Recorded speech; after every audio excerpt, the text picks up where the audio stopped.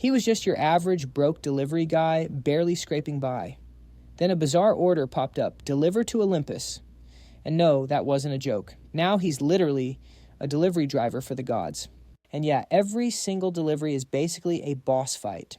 Forget that chosen one nonsense. This is all about the grind gear upgrades and some seriously insane hazard pay. We're talking monsters, dungeons, and divine customers with absolutely zero patience. Welcome to what might be the best and worst job in history. Let's dive in. On a perfectly ordinary day in a perfectly ordinary building, an ordinary courier named Lee Huden was on the job hauling an order all the way up to the 28th floor. He was completely gassed by the time he got there. It was all because the elevator was busted, and of course the client never mentioned it. He rang the doorbell, and an annoyed-looking woman poked her head out, demanding to know what took him so long. Huden just stared at her, confused, as she snatched the package from his hands, pointing out that the restaurant was literally right across the street. She huffed that she wasn't paying the delivery fee since it took him forever to get there. He shot back, pointing indignantly at the broken elevator. But she completely ignored him and tore open the package, yelling that he had to be kidding her. Everything was cold, just as she'd expected. She grumbled that delivery services had been so unreliable lately.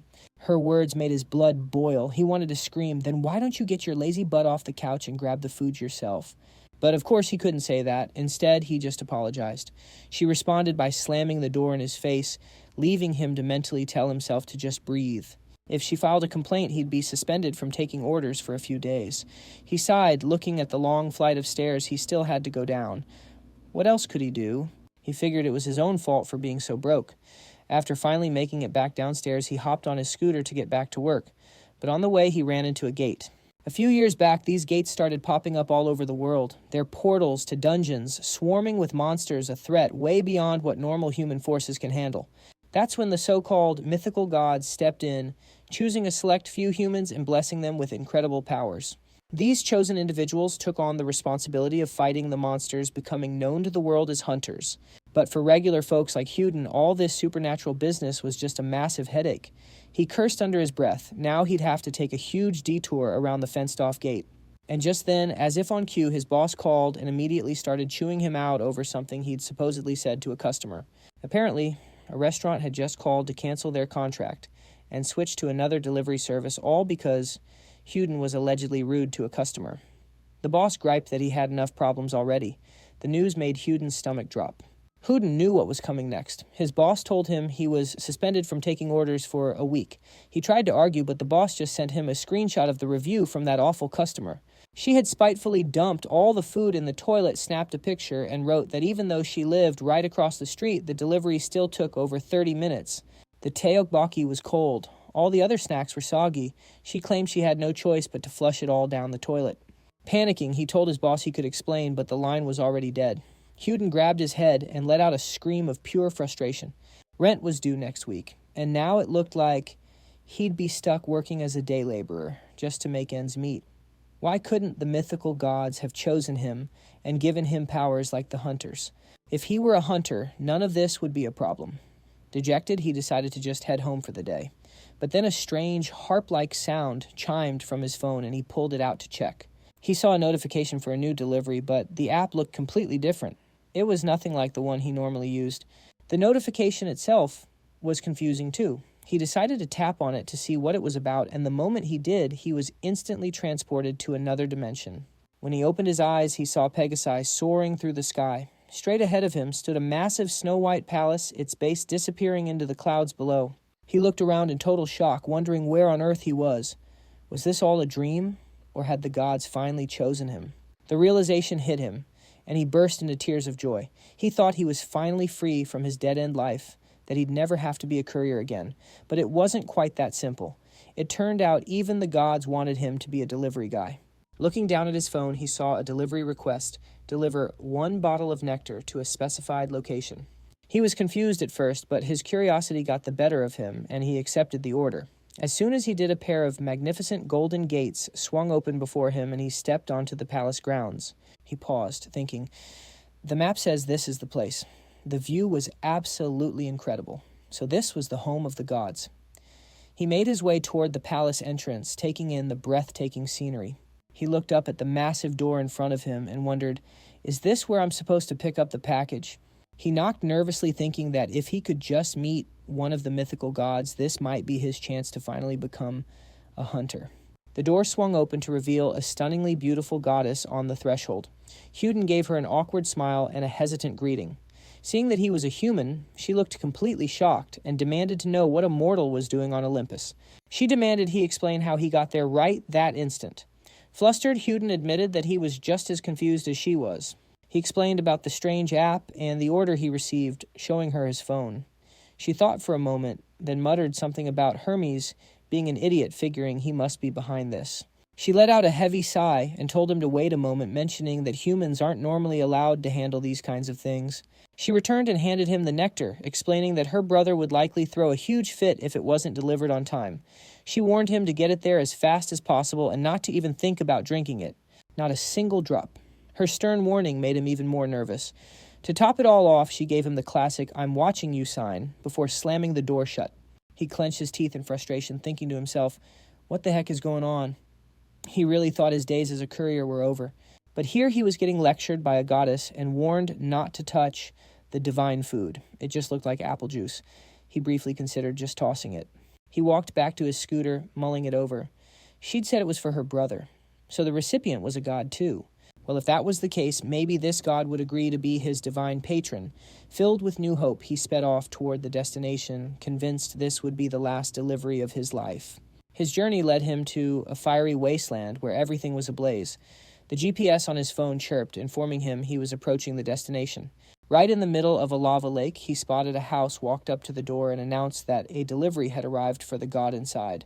He had to catch his breath, wondering just how many flights of stairs he'd climbed that day. The moment he stepped inside, he was hit with a wave of heat that felt just like a sauna. As he wondered where the heat was coming from, he heard the loud, rhythmic clang of a hammer on steel. In the center of the room, a god stood by a forge, hammering away at a weapon. Seeing the uninvited guest, the god demanded to know who he was. Our guy waved his hands frantically, insisting he wasn't some kind of thief. He was just there to make a delivery. The god stomped over to him menacingly, but then his expression softened into a sweet smile as he guessed, "My sister must have sent you." Hajin immediately pictured them together and thought, wait, they're brother and sister. They don't look anything alike. Maybe they're not related. The god noted with a grin that he definitely wasn't Hermes. He instantly drew his weapon and demanded to know how a mere mortal had found his way there. The MC got nervous and pleaded with him to wait, explaining that his sister had asked him to deliver a bottle as quickly as possible. Seeing the bottle, the god looked a little surprised and asked, "You really brought this all the way here without taking a single sip?" He confirmed it, adding that he wasn't some petty thief who samples the customer's orders. He held out the bottle, telling him to just take it already. At that, the man let out a huge laugh and said, "Just look at you. Such a good boy. Do you have any idea that one sip of this nectar would make you a god?"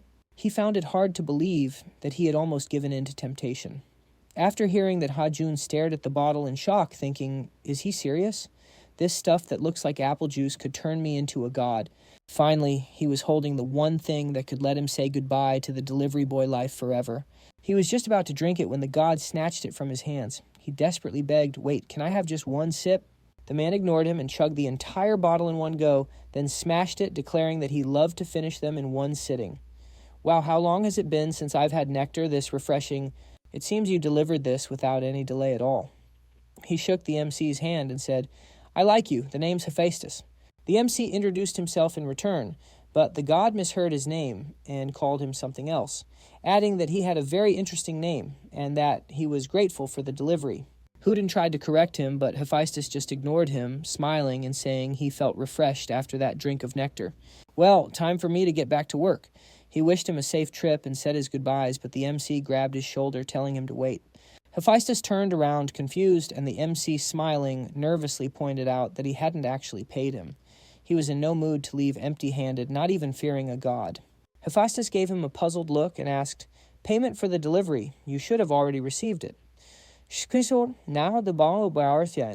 walked back to his anvil laughing as our hero wondered what he meant. He decided to check his delivery app right away, and suddenly a bright light engulfed him.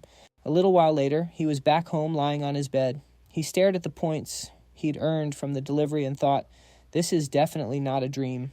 He had been surrounded by that blinding light, and then just like that, he was back on Earth. That's why he first assumed it was all a dream. However, the notification was still there. He shot up from his bed exclaiming, "What am I even supposed to spend these points on? Couldn't they have just paid me in cash? I was so close to the gods, and this is all I get. Was I really asking for too much? It would have cost him nothing to make me the world's strongest S-rank hunter." Just then, a new system notification popped up in front of him. He could exchange points for items in a special store. He immediately opened the store, eager to buy something, and was presented with a few options: a golden apple, an axe, a lead and gold arrow, and a scooter. He thought to himself that he didn't need any of this. And what's with that scooter? Why is it so ridiculously expensive? He scrolled through the entire list of items and noticed there wasn't any hunting gear. But even if he got some, he'd never survive in a dungeon. It was all pointless. He was never going to be a hunter. But then something interesting caught his eye. It turned out he could exchange his points for actual money. 1 point was worth 10,000 won. He decided to try it, and a 10,000 won bill materialized in midair and floated down to his feet. He picked it up completely. Bewildered, glanced at his balance and saw that his point total had decreased by 1. He stared at the bill in shock, then looked back at the system window and started mashing the buy button, causing a shower of money to rain down from the ceiling. A massive grin spread across his face. He grabbed handfuls of cash and started throwing it everywhere, yelling, "This is my reward, am I dreaming?" A new day had finally begun for him. He went to a restaurant for breakfast, and the second he tasted the noodles, he exclaimed, "This is so delicious." It turned out the conversion to real money actually worked. He even took one of the bills to an ATM to check it, and it was completely legit. He still had 800 points left, which was 10 million won, all from a single delivery. He popped a dumpling in his mouth and started crying with happiness, which made the waiter nervously ask if everything was okay with his food. After that, he burst out laughing and wondered what he should do with all this money. Just then, a news report came on the TV. The country's top hunter guild, Yongguang, announced they had just signed a contract with Lim Hyongchan. With this new member, the guild was preparing for another raid on Tartarus, one of the most feared and dangerous dungeons. Its patron was rumored to be the Olympian god Hephaestus. Houdin was surprised to hear this, but then he remembered the man and figured he didn't really care. To him, Hephaestus was simply the best customer in the world. After eating his fill, he left the restaurant and immediately got a notification on his phone with the sound of a harp. He knew right away it was a new order and had a good feeling about it. Good thing he came on his scooter. He hopped on his trusty steed, put on his helmet, and sped off to handle the new order, even though he had just sworn he'd never work as a delivery courier again. A brilliant flash of light blinded him, and when he opened his eyes, he found himself in some kind of vibrant, colorful garden. He checked the app to see what he was delivering this time, but was interrupted by a woman's voice asking, "Your name is Hajin, correct?" She said it was a pleasure to meet him and that she was Demeter. He immediately bowed to greet her, and she mentioned that her nephew had told her he was a delivery man. When he asked who her nephew was, she told him it was Hephaestus, someone he already knew. Our MC pictured them all together and thought, what a wonderful family, even though they're all so different from one another. The goddess smiled, saying her nephew told her how quickly he'd deliver the nectar. Since he seemed trustworthy, she wanted to hire him for a delivery of her own. He laughed happily, assuring her that she could count on him to deliver anything she needed. If this job was anything like the last one, he thought it'd be easy money. He figured she'd probably give him some magic wreath or something. She just smiled and told him to wait a moment, and as a glow formed between her hands, a small box appeared. She asked him to deliver it to her daughter, explaining what a shame it was that she couldn't go herself. Apparently, gods can't leave their divine homes without a very good reason. He took the box, figuring he could deliver it in a flash, and told her with a smile that he was on it. The second he agreed, her expression turned sorrowful, and the entire garden withered around them in response to her emotional state. She offered a brief thank you and then vanished, leaving him looking around nervously, completely baffled. He watched her go with concern, wondering why everything had suddenly become so gloomy. Something was definitely wrong. What if it wasn't just a lunchbox? What if it was a bomb? Then again, what difference did it make to him? The important thing was getting paid, and she did say it was for her daughter, so it probably wasn't anything dangerous. He went back to his scooter and checked the delivery address. The second he did, a blinding light engulfed him, and he was suddenly back on Earth, which was more than a little worrying. He checked the delivery app, which told him to go to Shinchan Station. The problem was, he was currently in Noryangjin. This made absolutely no sense. Did the goddess's daughter actually live in South Korea? He recalled her saying gods weren't allowed to leave their domain, so he couldn't imagine what her daughter was doing in Korea. Deciding to just figure it out on sight, he set off. A smile crept onto his face as he realized he'd never been this intrigued by a delivery before. Now he was really wondering what the payout would be. He soon arrived at his destination, but was completely shocked by what he saw, exclaiming, "You've got to be kidding me." Had he known this beforehand, he never would have accepted the order. The navigator was pointing him directly into the most dangerous gate, meaning the goddess's daughter was inside. There was a reason they called this dungeon the Hunter's Grave. Even the strongest hunters never made it out alive. No one even knew what monsters lurked in its depths. He quickly tried to reassure himself. Who said she was deep inside anyway? Maybe she was just waiting at the entrance. Right on cue, the system notified him that the destination was updated. A map popped up, and of course the endpoint was located in the deepest part of the dungeon. He couldn't believe it. You have got to be joking. There was no way he was going in there, absolutely not. He decided to cancel the order immediately. But then he spotted the fine print in the app which mentioned a divine punishment for cancellation. It was a good thing he noticed that. He had 42 minutes to complete the delivery. The divine punishment involved being turned into a pig while keeping his human consciousness. He flew into a rage, yelling, "What kind of stupid punishment is that?" He despaired, thinking he was completely finished. Why did he ever accept this order without reading the terms and conditions? Then again, how could he have possibly predicted this? He decided to put off his existential dread for later and figure out how to get past security. This was a huge problem since he didn't even have a hunter's license. As if on cue, his mind started to fill with images of tonkatsu fried bacon and pork soup. Just then, the system offered him a hint. It told him that when in need of help, he should check the store as he might find items to assist him. He scoffed, thinking, what good is that if I can't afford anything? But then an idea hit him. What if he cashed in his points to hire a couple of hunters? He opened the store, and right at the top of the list was a replica of Hades' invisibility helmet on sale for only 800 points. That's right, a replica of the invisibility helmet belonging to Hades, the king of the underworld. The description said it was an artifact that completely conceals the wearer's presence for 30 minutes and could be used twice. He rubbed his chin thoughtfully. This was exactly what he needed. "And they call this a discount," he grumbled. It felt like a total ripoff. He swore that once this order was done, he was never taking another one again. With no other choice, he bought the invisibility helmet. It materialized in midair, promptly fell, hit his scooter's handlebars, bounced off, and clattered to the ground.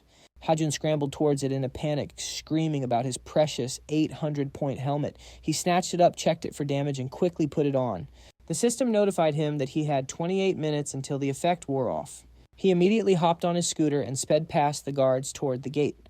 The breeze he created caused one guard to sneeze loudly, who commented that it suddenly got windy. His partner told him not to worry about it. They were more concerned that the famous hunter Young Wan would be arriving soon for a raid. Meanwhile, our hero was frozen solid right in front of the gate itself. He hesitated nervously, clenching his teeth and thinking, who on earth orders a meal delivery to a place like this? Steeling himself, he gunned the engine and drove through the gate, instantly finding himself in another dimension. Name Hajun, age 20s. Profession delivery man. Hunter's license none. Heavenly, patron. Nope. Physical attributes, special abilities, or skills also none. And yet, despite all this, he had become the first person to ever reach the depths of Tartarus. Arriving at the destination, he looked around, wondering where the customer was. He'd made it with less than 30 minutes to spare, meaning he was safe from becoming bacon. Relieved, he called out, "Hello, I have a delivery." As he announced the delivery, 3 pairs of glowing eyes suddenly lit up the darkness, shining as brightly as car headlights. He instinctively covered his face. When he peeked through his fingers, he could only stammer, "What in the world is that?" It was a massive 3-headed dog, and it was drooling as it stared at him like he was its next meal.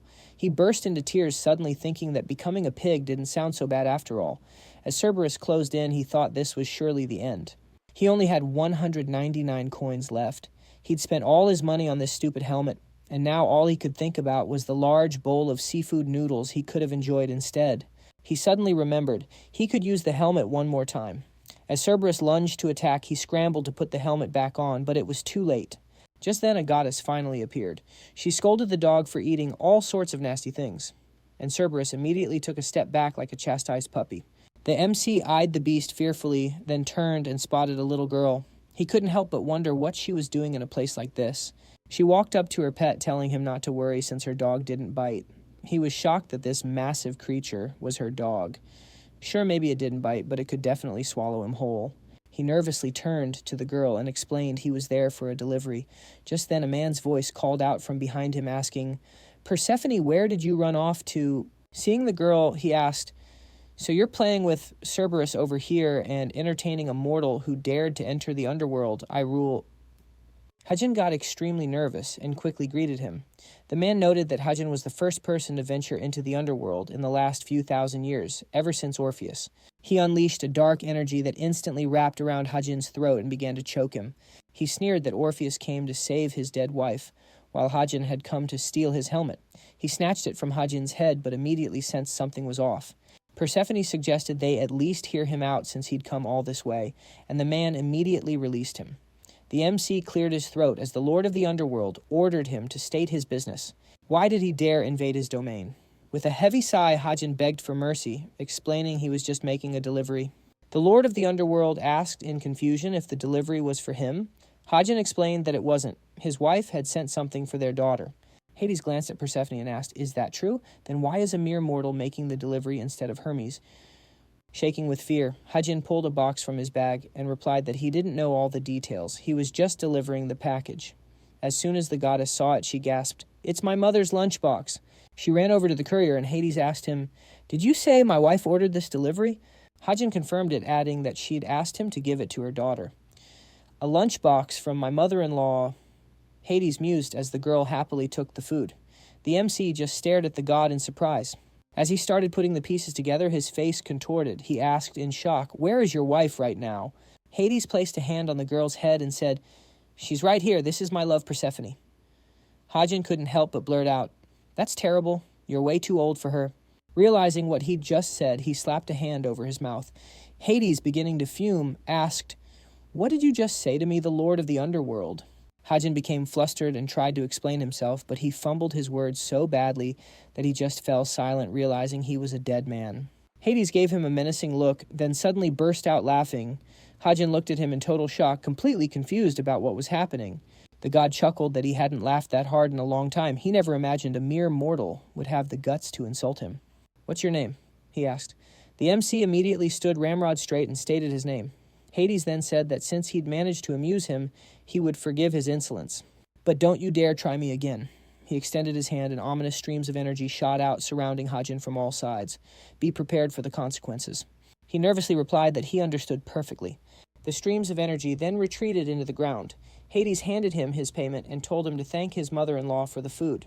A system notification popped up in front of Hajin announcing the delivery was complete. He had earned 10,000 coins with an additional 5,000 coins from Hades. The current balance was 15,000 coins. The god said he'd also return his little toy, tossing the helmet back into his hands. Looking at his coin total, he was ecstatic, bowing several times and thanking him profusely. Meanwhile, the Young One Guild had started its raid and was in the middle of fighting a huge dragon. A man named Hado-yun, captain of the first team, was face-to-face with the massive beast. He leaped at it with a loud roar and landed several powerful hits. The dragon attacked back, but he managed to block it. Just then, guild leader Park Sunjin, ranked third in the nation, rushed in to help. He charged the beast with his sword raised. The dragon noticed him too late, and the man struck with all his might, causing blood to gush from the monster's mouth. Sunjun landed and caught his breath as the dragon crashed to the floor behind him. He walked over to Hado-yun and said, "Not bad." They had finally cleared the first floor. The guild members erupted in cheers, and their leader praised them, saying they all did an excellent job. "Thanks to all of you, the Young One Guild is still the undisputed number one." He then sighed in relief, and Hado-yun admitted he thought they were going to die here. Sunjun smiled and said that, either way, Hado-yun had given it his all today. He added that he didn't know what the guild would do without him. Hado-yun was so touched by his words that he burst into tears, vowing to never betray him. Sunjun then turned to check on his second-in-command, Bek-Arin, only to find her digging around in the dragon's corpse with a dagger. He called out to her, telling her to take it easy. She paused to glance at her dagger before going right back to her work. This girl was ranked 17th among all hunters.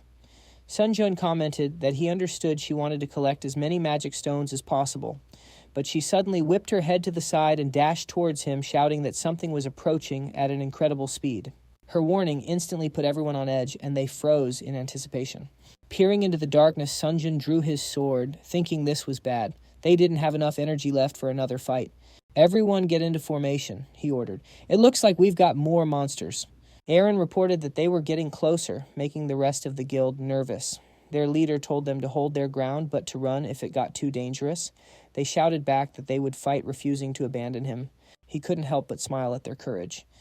"It's here," Aaron announced. A moment later, a buzzing sound echoed from the darkness, followed by the silhouette of a figure. It turned out to be just Hajin, who was on his way back to the dungeon entrance. He was surprised to see them and yelled for them to get out of the way. He nearly crashed into the guild leader. As he passed the dragon's corpse, Aaron asked if they had managed to defeat the monster all by themselves. It was perfect timing. His helmet's effect had just worn off. He turned to them and gave a warning. "This place is filled with monsters that use black magic, so you'd better be ready for a fight." He winked at them and wished them luck, then went on his way, disappearing back into the darkness just as he had appeared. They watched him go with stunned expressions, still unable to process what had just happened. For context, 150 million years is roughly how long ago the dinosaurs lived. That's about 3 times the population of South Korea. Our MC can get 3,001 points for each delivery. So that means he needs to complete 50,000 deliveries to earn that much money by redeeming his points. He glanced at his reward notification with a smile, thinking he could stare at that number all day. Yesterday, he was almost turned into a pig. Then he was nearly eaten by a 3-headed dog. And it all ended with him almost being strangled by the god of the underworld. He'd been through a lot and was exhausted. He grinned, then let out a loud laugh. He didn't really care. After all, he had a huge balance in his account, but he wanted more gold, even more money.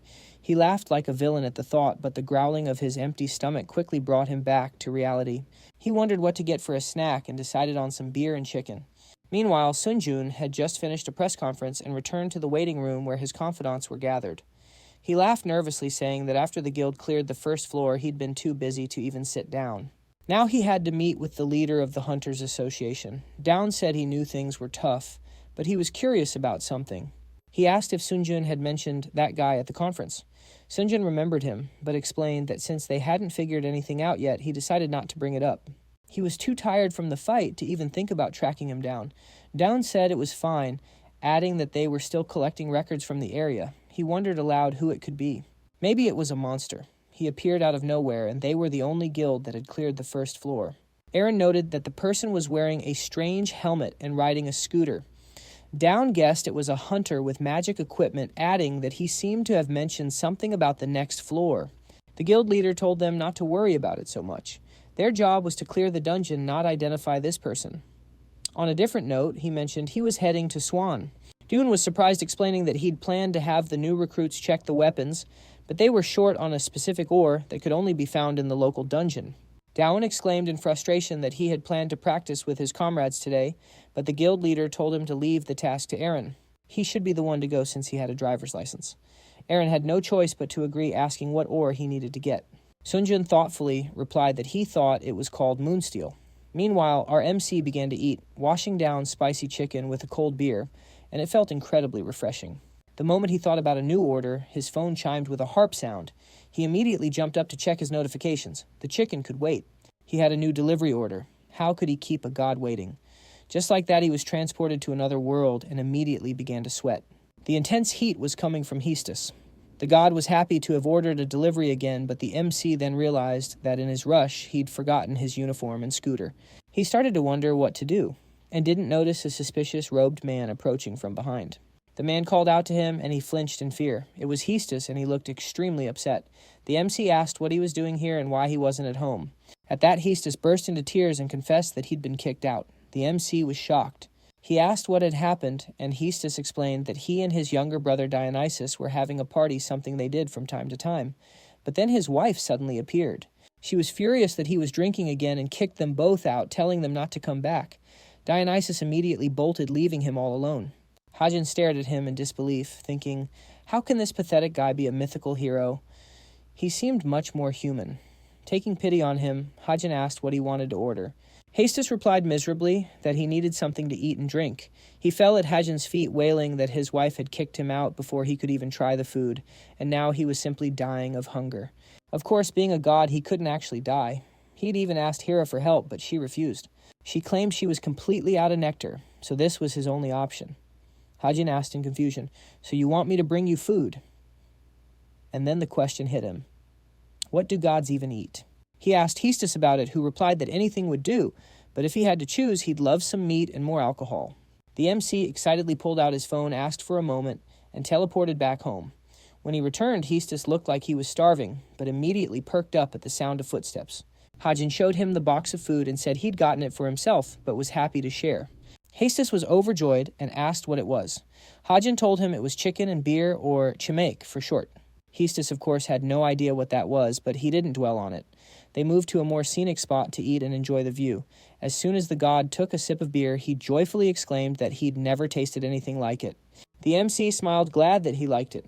Hestus then admitted he was a little disappointed with the size of the chicken, but once he took a bite, the size no longer mattered. The incredible taste more than made up for it. Watching his reaction, Hajin began to seriously doubt if this guy was a real mythical figure. Afterwards, Hestus patted him on the shoulder, thanked him for his help, and promised to reward him generously. Hajin looked at him in surprise, and Hestus told him to check his balance. He had a notification for the completed delivery. Hestus had paid him 15,000 coins. His balance was now at 30,000 coins. His jaw dropped. That was 150 million won. Such a massive reward for just delivering some chicken. Hestus added that if he ever needed help, he should call on him.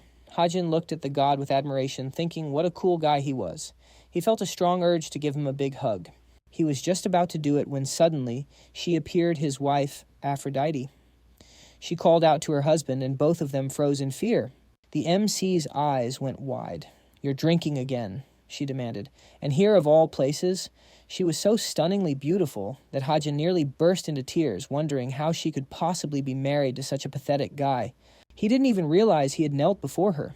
Meanwhile, Hestus frantically pointed out that she was the one who kicked him out and told him to go drink somewhere else. The dark aura around her began to fade. Looking sternly at her husband, she admitted how foolish she'd been. He was right. Her expression made him nervous, and Hajin advised him to just apologize, since he was clearly in the wrong. Hephaestus dejectedly lowered his gaze and agreed, figuring he might as well, since even Hajin was on her side.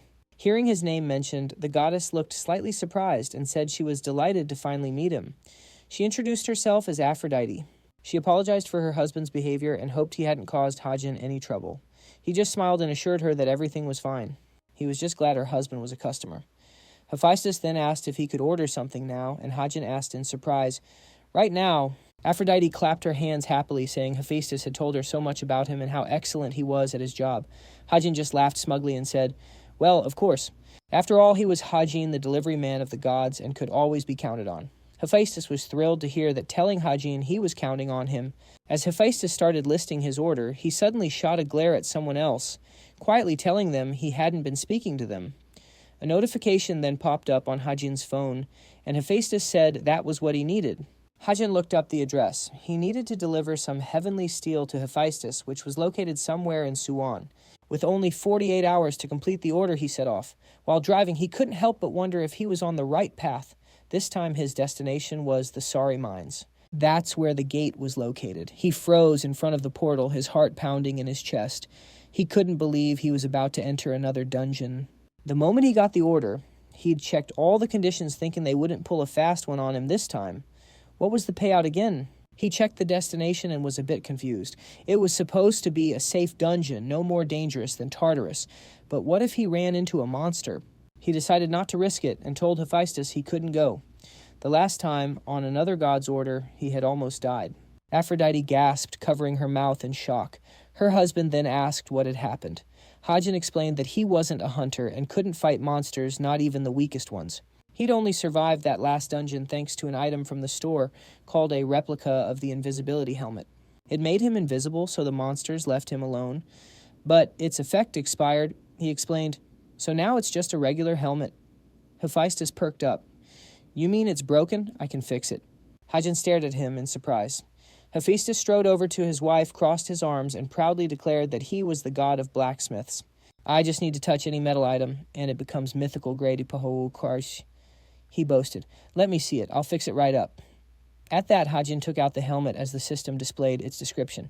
It was now an invisibility helmet modified by a god-level blacksmith. The invisibility effect now lasted for 20 minutes. He put on the helmet ready to get this delivery done. But when he stepped through the portal, he was completely taken aback. There were people and food stalls everywhere. He knew this dungeon was popular, but this was ridiculous. He'd thought monsters were going to be his only problem. He barely managed to squeeze through the crowd, realizing he'd probably have to go much deeper to find anything of value. Just then, another hunter eating some local snacks passed by, muttering about how delicious they were. 30 minutes later, Hajun finally reached an area where he was completely alone. Suddenly, his scooter started bouncing all over the place. The path here was incredibly uneven, but at least he could start seeing some raw materials. He was looking for moonsteel, a type of ore that gives off a red glow. He kept riding, scanning the area for any hint of red and wondering how much longer this would take. A skeleton suddenly popped up right in front of him. Terrified, he screamed and yanked the scooter's handlebars to avoid hitting the bony guy. But in doing so, he crashed straight into a wall of rock with a loud grinding and crunching sound. A chunk of his scooter was now missing. He glared back in annoyance at the blissfully unaware skeleton. Why had he freaked out so much the stupid thing couldn't even see or hear him? Looking at his scooter, he was horrified by the damage. He just stared off into space, his mind a complete blank. Then it hit him he could just buy a new scooter. He didn't have to stress about it. Feeling much better, he rode on. Soon he entered a spacious cave and finally saw his target. There, at the very top of a large rock, was the moonsteel bathing the entire cave in its crimson light. He immediately started climbing. Reaching the top, he stared at the ore with a huge smile, thinking he'd finally found it. Then came the next thought. How was he supposed to haul this massive thing back? He tried to pry the moonsteel from the rock, but no matter how hard he pulled, it wouldn't budge. He slumped down in frustration, wondering, so what now? The system prompted him to check the store. He wondered if it was messing with him, but he opened it anyway and found the perfect item, a pickaxe. But it cost about 5,000 points, and it was single-use. Seeing the price, he was outraged.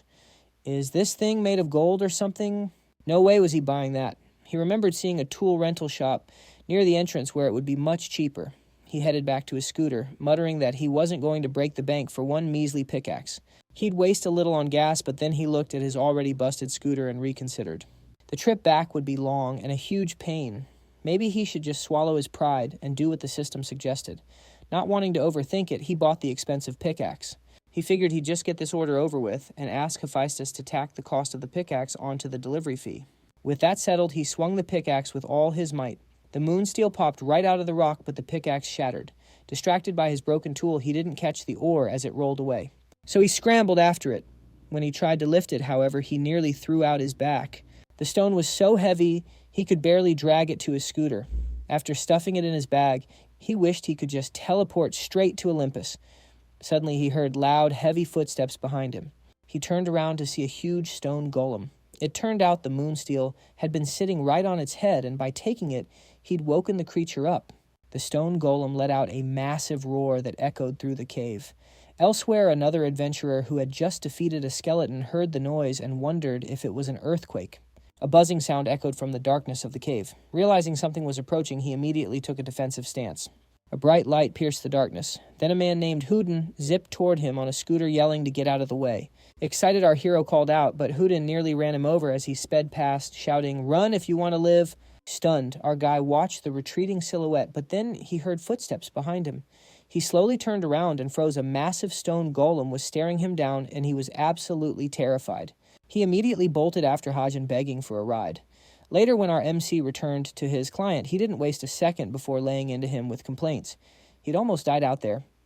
Again, Hephaestus just said he knew Hajun's speed wouldn't let him down, but Hajun furiously shot back that he should have warned him just how dangerous the job was. Hajun argued that he wasn't exaggerating about almost dying. Hephaestus, however, was confused, insisting there was nothing life-threatening about the task. Hajun retorted that it had nothing to do with speed. The problem was that the load was absolutely enormous. Cursing under his breath, he went back to his scooter to prove his point. A moment later, he dragged a massive chunk of ore into the hut and slammed it on the floor, telling Hephaestus to take a good look. Did he have any idea how hard it was to lug a boulder that size? Hephaestus was speechless, at first staring in disbelief, before asking what on earth it was. After a beat, Hajun got ticked off and yelled, "What does it look like?" "It's the moonsteel you asked for. Don't you dare tell me this isn't what you ordered." But Hephaestus just waved his hand, saying something was completely wrong. He explained that Hajun had misunderstood. He then picked up the moonsteel with one hand, remarking that he'd never seen such a gigantic and pure piece of ore in his entire life. "Where did you find this miracle?" he asked. Hajun was completely floored by this reaction and just stared back in shock. The god then scurried to the side, saying he'd show him what he meant. He pulled a fist-sized chunk of moonsteel from a drawer, explaining that this was the biggest piece he'd ever had before. "You're far more capable than you look," Hephaestus admitted. He thanked Hajun for the back-breaking labor, saying he deserved a much bigger reward. He pointed to Hajun's phone and told him to check it. When Hajun saw the notification, he nearly jumped out of his skin with excitement. While Hephaestus was geeking out over the ore, our MC was staring at his phone in utter shock. For the successful delivery, he got 20,000 points, plus another 30,000 as a tip. He now had a total of 75,000 points in his account. The payout was worth about 500 million won, which is a mind-boggling amount of money. Hephaestus said it was his reward for the ore's unprecedented size. He figured it would be ridiculous to make Hajun break off a piece and then send him all the way back for the rest. Hajun suddenly dropped to his knees, bowing and thanking him profusely for the massive reward. The god just laughed and told him to get up, but Hajun replied that he couldn't. His legs were paralyzed with shock. Meanwhile, Daon returned to the guild just as a news report came on about a partial tunnel collapse in the Sori mines, apparently caused by an earthquake. Fortunately, there were no casualties. Still, the public was worried that the earthquake might cause new types of monsters to spill out from the gate. Sunjun switched off the TV and turned to Daon, asking what was going on. Daon's task was supposed to be easy. He didn't know what to say and just noted that entry to the mines was now forbidden. Sunjun pressed, "I heard you were the last one out of there. What happened?" Daon sighed heavily and admitted that a giant golem had charged right at him. This caught Sunjun's attention. He asked Daon if he remembered seeing a courier on a scooter back in Tartarus, adding that the same courier was at the mines too. Sunjun shot up in surprise. "Wait, we last saw him in Seoul and now he's in the Suwon area." Daon agreed it was strange, adding that it looked like the golem was specifically chasing the courier. The guild leader pondered for a moment. "If that's the case," he said, "it's time we checked up on this guy. Both this incident and the one in Tartarus suggest he could be an unregistered high-rank hunter." Daon volunteered to lead the investigation. With a sly smile, he mentioned that he'd memorized the scooter's model and license plate number and would pull the CCTV footage from the dungeon entrance. Sunjun praised his resourcefulness. "If you find him," he instructed, "tell him guild leader Yongwan wants to see him. A recruit like that would be a huge asset to our guild." "In any case, I'm glad you weren't hurt in the dungeon," Sunjun added. "And don't worry about the mine closure. I'll handle it personally." Daon was touched by his words and swore he'd follow his leader anywhere. Sunjun gave him a brief hug and a grateful smile, then asked, "By the way, did you manage to get any moonsteel?" And that's when Daon remembered the entire reason he went into the mine in the first place, and an awkward silence fell. Meanwhile, our MC was basking in the glow of his new account balance, laughing about how rich he was. He flopped onto his bed, thinking that even though the work was dangerous, it was totally worth it. A whopping 500 million won. Now he could finally look for a better place to live. He mused that top hunters earn at least 30 billion a year. Even after factoring in the cost of his pickaxe, he still made a killing 45 million won in a single day. Still, he wasn't sure how many more times he could rely on the invisibility helmet trick. If the monsters ever spotted him, he'd be in serious trouble. Being so scared all the time in dungeons was honestly exhausting. He decided to check the system store for useful items. He opened the list, but everything was either way too expensive or totally useless. The cheapest weapon alone cost 10 billion won. Besides, they were all replicas, probably only good for a use or two. He thought maybe he shouldn't even bother trying to fight monsters.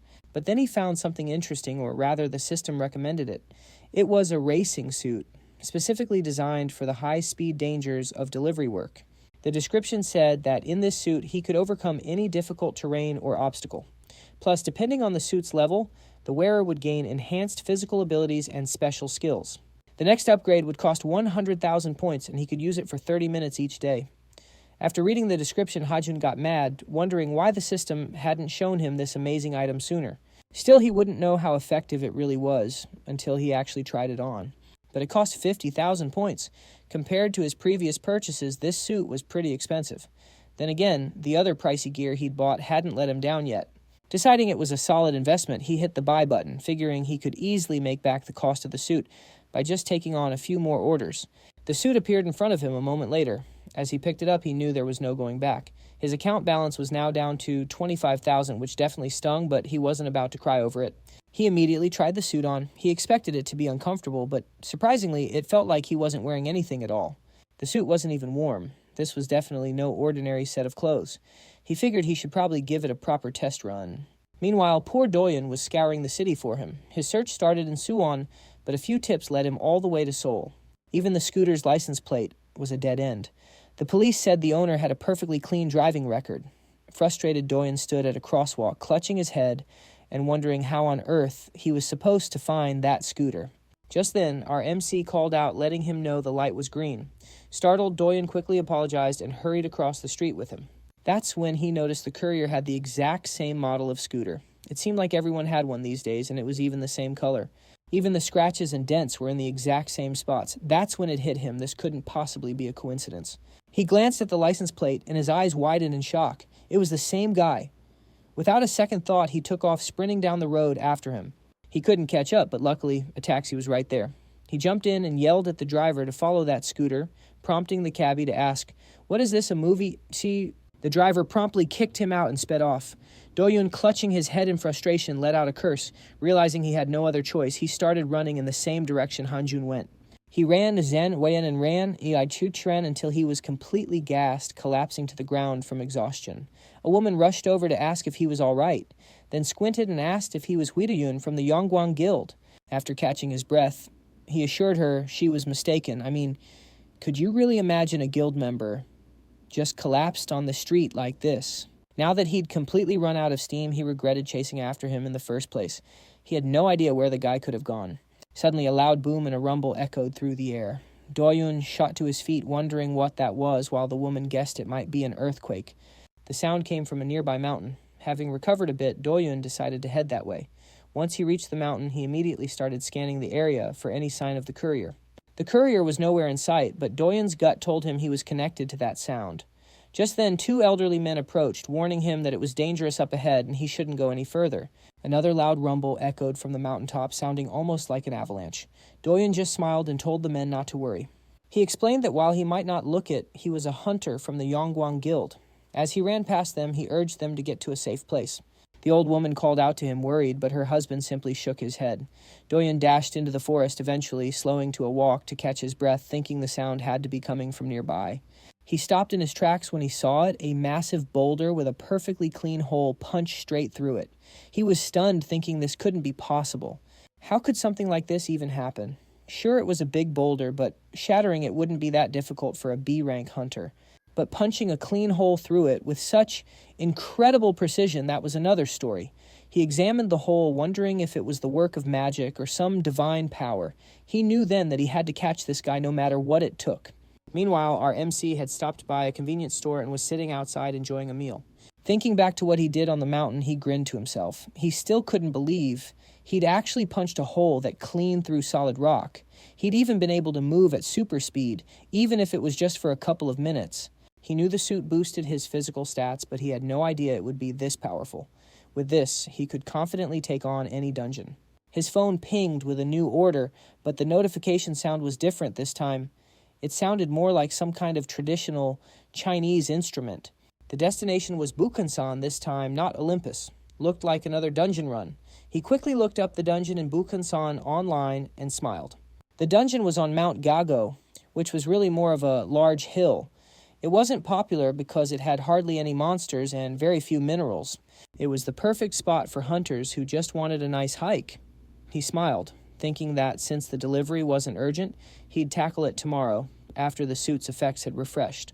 He stretched out, completely unaware that Aryan, who happened to be in the same store, was watching him.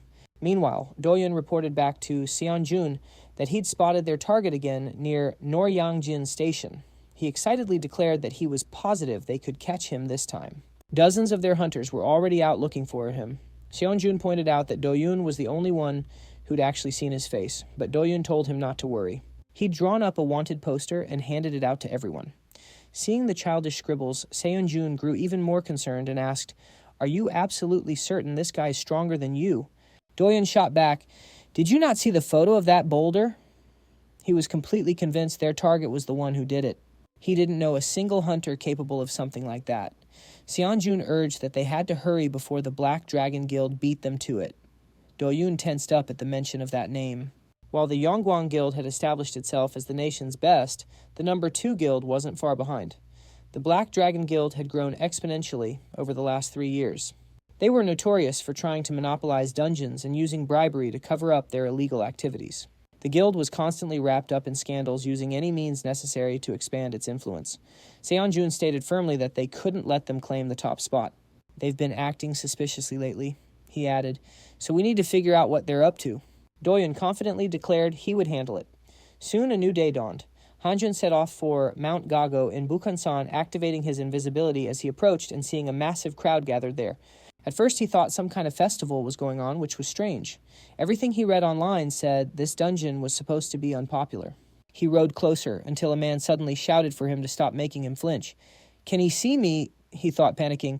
"But I'm wearing the gear." Thankfully, the man wasn't talking to him. He was pointing at some other guy, yelling, "Who gave you permission to be here? Get lost now." The MC instantly relaxed, figuring it was just a false alarm and the guy wasn't talking to him. The man turned to the guards, announcing that a new member was entering the dungeon.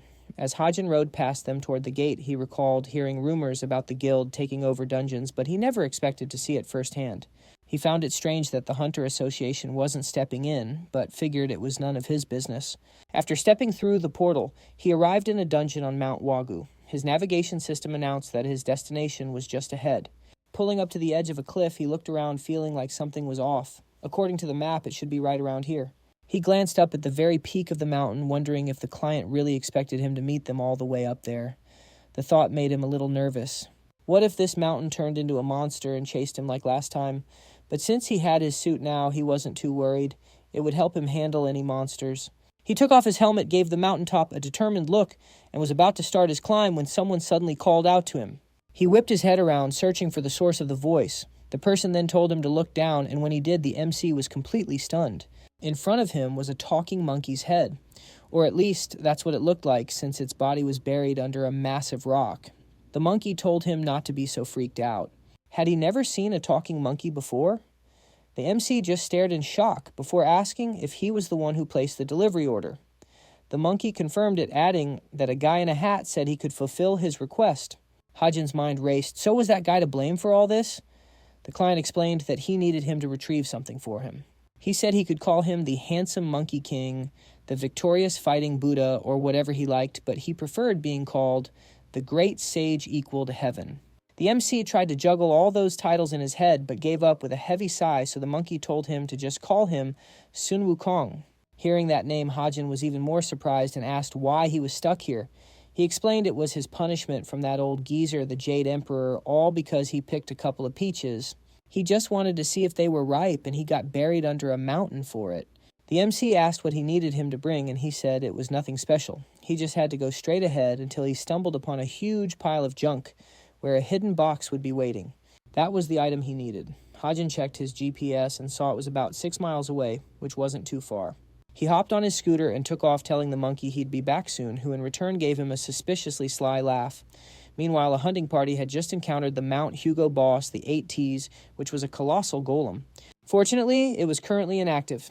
The Black Dragon Guildmaster, ranked 60th Hanwha, stepped forward and told her members not to be afraid. There was always a way out. Her expression darkened as she thought about how that upstart guild might have gotten ahead of them by clearing the abyss. But if they could defeat this boss, they'd quickly surpass them and reclaim their spot as the top guild. She snapped her fan open, ordering everyone to press the attack. The hunters approached the golem cautiously. One of them nervously commented that he had a bad feeling and the thing wasn't even moving yet. As one hunter took another step, the golem suddenly shuddered and rose to its full height, casting a massive shadow over all of them. Its single eye flared to life, and it let out a deafening roar, signaling the start of the battle. One of the hunters cried out, "How are we supposed to fight that?" They hadn't been warned they'd be fighting a boss. One of the guild leader's guards ordered them to stop cowering and hold their ground. Anyone who broke formation would be killed on the spot. The nervous man yelled, "How are we supposed to beat that thing with this junk equipment?" The bravest hunter told everyone else to hold their positions. If they got distracted for even a second, they'd be flattened into pancakes. They had to stay on their toes no matter what. The others were terrified, but listened to him anyway. Meanwhile, one of the guards turned to Hanwha and asked if she thought they could pull it off. She gracefully opened her fan, replying with a smile that she had no idea. Our MC, in the meantime, was about halfway to the box when he felt the ground shake, making him extremely worried. Just then he saw several monkeys sprinting in his direction. They paid him no mind, thanks to his invisibility helmet, and he figured if even monsters were fleeing, something bad was happening. He could also see plumes of smoke in the distance. It was definitely a bad sign, but he was wearing his power suit, so he decided to go check it out himself. Meanwhile, the poor, inexperienced hunters were barely managing to dodge the giant golem's attacks. While some acted as a diversion, others fired arrows, but not a single one could penetrate its durable armor. One of the swordsmen yelled in frustration that their attacks weren't working. Then the same guy from the entrance approached the guild leader, pleading for her to protect them. He insisted he came to join the guild, not to be boss fodder. She replied that if they made it out alive, the guild's reputation would skyrocket. He had no idea what she meant until her assistant's fist slammed into his face. She told them they were here to help her clear the dungeon, and it shouldn't be that difficult. The lead swordsman, however, remained optimistic, telling the others not to give up.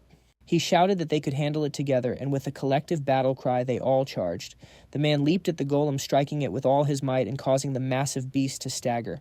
He quickly turned and yelled for the others to attack while it was off balance.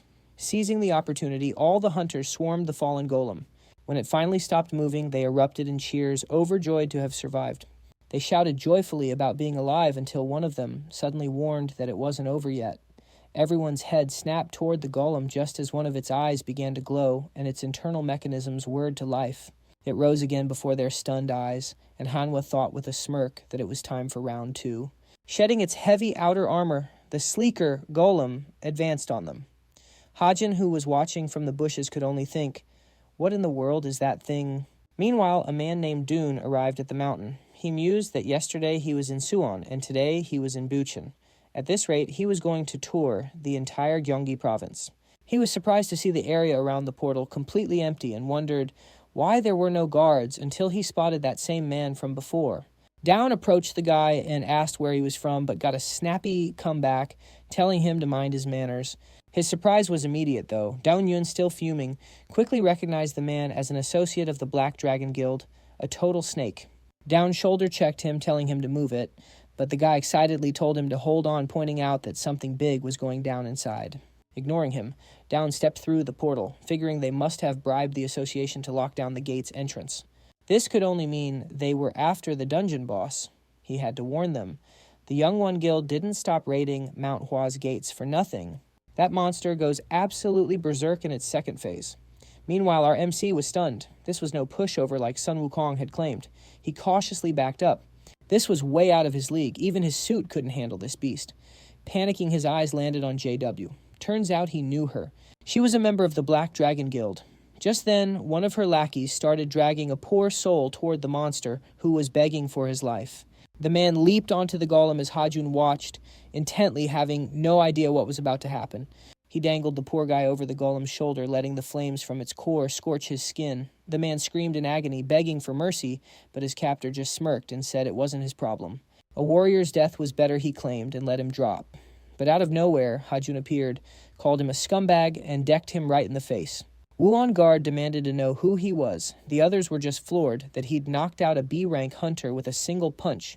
Our MC landed with the rescued guy and asked if he was okay. He was incredibly grateful, but urged Hajun to get out of there immediately. Hajun was confused until he saw the guild members brandishing their weapons. That's when it hit him. He was totally screwed. Someone yelled, "Who's the moron in the helmet?"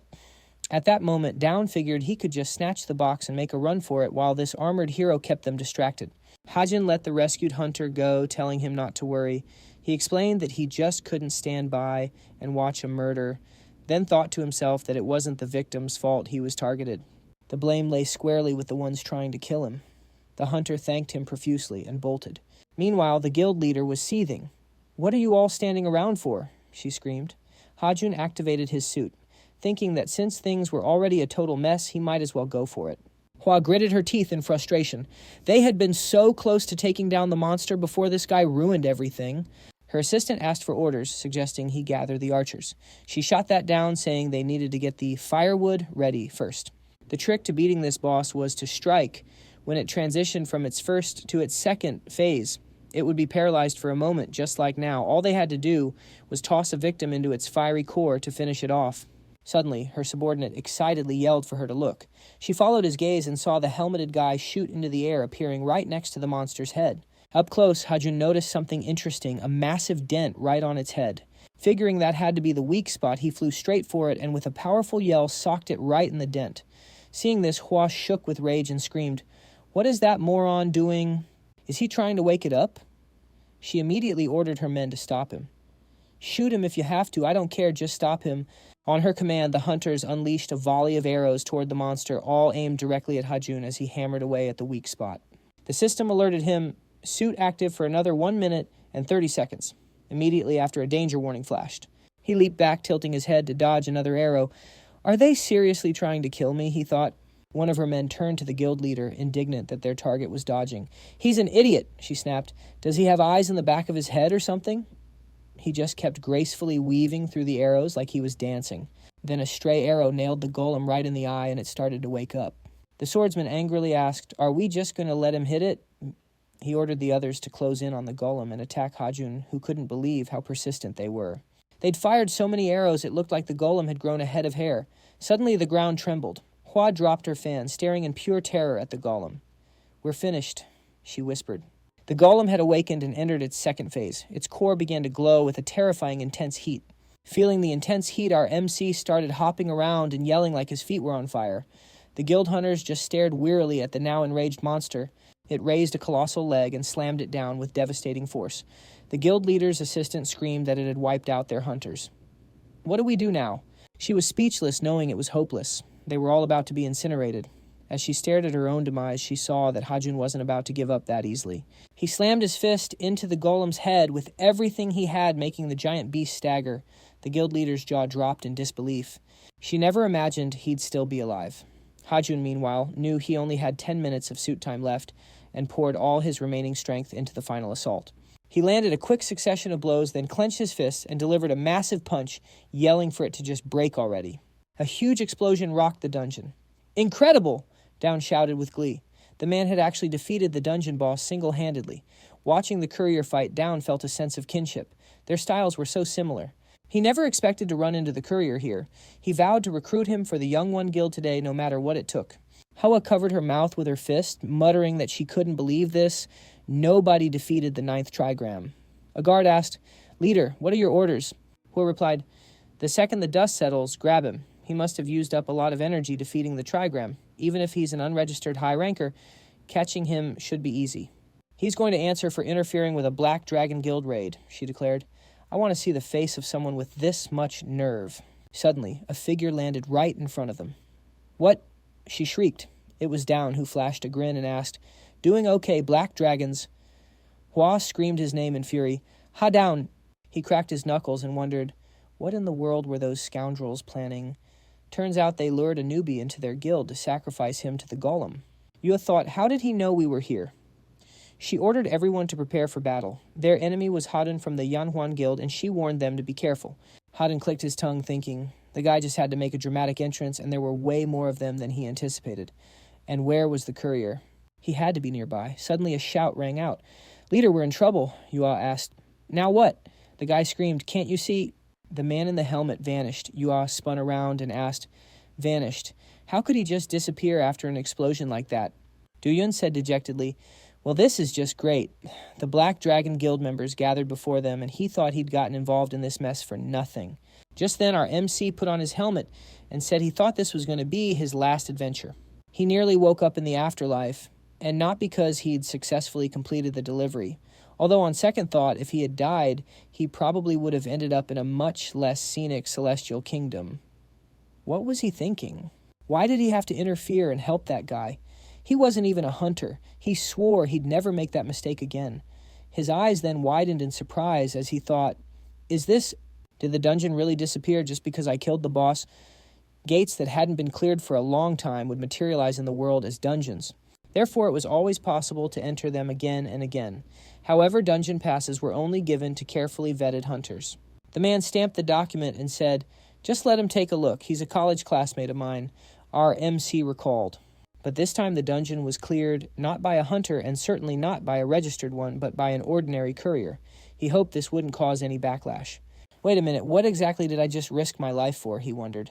He sighed and after a moment finally climbed the mountain. The client said he was back. He grumbled that he could have been faster. Faster! Hajun screamed. If only you knew what I've been through, the Monkey King asked. Through what? He told him to calm down and explain. The MC screamed that the item he was looking for was just a pile of scrap metal. But that pile of scrap metal turned out to be a giant robot golem whose head reached the sky, and he hadn't even started on the monster's laser beam, which nearly burned him to a crisp. The Monkey King asked again, what? That's impossible. Could it be that the 9th trigram has gone berserk? Are you sure you didn't provoke the monster without realizing it? The 9th trigram isn't supposed to activate at all unless the creature is provoked. He remembered Yua and her subordinates and thought, so if those clowns from the Black Dragon Guild hadn't shown up, I wouldn't have had to go through that nightmare.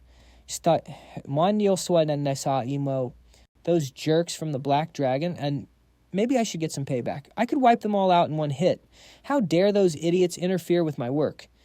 Just then, the Monkey King spoke. It sounded like he was getting at the fact that he still hadn't gotten his box. He was sure that with the trigram enraged, it would be impossible. The MC replied, nope, I brought it. The Monkey King asked in shock, what but how? Hajun walked over to his scooter and opened the bag. He asked, what do you mean how I smashed the creature's head and that's all? He took out the box and said, here. What's in this thing anyway? It looks like a metal takeout box from a Chinese restaurant. The Monkey King roared with laughter and said, that's hilarious. I was almost killed by that monster in the sky. But now a completely ordinary mortal has finished it off single-handedly. What's your name? Our MC replied, Lehudin. The Monkey King extended his hand and said, I see. He tapped the box, and our MC screamed, what? There was a bright flash, and he asked, what is that? He thought he saw a staff fall out of the box. Wait, that's it. The Monkey King stood up and picked up the staff. He said, I'm in your debt, Hajun. If you hadn't agreed to help, I would have been waiting a long time for Sanzong. Who knows how many more years I would have been stuck on this mountain. It was a golden staff. The Monkey King put his fingers in his mouth, whistled, and then jumped onto a red cloud. Well, maybe I should get out of here before the Jade Emperor finds out. If fate brings us together again, we'll meet again. Hajun, our MC, cried out. What? He shouted for him to wait, thinking, I don't care that he's leaving, but he didn't pay me. The Monkey King. As soon as he had that thought, a small bag fell and hit him square in the face. The Monkey King's voice echoed, foolish youth. I, a great sage equal to the heavens, am above such petty matters. I already paid you, and in this bag is a small reward for your efforts. Our MC asked, what's in there? The Monkey King said, and now we truly say our goodbyes. Hajin yelled, wait, great sage, don't I even get a tip? He was already gone. Does he really think this is a normal tip? Our MC grumbled. He returned home and heard an announcement about breaking news. Yesterday afternoon, shocking reports surfaced that the Black Dragon Guild allegedly cleared Mount Huago using special tactics during the boss raid. Hajun grumbled, what a bunch of idiots. The news anchor continued. Fortunately, the dark deeds of the Black Dragon Guild have been exposed for all to see. Here are a few words from a rookie hunter who was present at the scene. The guy confessed, we were all deceived. No one warned us that we would have to fight the boss. The interviewer said, there are rumors that an unknown man in a helmet appeared at the scene. The hunter replied, yes, it's true. He saved me just as they were about to throw me into a fiery pit, and he was the one who defeated the boss. Without him, we simply wouldn't have survived. Our MC was sitting at his table thinking it was a close call, and he was almost front-page news. Luckily, he had kept his identity a secret while saving those people. Although getting paid was much more important, his current balance was 95,300 coins. From this one delivery, he had earned 70,000 coins. And it felt like after fighting that monster, he deserved more. But when you convert it to real money, it comes out to a whopping 700 million won, Hajin screamed. With this much money, I could buy any house in Seoul. He had even received a special reward. At first, he didn't understand what it was for. The system window reported that it was Hairs of the Stone Monkey. The description read, Hair of the Stone Monkey from Mount Huago, the great sage Sun Wukong. If you place it in your palm and concentrate, you can summon a clone of Sun Wukong for a brief moment. It's a single-use item. The MC marveled at it, thinking, the ability to summon Sun Wukong is incredible. He's been walking on eggshells lately, facing all these monsters. Besides, it's just a clone, Hajun thought. It can't hurt to have it. Amazing. It was like having a spare life. Just then, a notification for a new delivery request popped up on his phone. The MC thought it was perfect timing. As he got dressed, he said, great. Looks like I'll have to work extra hard today. A short while later, Sunjun sprinted down the hospital corridor, yelling for Doyen. He burst into the room and asked, are you okay? Doyen looked up in surprise. Sir, He thought Sunjun had already left for Mount Buso yesterday. Sunjun replied, I was, but I couldn't stay away, especially considering it was my fault you ended up here. Doyun exclaimed, It's not your fault at all. I should have assessed the situation better myself. It's my own fault for not being careful enough. Sunjun thought those idiots from the Black Dragon Guild actually tried to poach a hunter from the Baiko Guild. I shouldn't have underestimated them. I should have sent Aaron with him. Next time I'll deal with the Black Dragon Guild personally. He clenched his fist, then composed himself and asked, So are you feeling any better? Doyun said, Well, the doctor mentioned the situation isn't exactly looking rosy. Sunjun yelled, What? He immediately worried that Doyun's career as a hunter was over. Doyun smiled. I'm kidding. He was told the fracture wasn't that serious and that it wouldn't take long to recover. Did you really think I'd retire over something like this? Sunjun sighed. Doyun, you have no idea. He started to say maybe it was time for him to retire, pinching his cheek playfully. Doyun yelped, No way. I promised I'd be with you until the very end. After a moment, Sunjun asked, So that guy on the scooter, he really dealt with the boss monster all by himself. Doyun sat on the bed and nodded. Yes, I saw it with my own 2 eyes. He appeared out of nowhere and lopped that monster's head clean off. He didn't even use a weapon, just his fists. A fist fight. Come to think of it, they even look a bit alike. By the way, I heard you sent some guys to Noryangjin. How did it go? Did they find him? Sunjun replied, Well, they searched the entire area, but he was nowhere to be found. Doyun asked in shock, What? They tracked him on camera entering an alley, and then he just vanished. At that exact moment, the MC coughed and wondered, Is someone talking bad about me? The temperature swings here are always so drastic. One second I'm floating on a cloud, the next I'm riding down a road on fire. He called out, Hephaestus, I'm here. The MC peered into the forge. There he is, he thought. Guess I'll have to wait until he's done. Maybe it was the sudden heat, but he started feeling a little drowsy. It was such a warm, comforting feeling that reminded him of something almost like being in his mother's arms again. Suddenly he stumbled against Hephaestus' chest, who asked, Whoa, how did you get over here? Hajin jumped back, startled.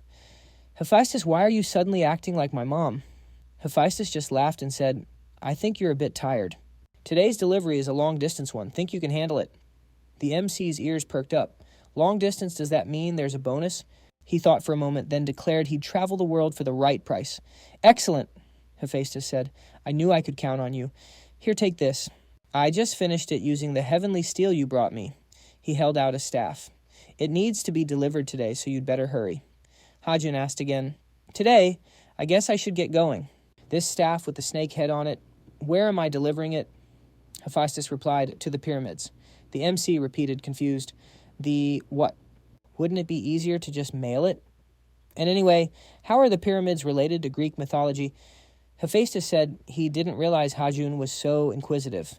You shouldn't think of it like that. Your services are in high demand, you know, and not just on Olympus. The MC cut him off.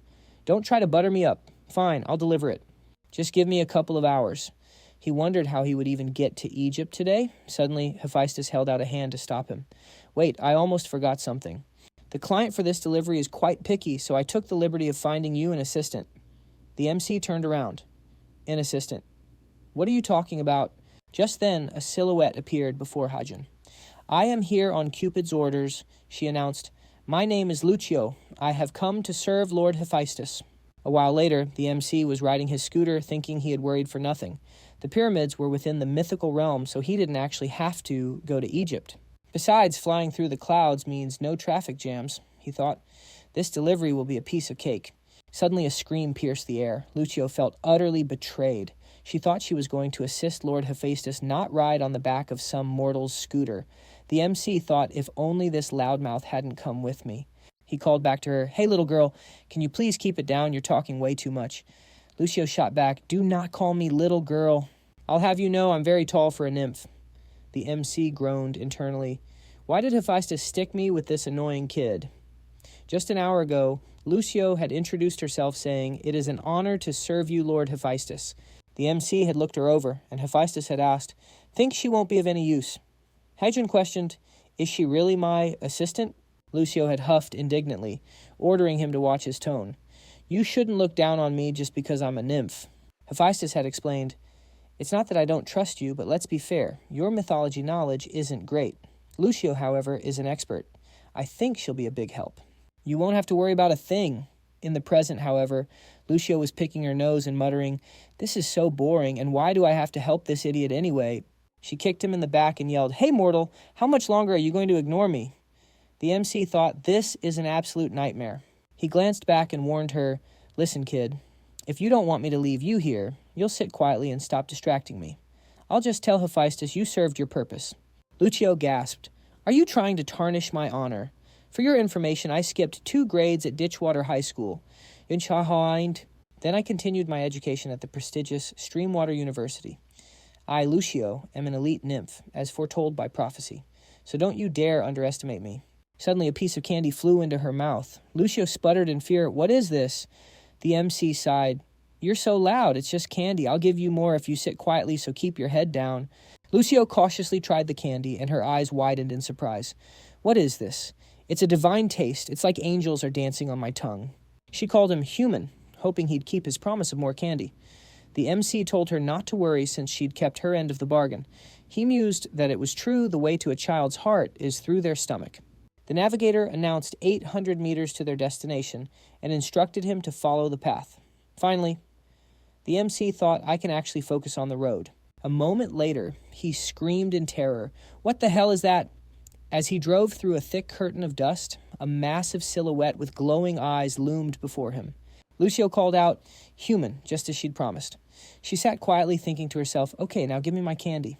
Hajin thought, "I swear I ought to just give her a little bonk on the head." He grabbed Lucio and yelled, "Kid, why didn't you warn me there was danger up ahead?" "You're the one who told me to be quiet," she retorted. Just then a booming voice rang out. Lucio looked toward the sound and saw a sphinx which declared, "If you wish to pass, you must solve my riddle."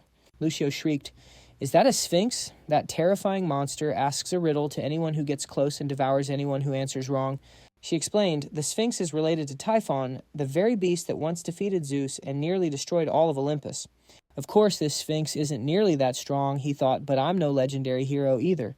Facing it with just a nymph felt like walking straight into his own grave. His gut told him that brute force would be useless, but there was no time to overthink it. The MC glanced at his phone, stretched, and sighed. "Well, I sure hope I'm getting paid enough for this." "Where are you going?" Lucio cried out. Seeing her confusion, Hajun simply stated, "I'm going to solve its riddle." Lucio said fearfully, "But it'll swallow you whole. If you're wrong, you'll die in its churning stomach." The MC raised a confident fist. "Don't worry," he said. "I'm not going to die. I'm not that stupid." "Everyone knows its riddle," Hajun thought as they moved closer. "Creepy," Lucio whispered. He was sure of himself, thinking, "This riddle is so famous, there's no way I can mess it up." He admitted to himself that he probably couldn't solve any other riddles, but he had a lock of Sun Wukong's hair just in case things went south. As he prepared himself, the Sphinx asked, "Are you ready to solve the riddle?" It inquired, "I'm on a tight schedule, so make it quick." The MC shot back. Lucio gasped in fear. He really accepted its challenge. Guess or die, huh? Lucio thought frantically. "Don't worry, Lucio, the incredible nymph, will help solve it no matter what." The Sphinx grinned. "Excellent. Here it comes." The MC thought. "The answer is obvious," he mused. "It's a human crawling on all fours in the morning of life, walking on 2 legs in the afternoon, and using a cane in the evening." He'd heard this classic riddle so many times he knew it by heart. "I'll have the answer before it even finishes the question." The Sphinx asked, "What sound does a duck make when it falls over?" The MC, who was about to shout the classic answer, froze. His eyes widened in shock. "A duck," he stammered. Lucio piped up, "A duck, a duck, a duck." "It goes quack, quack," she yelled before immediately panicking. "No, wait, I don't know the answer. I'm sorry, I can't help. I don't want to be eaten alive." Meanwhile, a mysterious figure named Fa observed them through a crystal ball. Well, well," she murmured, "it seems we have some curious guests." The Sphinx repeated its demand, "Name the sound a duck makes when it trips and falls." "What?" the MC thought. "What kind of riddle is this? It's like a dumb dad joke. The answer seems obvious, but wait, this is a Sphinx. There has to be a catch," he reasoned. The Sphinx announced that he had 3 minutes to solve the puzzle. Hajin realized he might have overestimated this monster. Lucio burst into tears, wailing, "So it's true these riddles are impossible to solve. Even I, Lucio, the mega elite, have no idea. Now that Sphinx is going to eat me, and it's all this stupid human's fault." Her mind flashed back to a conversation. "Professor," she had asked, "are a Sphinx's riddles really that difficult?" The professor had replied, Lucio, I think you already know the answer. Before Oedipus managed to solve its riddle, the Sphinx had already devoured several hundred people. So even you couldn't solve it, Professor Lucio had asked in shock. Her professor replied, not just me, even the dean couldn't solve one. If you're ever unlucky enough to meet a Sphinx, you run as fast as you can and don't look back. In the present, Lucio cried, thinking, the professor warned me. We're never going to solve this, she sobbed. Just then the MC raised his hand and calmly gave an answer. Suddenly snowflakes began to fall, and Lucio just stared, asking, What? She shrieked, What are you doing, you human? How could you waste our only chance so senselessly? She grabbed his shoulders and shook him. Even a complete idiot wouldn't guess that if you want to die so badly, do it when I'm not around. But then the Sphinx began to laugh. That's correct, Lucio stammered. What? How could that possibly be the right answer? Hajun just smirked. Haven't you ever heard of a gag riddle? The Sphinx applauded the clever solution. You may pass, the Sphinx declared. Yeah, whatever, the MC grumbled as he walked past. I solved your awful riddle, so we're leaving. The Sphinx looked at him stunned and said, What? Hajun hopped on his scooter and called back. And next time, come up with something smarter. That was kindergarten-level stuff. He glanced back, saw the Sphinx was actually crying, and burst out laughing. Is it really crying? He asked, amused. Shut up, the Sphinx sobbed. I'm not crying, I just got sand in my eyes. As the MC drove away, he thought, quest. The Sphinx successfully completed. He also learned its name was Behemoth, and that the next step was to tame it like a cat. The MC called back to Lucio, Hey, I'm speeding up now, so hold on tight. Okay, she replied, still thinking, he's just a human, so how in the world did he solve that riddle? After a while, Hajun announced, We're almost there, we just have to cross this gorge. Lucio nervously fiddled with her fingers and said quietly, Human. What is it? He asked. I'm sorry for what I said earlier, she mumbled. I was supposed to be helping you, but all I did was look down on you for being a human. I don't deserve to be called a mega elite. The MC just smiled and told her to forget about it. You have nothing to be sorry for, he said. I hear way worse things on my delivery routes. Your words didn't bother me at all. Honestly, this just feels like I'm babysitting my younger cousin during summer break. Everything's fine, so don't worry about it. Got it, Lucio? He asked gently. She nodded and thanked Hajun. A short time later, they arrived at a massive pyramid, and Lucio gasped. I had no idea the pyramids were this huge. I can't even see the top from down here. The MC scanned the area thinking, according to the map, they should be waiting for me right about here. Lucio pointed at the base of the pyramid. Look, there's some writing over there. What's it say? The MC asked. Lucio read, If there is no guard present, please ring the bell for service. Hajun smiled, surprised. You can read Egyptian hieroglyphs. Lucio puffed out her chest proudly. Of course I am a mega elite after all. Hajun pressed the button and commented, This is really cool. A blue aura flared up around him and he yelled, What's going on? Lucio shouted, This must be some kind of gravity magic. Hajun pointed out, But it says, ring the bell. Just then a trapdoor opened beneath them and they screamed as they plummeted into the darkness. Yep, we're falling, Hajun thought dryly. Hajun hit the ground with a thud, amazed that he'd even survived such a long fall. Just then a loud grumble echoed from behind him. He turned his head and weakly called out, Lucio! At the very least, she could have mentioned that he was crushing her. Scrambling to his feet, he worriedly asked, Did I kill you? Lucio pushed herself up and replied, No, you didn't kill Lucio. Once they were both on their feet, they started down the corridor. So what's next? Hajun wondered. This was feeling less like a delivery job and more like a full-blown dungeon quest. Lucio glanced away nervously. Hajun, she began. He asked, What do you mean there are traps in the floor? She gestured ahead and said, Could you shine that light of yours over here, please? Hajun aimed his light where she indicated. What is it? Is something written there? He asked. Lucio peered at the wall and said, These are frescoes. Looks like a painting of some people and a giant, Hajun observed. Lucio gasped. This fresco, what could it mean? She seemed to have realized something. She recalled stories of an evil goddess who enjoyed kidnapping and torturing nymphs. My ancestors must have created these frescoes to document the terrible crimes committed against our people, she declared. Hajun, however, wasn't seeing any crimes in the paintings. To him, it looked more like a festival. Just then, Lucio let out a cry of rage. They say you meet your enemy when you least expect it, Lucio vowed. Today, I will avenge the suffering of my ancestors. Hajun cut her off. No revenge, got it. And Gorskusai. Whoever lives in this pyramid is our client, first and foremost. Suddenly, a new voice echoed through the chamber. Revenge, you say? Is that why you've snuck into a goddess's home? Such rude little mortals. A regal figure appeared, putting a hand to her cheek. So which one of you wants revenge? The light was so blinding that Hajun couldn't even make out who was speaking. Lucio clenched her fists. I will avenge my ancestors, she yelled, rushing forward and unleashing a skill called Second Level Mega Elite. Lucio stopped, Hajun yelled. That impulsive kid, he thought, why does she always attack first? The pharaoh looked at the charging girl with curiosity. So you're a nymph? How long has it been since I've seen one of your kind? In a flash, she was hugging Lucio tightly. You nymphs are just so adorable. Lucio struggled, screaming, Let me go right now. You're the sworn enemy of my clan. Hajun could only stare in confusion. What is even happening? He thought. After a moment, the pharaoh began to reminisce. A long time ago, I used to invite nymphs here. I organized festivals and competitions for them. She continued wistfully. The young nymphs were so sweet. Unfortunately, they're no longer with me. Hajun blurted out, Is that how they all died? By being suffocated in your arms. Pharaoh continued to squeeze the now unconscious Lucio for another moment before letting her drop to the floor. I just can't help myself. I always get like this when I see something so cute, she explained. Hajun thought, now I understand what Lucio meant by torture. At that moment, Lucio came to crying and screaming. You almost killed me, Lucio wailed at Hajun. A little longer, and I'd be on a boat crossing the river Styx. Why didn't you save me? Hajun just replied, Nope, I already told you. You need to learn to control yourself. Lucio shrieked, But you said I was like a cousin to you. Why won't you protect your sister?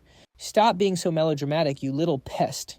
Hajun sighed. The pharaoh coughed to get their attention. Ahem, I don't believe I have properly introduced myself. I am the ruler of the two richest and sunniest lands, high priestess of all the temples of Egypt, and the divine embodiment of the almighty falcon god. My name is Pharaoh. Hajun turned to Lucio and suggested they settle their argument once and for all. Whoever wins is in the right. Lucio eagerly agreed, but Pharaoh exclaimed, Excuse me, did you hear anything I just said? Hajun whispered to Lucio, Yeah, she's Pharaoh.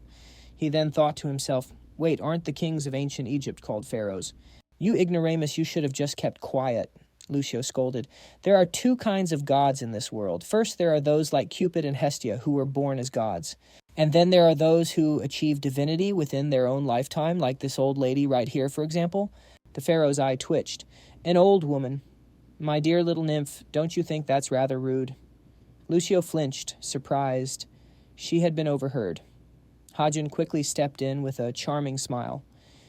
Your Highness, please forgive her. We're just here to make a delivery. Pharaoh gracefully fixed a stray strand of hair. I am aware, she said. I've been watching your journey in my crystal ball. So the delivery is... Hajun started to ask, but was cut off as a cane shot out of his bag. A cane, he yelped. Pharaoh caught it deftly. Excellent. The craftsmanship is superb, and the shape is perfect.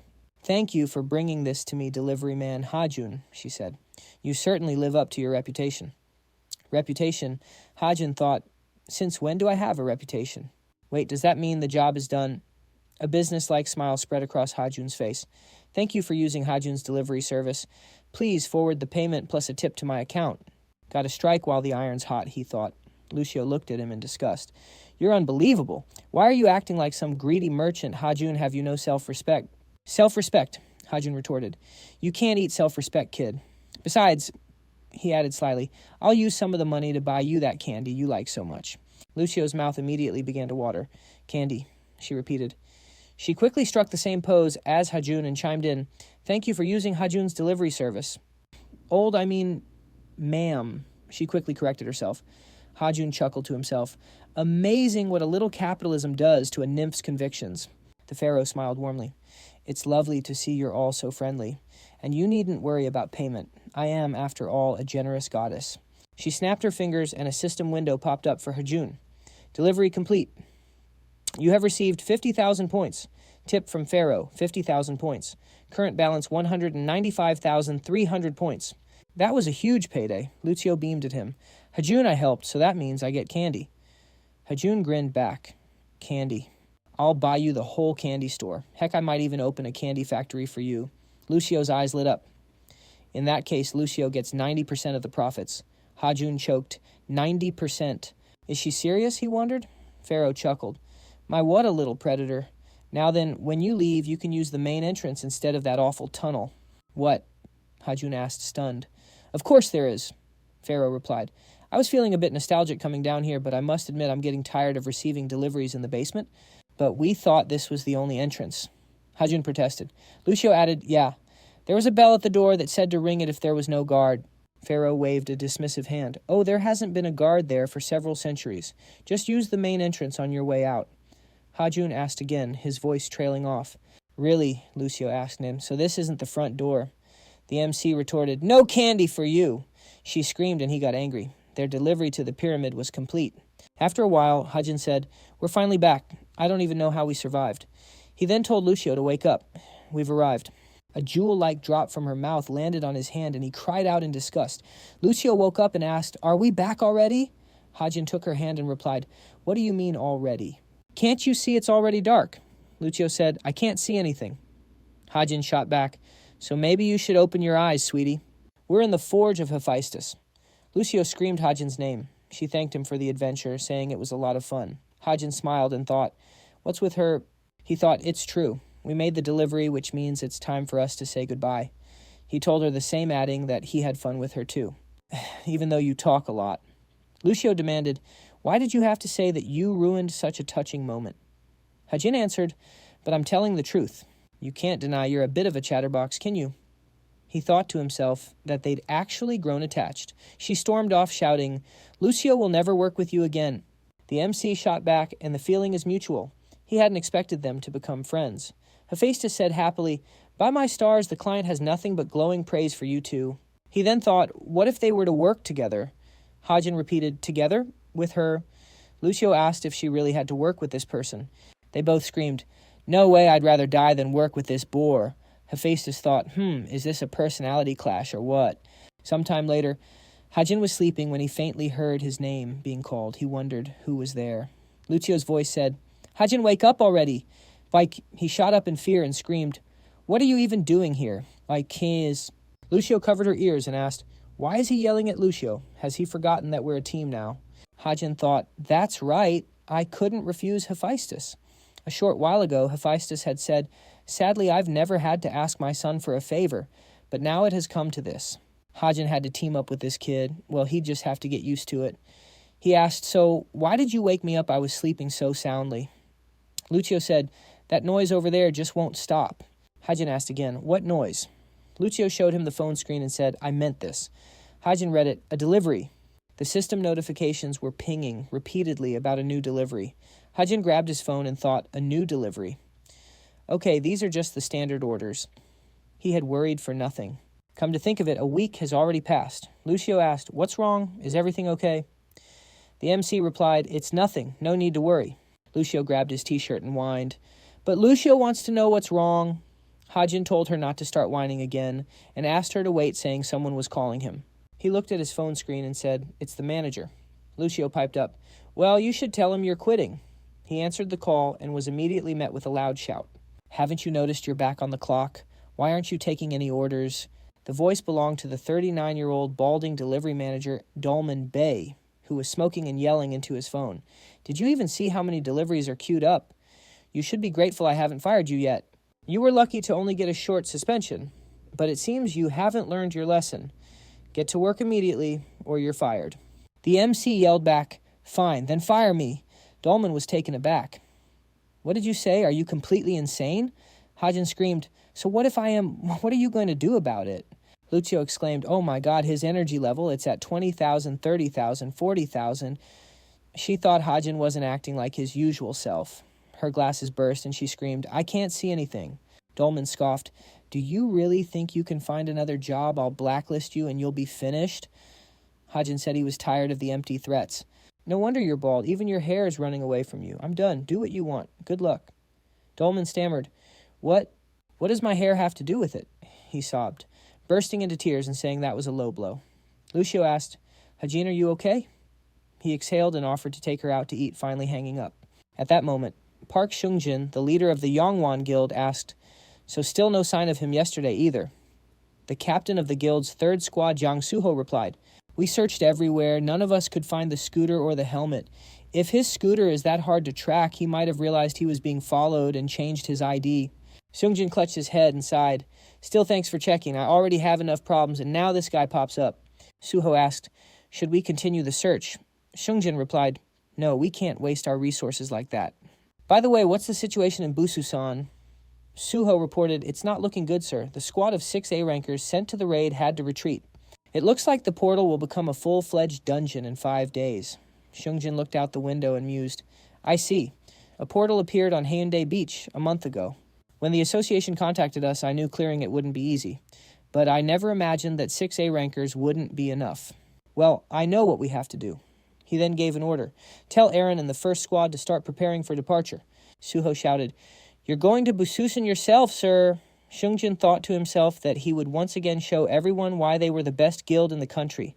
He covered himself in mana and declared, "It's been a while since I've gone on a business trip." Meanwhile, Hajin was saying, "Big deal. I was craving something spicy anyway." "I wish I could have seen the manager's face when I quit," he added. Lucio exclaimed, "This is so delicious." She had never tasted anything so good. The MC said, "Slow down. You'll get it all over your clothes." Lucio kept eating happily. "Even this soft oval thing tastes incredible. Who knew there were so many delicious things in the human world?" It feels like Lucio has lived her whole life in vain. The MC deadpanned, "It's just a bowl of noodles." Lucio happily continued, "Oh my gosh, they must be having such a hard time." A man at a nearby table looked over and commented, "It must be her first time trying black bean noodles." The waitress nodded. "Exactly. And apparently, he's a single father," she added. The MC thought, "What are they talking about?" A while later on the street, Lucio clutched her stomach and groaned, "I think Lucio is going to explode." Hajin wiped her mouth and said, "I told you not to eat so much." He thought to himself, "It really feels like I have a daughter." Lucio screamed, "Stop it, Hajin." People around them started whispering, "Isn't that the guy who lives across the street? That building only has tiny studio apartments. Definitely not a place to raise a child." MC thought to himself, "This is awful. Everyone in the neighborhood thinks he's a total slacker, and since they all have to live together now, he figured he should find a bigger apartment." He asked if they should move, and Lucio shrieked, "Move, are you serious?" The MC asked why she was so upset. Lucio asked if he wouldn't be thrilled to move out of this shallow puddle. Hajin pointed out she was talking as if she'd lived here her whole life. Lucio just asked again if they were moving. "How about this palace?" the MC offered. She stared at the luxury apartment building and asked if he was kidding. "Do you have any idea how much places like that cost?" He grabbed Lucio by the cheeks and said, "Definitely no less than 20 billion won." Lucio screamed, "Where did all the money go that I helped you get from the pyramid?"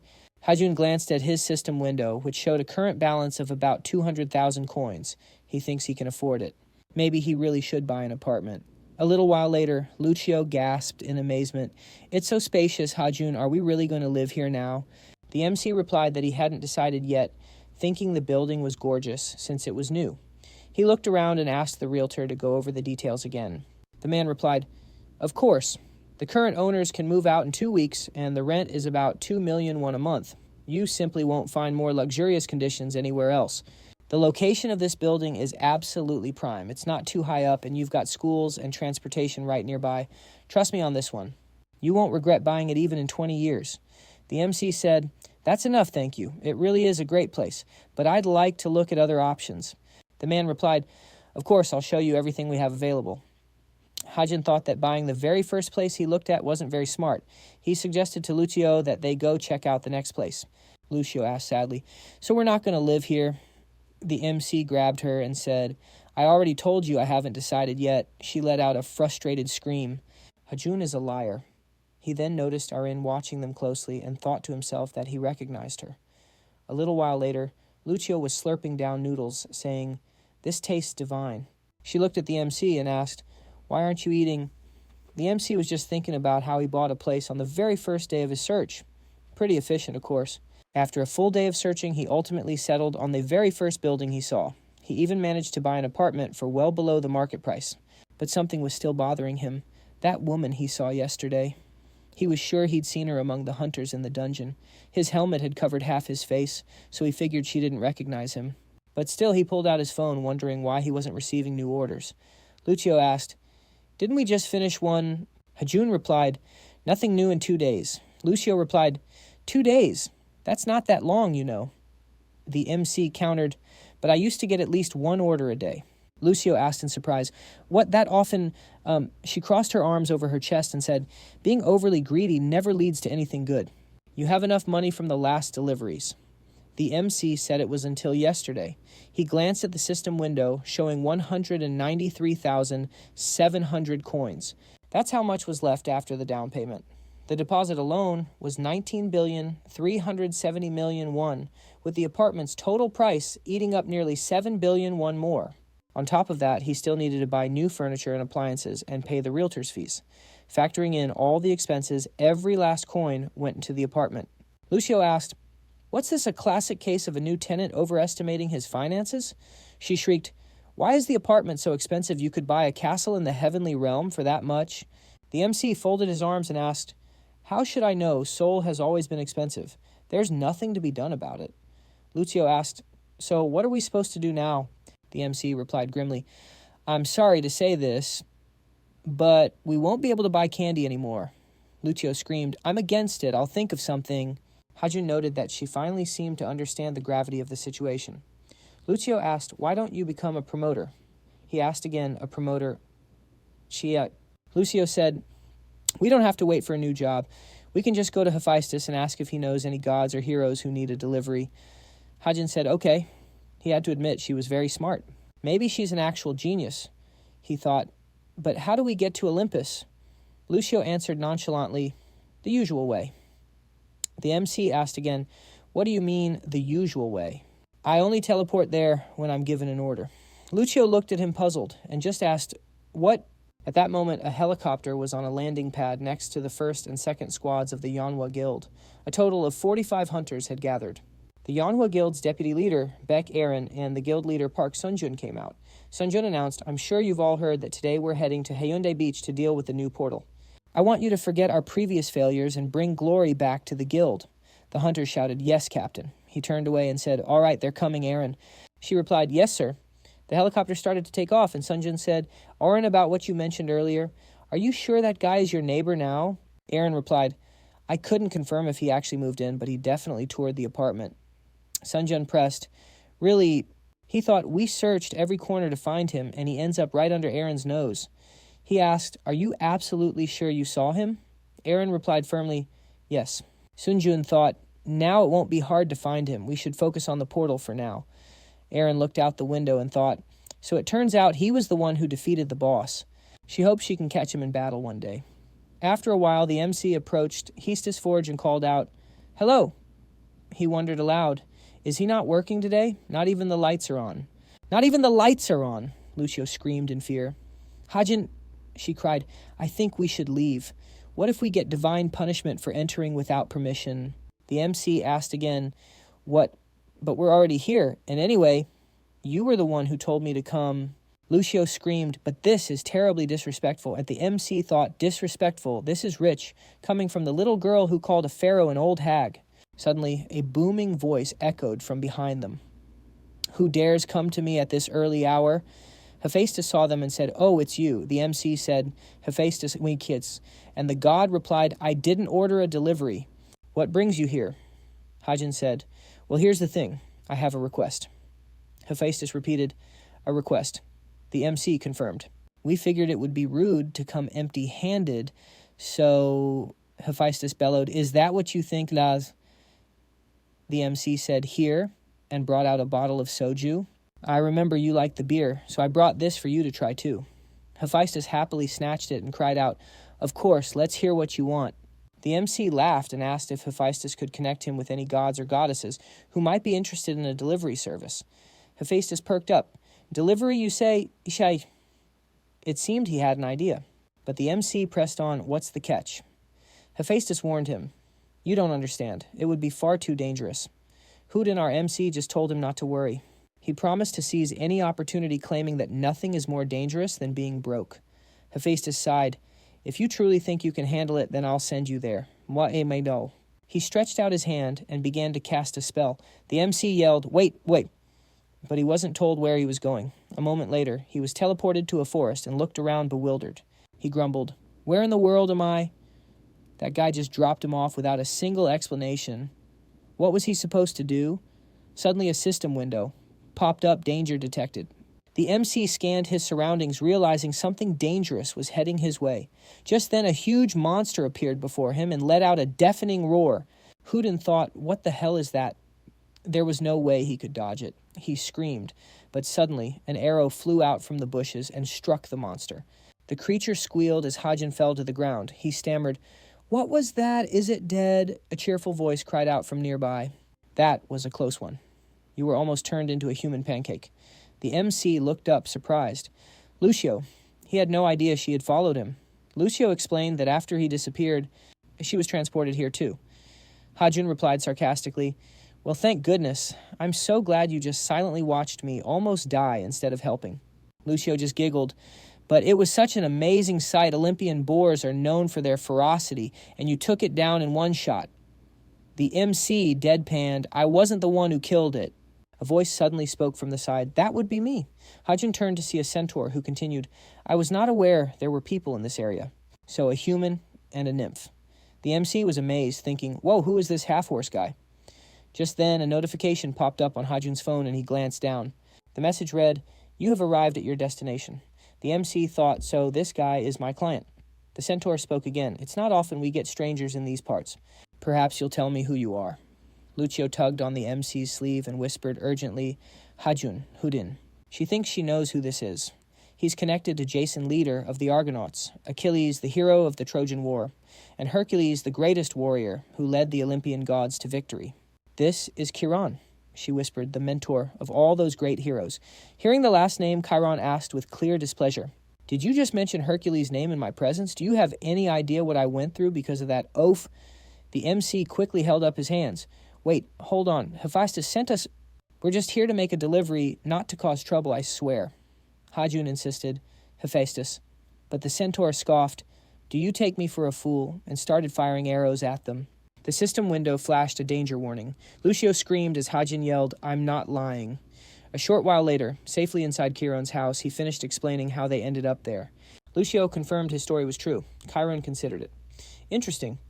Hephaestus doesn't usually speak of me to just anyone. No matter how I look at him, this boy is no hero. However," he glanced at Lucio, "a nymph. Even the most famous heroes can rarely claim friendship with a nymph, let alone have one as a travel companion." The MC whispered, "Why is this horseman so suspicious? We already told him everything." "Why doesn't he believe us?" Lucio whispered back, "I'm not sure. The stories say he has a wounded soul." Finally, Chiron announced, "I've decided to believe you." Lucio gushed, "Chiron, you truly are the wisest of sages." He then asked, "So you two can get me whatever I want?" The MC replied, "Well, not literally anything, but we can get our hands on a lot." Chiron thought perhaps a test is in order. He instructed them, "Go north through the forest. There you will find a giant cave. You are to collect the saliva of the lazy oaf who sleeps inside." Hajin took the jar he was offered and asked incredulously, "I just see saliva. You want me to collect drool in a jar and bring it to you?" he asked, hoping he was wrong. "We don't have to literally scoop this out of the guy's mouth, do we?" "Yes, literally," Chiron replied. "Do you have any objections?" The MC thought to himself, "This is a completely insane violation of someone's personal space." He laughed nervously and said, "Of course not. Consider the jar of saliva as good as yours." He grabbed Lucio, who let out a yelp, figuring a bizarre request was no reason to refuse a job. Chiron scoffed as they left. Foolish boy. He didn't even bother to ask about the dangers that lie ahead. This is a simple test of his character, assuming he miraculously gets out of this forest alive. After that, he must cross the rocky, snow-capped mountains that no mere human can traverse. If he's all talk, one look at those mountains will be enough to make him turn back. Just then, Hajun rocketed into the sky, leaving Chiron speechless. What in the... A system window appeared for Hajun. Racer suit skill, super jump, single use, duration 1 minute, time remaining 50 seconds. He thought, I'm getting the hang of this suit. At this speed, we'll reach that cave in no time. A few moments later, he pushed off a mountainside, landed softly, and looked toward the cave entrance. "Oh, destination reached," he said. The system window updated. Racer suit disabled. Reboot time 32 seconds. What a shame, he thought. Guess I pushed the suit a little too hard. Lucio wobbled and said she was dizzy. The MC asked, "Are you really feeling sick?" "Well, since we're here, we might as well go get that saliva." "Let's make it quick," Lucio urged. After they had descended deep into the cave, the MC thought, "We've gone pretty far, but I don't see anyone sleeping in here." He switched on a light and asked, "You scared?" Lucio puffed out her chest. "Fear is not a concept for mega elites like me." The MC chuckled right before Lucio let out a blood-curdling scream. Hajun jumped. "Don't scream like that out of nowhere. You're going to give me a heart attack. What were you scared of?" It was just a couple of drops of water from the ceiling. Lucio was trembling with her hands over her head. The MC sighed. "I thought you saw a monster or something." He glanced around, then froze. What was that? Before them loomed a massive creature. "Well," he gulped, "looks like we won't have to worry about a lack of saliva." Hajun had lost his mind. Back at his home, Siron stumbled on his own feet. That idiot. Where did he go? He thought, "I assumed he was an ordinary person. I had no idea he was hiding abilities like that, but even so, he's still just human. Even with those skills, he can't possibly climb that mountain." He stared toward the mountain range in disbelief. What the hell, he actually went inside the cave. He's crazy. Ignoring the flaring pain in his leg, he wrapped himself in mana and took off at full speed. "He can't go in there," he thought desperately. "There are immortal monsters in that cave." At that very moment, the MC let out a scream of pure horror. Bursting into tears, he grabbed Lucio and frantically fled from the monster. Lucio screamed, "What a terrifying monster!" The monster started moving after them, and Hajin said he thought it was supposed to be sleeping. Lucio asked, "How is this possible? It's a giant snake with multiple heads." This massive monster is a hydra." Hajun repeated, "A hydra." Lucio asked, "What did Chiron ask you to get?" The MC yelled, "How was I supposed to know who knew I'd have to collect saliva from this thing? How did I get roped into this? With the helm of Hades, I might have stood a chance, but I had to come without it." A system window popped up suggesting that in an emergency he should use the warp service. The MC repeated, "Warp service, Xerxes." The system explained that for just 5,000 coins, it would teleport his purchased items to his current location. Hajun's mind reeled. 5,000 coins just for a transfer. The Helm of Hades itself was only 800 coins. This is blatant robbery. But he knew this was no time to argue. He spent the 5,000 coins, leaving him with 189,000 points. Lucio cheered. Hajuna helmet just fell out of the sky. With tears in his eyes, the MC cried, "That was my hard-earned 50 million. He put on the helmet and declared, "Hydra, this is the end for you." As Hajin marched toward the monster, Lucio screamed, "Hajin, what are you doing?" "You're going the wrong way." The MC replied, "I know." Lucio couldn't believe it. "Are you insane? That's the Hydra. The daughter of Typhon. Even the gods of Olympus fear its deadly poison." Hajin thought to himself, "So she's the daughter, huh?" He then joked, "Typhon really got around, didn't he?" Lucio grabbed him, pleading, "This is no time for jokes. This is different. It's not like the Sphinx." But the MC just replied, "It's fine. I can handle this. You should get to safety." Lucio screamed, "Hajun!" As she fled, she yelled back, "You're a complete fool, an idiot. I hope the deadly poison melts you to the bone." The MC sighed. She could have made a graceful exit, but instead she leaves me with a curse. "All right, time to make the delivery." Hajun clutched the jar and approached the Hydra, whispering, "You can just go back to sleep now." To his surprise, its eyes snapped wide open, utterly confusing him. He cautiously opened the jar and held it near the monster's mouth, wincing in disgust. He thought, "I'd better not touch it or something awful might happen. Why did Chiron even ask me to get this stuff?" The MC glanced at the jar. "All right, I hope this is enough. He'd better give me a nice tip for this delivery." Just then, the ground began to shake violently.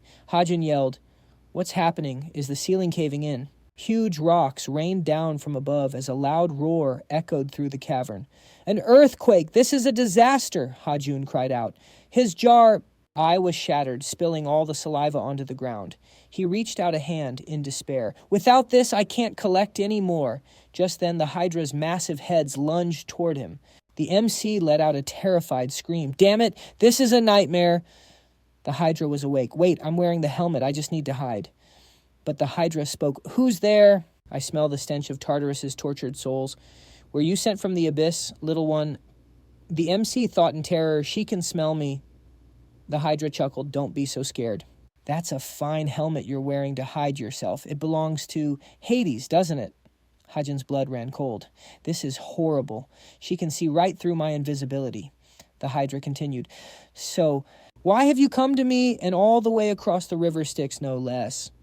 The MC panicked. I came for your saliva. If he said that she'd kill him instantly, one of the Hydra's other heads piped up. So what, he swam across the river Styx? Another head scoffed. What a moron. Hades must have sent him. The first head shrieked, You idiot. Are you trying to get us killed? The main head then asked Hajun, Why are you so quiet? I hope you didn't wake me for something trivial. Well, the MC began, I came to deliver a greeting from the underworld. He thought, what a mess, I'm completely trapped. The Hydra mused, a greeting, so Chiron sent you. Hajun quickly agreed. Yes, that's right. He said he hasn't been able to contact you lately, so he asked me to pass on his greetings. The Hydra sounded amused. Wow, so that little brat is actually wondering how his big sister's doing. I've lived for millennia, and this is a first. She leaned closer and asked, So how is he doing well as a guard? The MC's mind was racing. Big sister. Meanwhile, Lucio was flying over the snowy mountains, yelling to herself, That Hajun is such an idiot. There's no way even Hajun can handle the Hydra alone. I have to go get help. Suddenly, she flew right into Chiron. He caught her asking, What's the matter? Why are you by yourself? Lucio cried out, Chiron, it's Hajun. He's gone to face the Hydra. Chiron clutched his head in his hands. So he's finally reached the Hydra. Lucio yelled, We have to help him quickly. But Chiron said gravely, Even I, a demigod, cannot handle the Hydra. Lucio looked horrified. No way. You should have stopped him. Chiron's expression hardened. Show me the way, he ordered. Lucio looked at him, surprised. Chiron, he replied, I can't let a young man die because of me. Back in the cavern, Hajun stared at the Hydra in shock. You're in human form. The Hydra laughed. It seems my appearance has surprised you. After I was sealed in this place, I lost the ability to return to my true form. Not even my brother has seen me like this, so he wouldn't know. The MC thought, Little brother, is she talking about Cerberus? What is with this family tree? As if reading his mind, the Hydra smiled and said, Precisely. So how is my little brother doing? I haven't been able to contact him, so I've been quite worried. The MC replied dismissively, No need to worry. He gets 3 square meals a day and a steady paycheck. He's very happy with his job. Hajun felt his nose growing like Pinocchio's. He was basically a pet. The Hydra asked, Is that so? I'm relieved to hear it. The MC said, Well, since I've passed on the message, I should be going. He thought, if I stick around any longer, she's going to figure out I'm lying. But the Hydra said, Just a moment, as her mana enveloped him. Since you came all this way at my brother's request, I can't just send you away empty-handed, she said. What would that do to my reputation? The MC stood frozen, realizing he couldn't move an inch. He managed to turn his head and ask, Reputation? What reputation? The Hydra stuck her tongue out playfully. Don't refuse, she insisted, turning her back to him. Take it. In the middle of my back, there's a scale that's a different color. You can pull it out and keep it. The MC was stunned. Is she really asking me to rip a scale off her back? The Hydra told him, Don't be afraid. My scales contain a formidable power. It will prove useful to you. Hajun thought, If that's the case, could this be an item like one of Sun Wukong's hairs? If so, then I have no reason to refuse. He held out his hand, grumbling, Well, this is just great. I guess it can't be helped. He wondered why it wouldn't come out shaking, as he thought she might be doing it on purpose. A system window popped up. Activate writing suit. Hajun finally managed to pull out the scale, thinking, It's working. He nearly slipped, realizing just how slick it was. He tumbled to the ground and happily shouted, It worked. I did it, Hydra. She replied, Well done, but aren't you being a little greedy? Hajun looked down and realized he was lying right on top of her. Oh my, Hydra said, slightly flustered. I never thought you had your eye on me too. Oh, well, do as you please. Hajun shot up in a panic, yelling, Whoa, no, this isn't what it looks like. This is a huge misunderstanding. Just then, Chiron appeared behind him, remarking that he couldn't believe his eyes. Hajun whipped around and asked, What? Chiron shouted, Did you defeat the Hydra all by yourself? Hajun thought, Chiron. From the Centaur's perspective, Hajun looked incredibly powerful. What's he doing here? Hajun wondered. Hajun, Lucio cried, rushing to him. Thank goodness you're alive. Hajun urged her, Lucio, it's dangerous in here. Please wait outside. Ever the loyal one, she listened. Lucio yelped, Ouch, that hurts. Chiron, meanwhile, was still in shock. Could a human have truly defeated the Hydra? Even the mighty Hercules had struggled against her.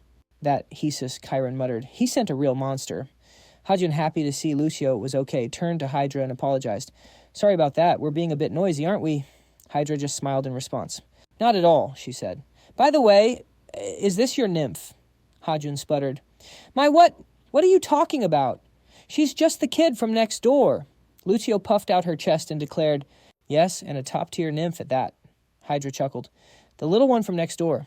How charming. And speaking of which, it's been a long time, Chiron. You've aged, she noted. Does time truly not spare even immortals? Or was it my poison that did this to you? Sissy, Hajun asked. Poison. What's the story between you two? Lucio replied, no longer surprised by his cluelessness. You seriously don't know it's a famous story. Hercules a poisoned arrow, the Hydra, and then the death of Chiron. It was a tragic accident. That day Chiron lay among his fallen comrades, a poisoned arrow buried in his leg. It felt less like a fluke and more like karma for raising a monster like Hercules. He went to Zeus and begged him to take back the gift of immortality he had been granted. Kneeling before the king of the gods, he showed him the festering wound, saying he could no longer bear the endless torment. Zeus considered it and agreed. Seeing as you've raised so many heroes, I will grant you a place among the stars as a constellation. This was not what Charon wanted, and he was indignant. But Zeus simply extended a hand, telling him he was not allowed to truly die. You will understand everything later, Zeus promised. Chiron cried out, trying to stop him, but it was too late. And so the great sage's mortal life ended as he became the deity ruling the constellation Sagittarius. He became the constellation known as Chiron. The Hydra explained, My poison kills all living things, so for you to have reached this place, while afflicted by it, is quite remarkable. She added with a sad smile, You probably only held on thanks to the power of your constellation. Chiron snarled, Your snake tongue is disgusting. Do you want me to cut that off too? She laughed. Your tongue is the disgusting one. You used to be such a gentle man. She glanced at Hajun, confirming his name, before reaching a hand into her chest, which made both men blush furiously. Lucio immediately covered Hajun's eyes. Not for kids to see. The Hydra then pulled a flask of purple liquid from her bosom. You needed my saliva, correct? Was this Chiron's request? The centaur scowled, and Hajun asked, Wait, so you knew everything? She smiled faintly. You smell of centaur. Then she looked at Chiron and offered him the flask. Here, take it. He grew wary, asking, What are you planning? He couldn't believe she would just give him the antidote. You mistake me for some kind of villain, she said calmly. Besides, it wasn't I who poisoned you, it was Hercules. A troubled look crossed Chiron's face as he recalled that day. He was your student, right? Hajun asked. Hydra simply held out the flask. I've been waiting all this time for you to come for the antidote.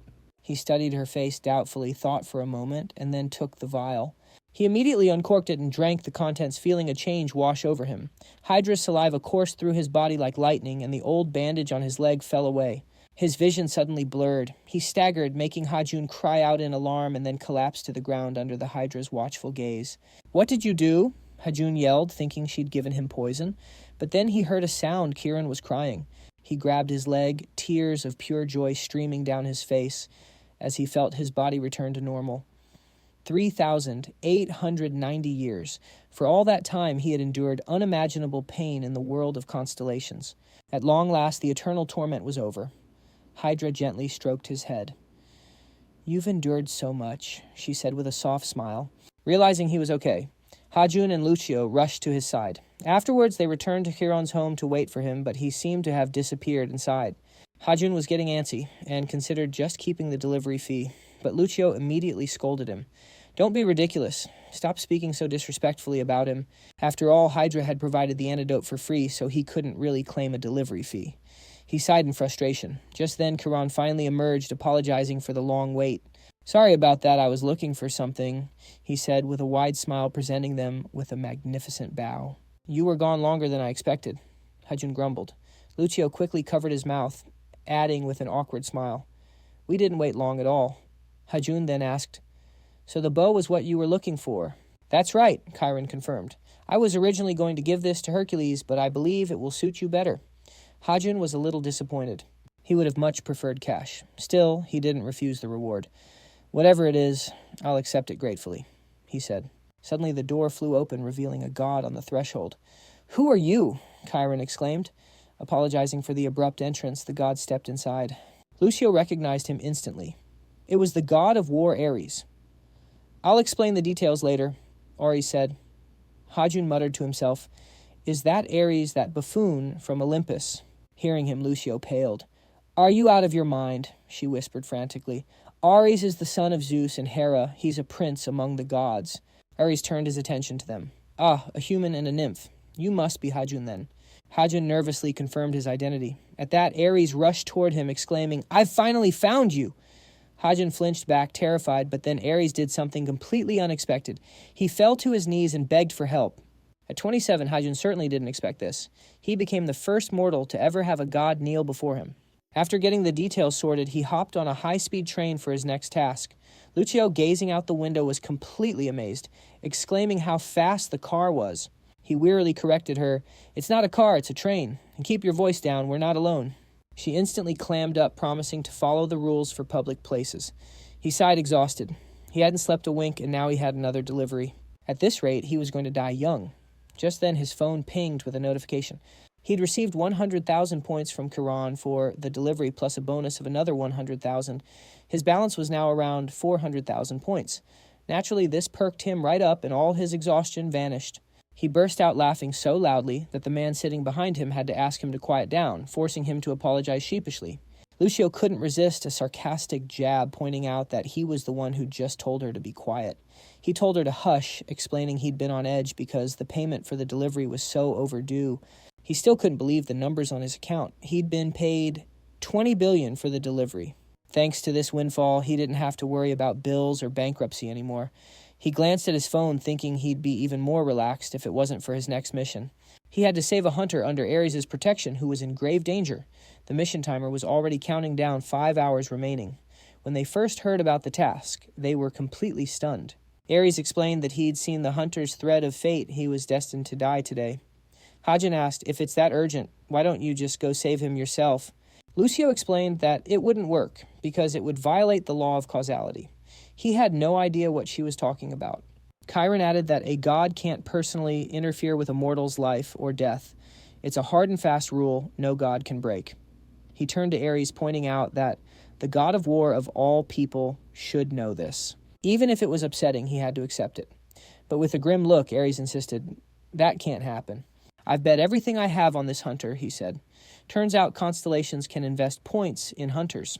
If the hunter performs great deeds and gains fame, the sponsoring constellation gets a return of several hundred times their original investment. But if the hunter dies, the constellation loses everything." Upon hearing this, Hajun looked at him with pity. "So you could lose everything you invested, wow. So this is what a godly gambling addiction looks like." Chiron flew into a rage, calling Ares an idiot who deserved what was coming to him. "You may be a constellation, but you're just sitting there gambling everything away." Ares looked away ashamed and begged them to help him just this once. He confessed that he'd even secretly invested his father's points. Hajun asked, "This father wouldn't happen to be Zeus, would he?" Lucio gasped in shock. "The greatest god of Olympus, and you stole his points." At this, Hajun put his hands behind his head, saying he couldn't just go around solving everyone's problems. How was he supposed to save some constellation's hunter anyway? But then he sighed, thinking to himself that if he did a favor for a god like Ares, he'd probably get a massive tip for the job. Lucio asked nervously where they were headed. He just showed her the ticket they were going to Busan. Meanwhile, deep in a dark, damp dungeon lay a pile of monster corpses, leftovers from Sunjun and his guild. He warned his team to get ready for battle because more were on their way. Right on cue, sea monsters charged out of the darkness, roaring. One of them lunged at Sunjun, jaws agape, but he made quick work of it with a swing of his sword.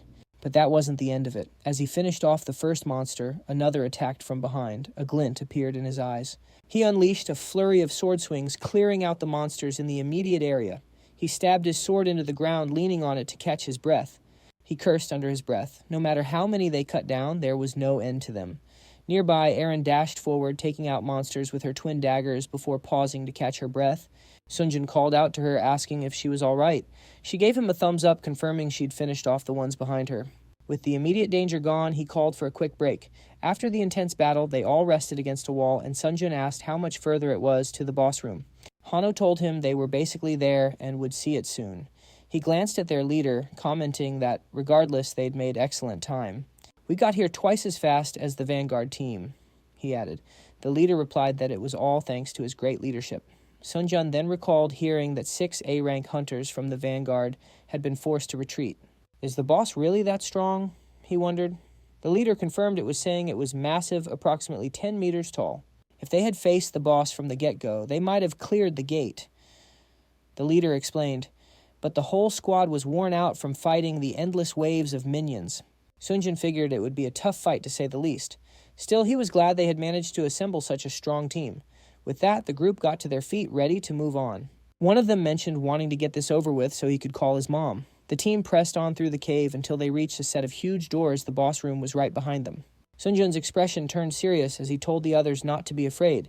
In response, they enthusiastically pumped their fists in the air. On the leader's command, the tanks took point and pushed the doors open. Inside was the boss room, but to their surprise, it appeared to be completely empty. Sunjun stepped inside, scanning the room, and asked Oh-sung if he was sure this was the right place. He confirmed it was.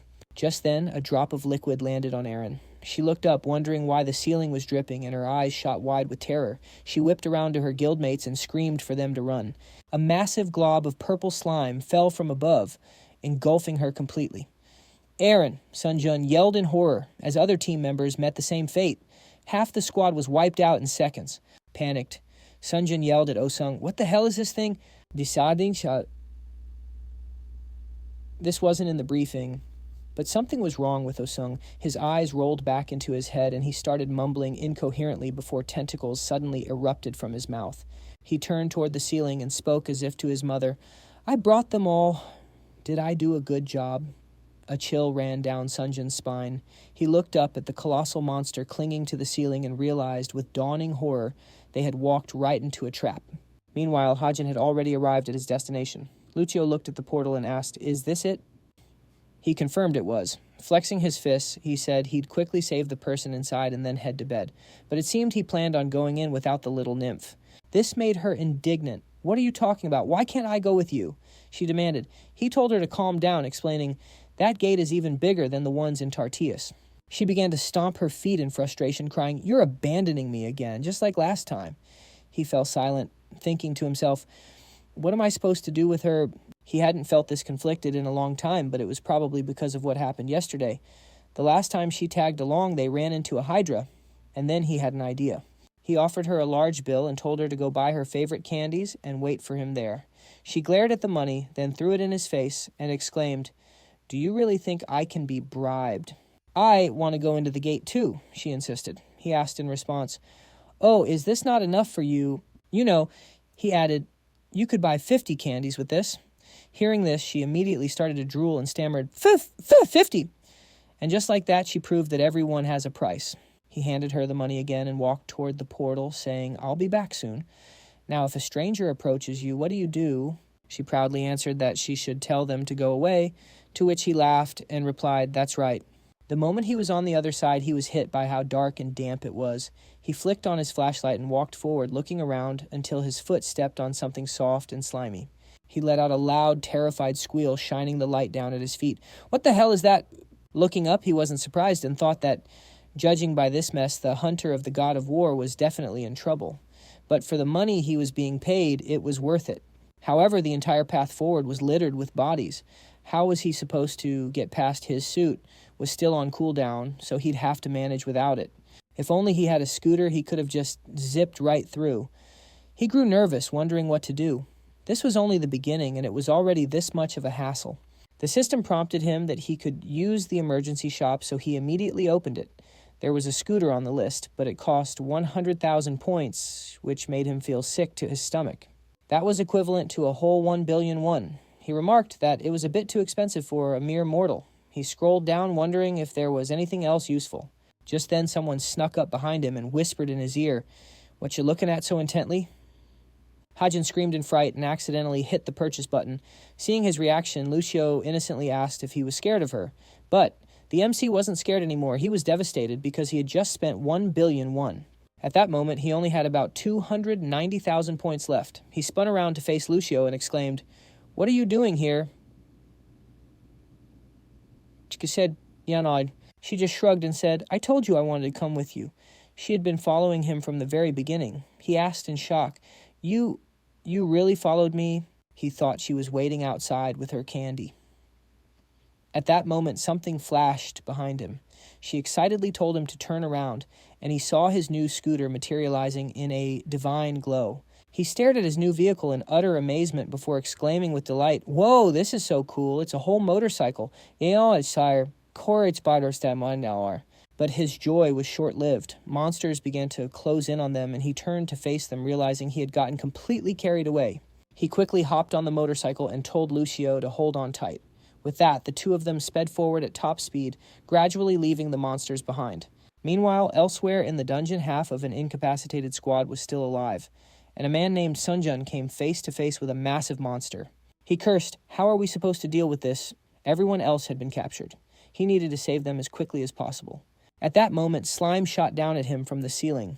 He managed to jump aside just in time and launched a counterattack, but his blows didn't seem to harm the creature at all. He retreated to a safe distance, thinking that with the monster covering the entire ceiling, he didn't even have an opening to attack. So this was it, but the description in the report had been completely different.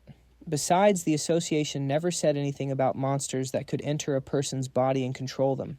If this creature manages to get out, it will be a complete disaster, no matter what he had to defeat this monster here. Meanwhile, a woman named Erin was struggling to break free from the slime. Her eyes snapped open, and with a sharp swing of her daggers, she sliced herself free. Sunjun immediately ran to her side, noticing she'd managed to escape. "How are you feeling? Are you okay?" he asked. She replied, "I'd like to say I'm fine, but that would be a lie." They needed to deal with the boss as quickly as possible. Otherwise, everyone who had been captured was going to die. He agreed with her. She then looked at the monster and charged forward, shouting that she would create a distraction and he should use the opportunity. Seeing her as a threat, the monster attacked with its tentacles, but she deftly dodged them all. Getting in close, she landed several blows, then glanced back at her guildmaster, thinking that this was the perfect moment. He took a fighting stance and activated the power of Ares, causing his sword to glow red as he prepared a special attack called Mars Punisher. Swinging his sword upward, he sent a bright flash of energy at the monster, which upon contact quickly spread across the ceiling and then exploded. Sunjun dropped to one knee to catch his breath, thinking they'd made it just in time. The divine skill Mars Punisher was the true reason the Young Wan Guild had managed to maintain its top spot for so long. No monster had ever survived that attack, but this one did. A huge eye appeared right in front of him. He stared at it in shock as Erin ran up to him, yelling for him to get up. He sadly lowered his gaze and apologized to her. It seemed this was the end. In the end, he couldn't save them. As the monster began to channel its power, its massive eye suddenly bulged wide. And then with the roar of an engine, Hajin burst out of the monster's eyeball on his motorcycle, joyfully exclaiming, "Delivery's here!" The two of them could only stare back in absolute shock, clearly not expecting this. The MC landed gracefully nearby, then immediately turned and stopped in his tracks. Erin, stunned, looked at him and asked, "Wait, is that the guy from the scooter?" Lucio hopped off the scooter, laughing. She called them barbarians for having no naming sense, declaring the scooter's name was Super Elite Racer. They were shocked to see a little girl in such a dangerous dungeon, especially wearing that kind of outfit. Calling them fools, she asked why they were just staring at her. With a smirk, she beckoned to Jin, telling him he had to come see how funny they looked. A voice behind her said, "Hello." When she turned and saw a guy with tentacles writhing out of his mouth, she nearly fainted from pure terror. The MC grabbed the man and calmly asked, "What is this, some kind of squid?" He yanked the tentacles out of the guy's mouth, looked at them in disgust, and exclaimed, "Was this thing actually inside a person?" The man's body collapsed right onto Lucio, who let out a terrified squeal. Meanwhile, Hajun finally spotted the massive monster that the tentacle had emerged from, shocked by its size. "Is that the dungeon boss?" he asked. "Looks like we really made it just in time." He turned and called out to Sunjin, who awkwardly confirmed his identity. He clarified, "You're a hunter from the war god Ares, right?" As soon as Sunjin confirmed it, Hajun immediately started circling him, looking him over from every angle. "You look a little rough," he noted. "You're not injured, are you?"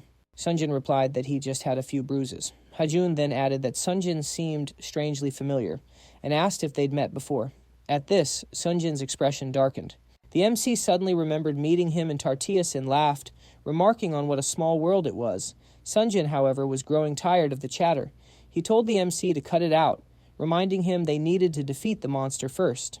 Sunjin insisted that if they didn't deal with it immediately, other people could be in danger. The MC shot back, "And why should I be the one to do that? Hunters are the ones who are supposed to handle monsters," he said. "What can a regular delivery guy like me possibly do?" In his head, he added that his suit was still recharging anyway. Aaron drew a dagger, suspiciously suggesting he was planning to sacrifice them. The MC waved his hands frantically, insisting that she had it all wrong. He tried to argue that Sunjin, not him, should be the one fighting the monster. Sunjin shot back, exclaiming that was complete nonsense. Sunjin explained that his own weapon was broken while the MC at least had his scooter. Unfazed, the MC pulled out his phone and told Sunjin not to worry about a weapon. He had something for him. He then transferred the Ares weapon from his app into reality. A brilliant flash of light erupted in front of them, putting the other hunters on high alert. When Sunjin saw the sword materialize before him, he was completely stunned. It was the great sword, Ares. A weapon thought to exist only in myth, the legendary blade that ends all wars. Having delivered the goods, the MC started to say his goodbyes, but Sunjin excitedly told him to wait. "Who sent me this sword?" he asked. He continued, "And how are you walking around a dungeon so calmly when you're not even a hunter? Who are you?" The MC simply picked up. The frightened Lucio turned back to Sunjin and said that if he really wanted a name, he could call him the God's Delivery Man. After that, he hopped on his scooter and bid them farewell, but Sunjin once again asked him to wait. Watching the MC's retreating silhouette, Sunjin muttered that he was just spouting nonsense. A loud roar from the monster behind him snapped him back to reality. He turned to the weapon, realizing he had no choice but to use this sword. The moment he gripped the hilt, a brilliant pillar of light enveloped him. The legendary Ares armor materialized on his body, and he readied himself for battle. The sheer energy radiating from him astounded Aaron. "His power is incredible," she thought. "What just happened to him?" The huge monster let out another ferocious roar, but Sunjin was no longer afraid. He raised the sword with a grimly determined expression, and Aaron thought to herself that with this power there was no way they could lose this fight. Sunjin activated the power of Ares. His sword instantly erupted in flames as he swung it just as the monster fired a powerful energy beam straight at him. The two attacks clashed violently, but the divine power of the sword was clearly superior. It tore through the beam, struck the monster's already injured eye, and incinerated it completely. A brilliant flash was followed by a deafening explosion that echoed throughout the entire cave. Aaron stared in shock at the gaping hole in the cave's ceiling, sunlight now streaming in. How did he blast right through the ceiling? She wondered aloud. Just then the armor on Sunjin's body crumbled away, and he collapsed, all his strength gone. But the girl caught him, telling him he did a great job. Looking up again at the hole in the ceiling, she couldn't help but wonder about that guy on the scooter. Or more accurately, the God's Delivery Man, she mused. Meanwhile, the MC was already cruising through the city on his scooter, telling Lucio he was getting hungry. He suggested they should probably grab a bite to eat. The next day, news channels were buzzing with reports about the previous day's incident. The gates that opened yesterday afternoon in Hyundai and Busan have now been confirmed as secured, a reporter announced. The dungeon break was successfully thwarted by the nation's top guild, the Young Ones. Sunjin watched the broadcast, noting that news about the gates had been playing all day. He knew that if it weren't for the God's Delivery Man, they never would have stopped that dungeon break. He glanced over at the great sword, wondering just who in the world that person was. Whoever he was, he had managed to deliver this incredible weapon right to him. Just then, a man named Dune came rushing down the hospital corridor. Bursting into Sunjin's room with tears in his eyes, he cried out, asking if his injuries were really that bad. But upon seeing that Sunjin was fine, Down clicked his tongue in disappointment. Sunjin dryly remarked that he seemed disappointed, but Down quickly insisted that wasn't true at all. He claimed he was actually very happy and had heard Sunjin did an amazing job again. After all, he added, it's not every day someone climbs to third place in the hunter rankings. Down then noticed the new sword and asked what happened to his old one. Sunjin casually mentioned that it broke, causing Down to exclaim in shock, "Seriously, that sword cost over 10 billion won." Sunjin said it didn't matter because now he had this new sword. "Is it really that good?" Down asked. When Sunjin replied that the guy on the scooter had given it to him, Down was once again floored. "Are you serious?" Down shouted. The scooter guy actually went inside the gate. Sunjin told him to keep it down, then said that in any case it was good that he was here. He told Down he had a favor to ask. "I already figured out who the guy is." He explained, "And I need you to find out where he lives." Down asked why he needed his address. Sunjin answered with a determined smile, saying they needed to recruit that man into their guild, no matter what it took. Meanwhile, the MC returned to the God of War's temple. The god greeted him happily, asking if he had managed to deliver the sword. The MC confirmed that he had, adding that the weapon was delivered safe and sound, so there was nothing to worry about.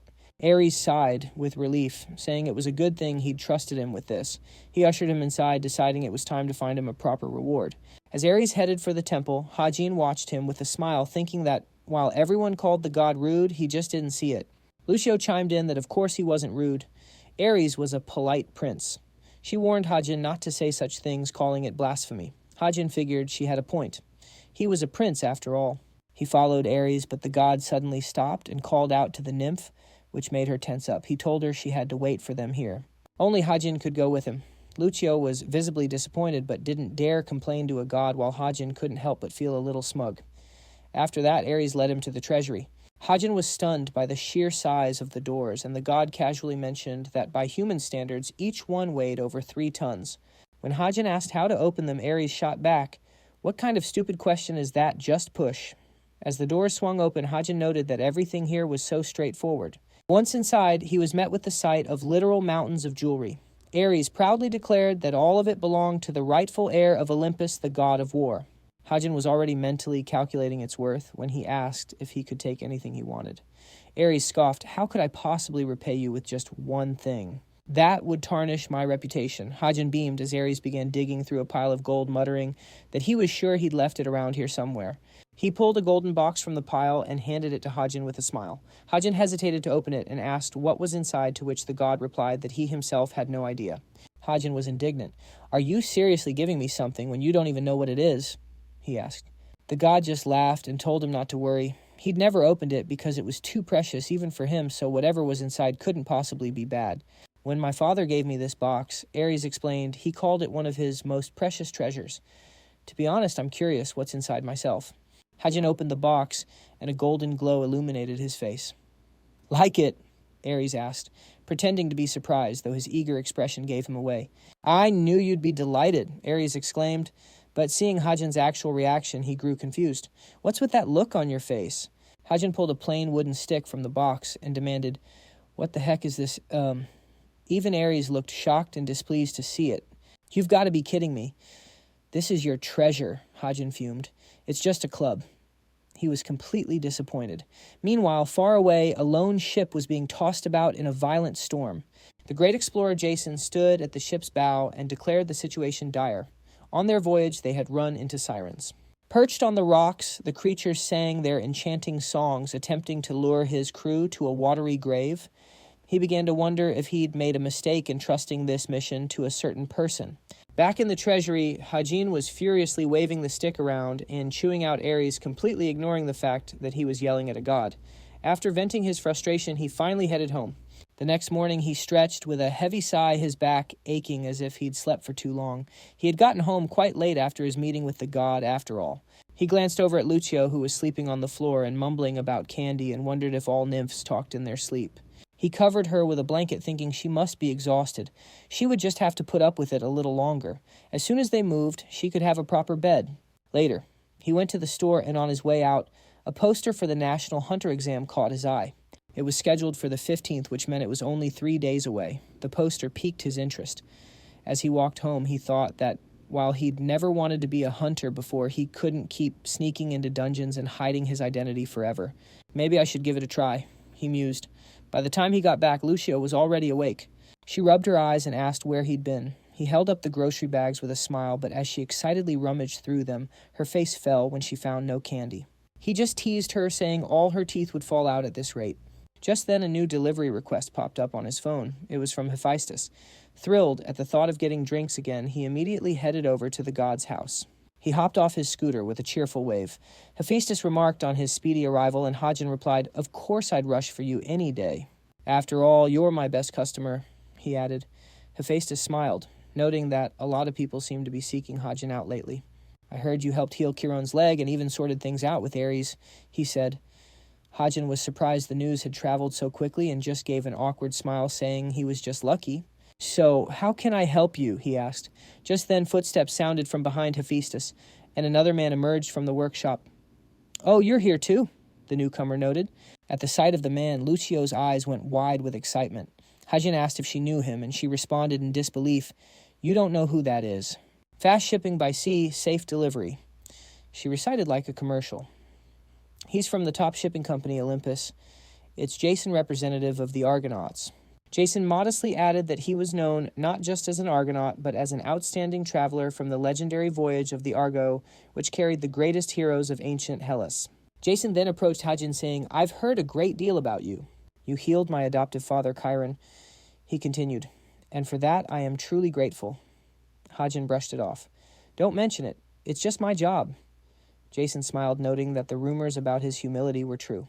"Still, you're a very humble person," Jason said. "Forgive me for being blunt, but I'm short on time. May I get straight to the point? We're having a small problem with our service. We're unable to complete our cargo shipments because of sirens we keep encountering on our route," he explained.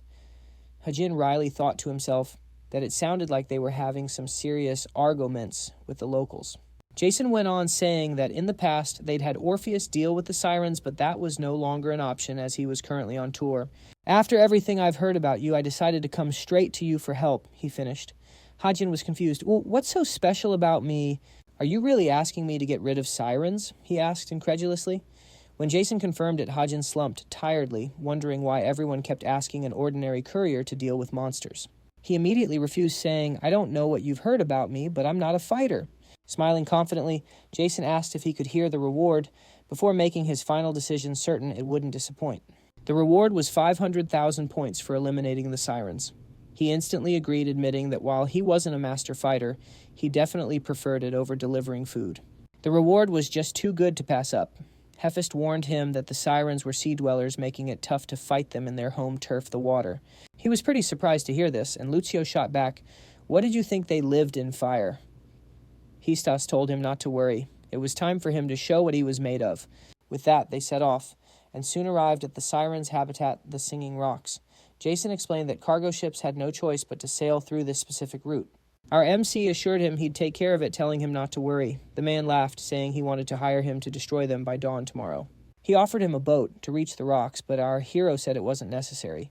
He then called for Lucio and leaped off the ship with her, making Jason freak out and yell, "What are you doing?" While still in midair, he summoned a scooter and started zipping across the water's surface. Turns out, just before they set sail, Hephaestus had upgraded his helmet, giving him the ability to walk and run on water for a short time.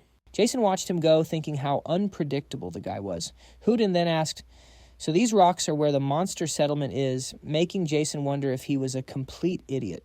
Lucio asked, "He does know what sirens are, right?" He answered that they were just singing mermaids, and she sighed in relief, glad that he at least knew the basics. But if sirens were just ordinary mermaids with great singing voices, would Odysseus, the hero of the Trojan War, have needed to do more than just plug his ears to escape them? The truth is, sirens are experts at underwater combat. A handful of them can even turn the mighty Kraken into a light snack. Now our MC understood why the quest reward was so massive.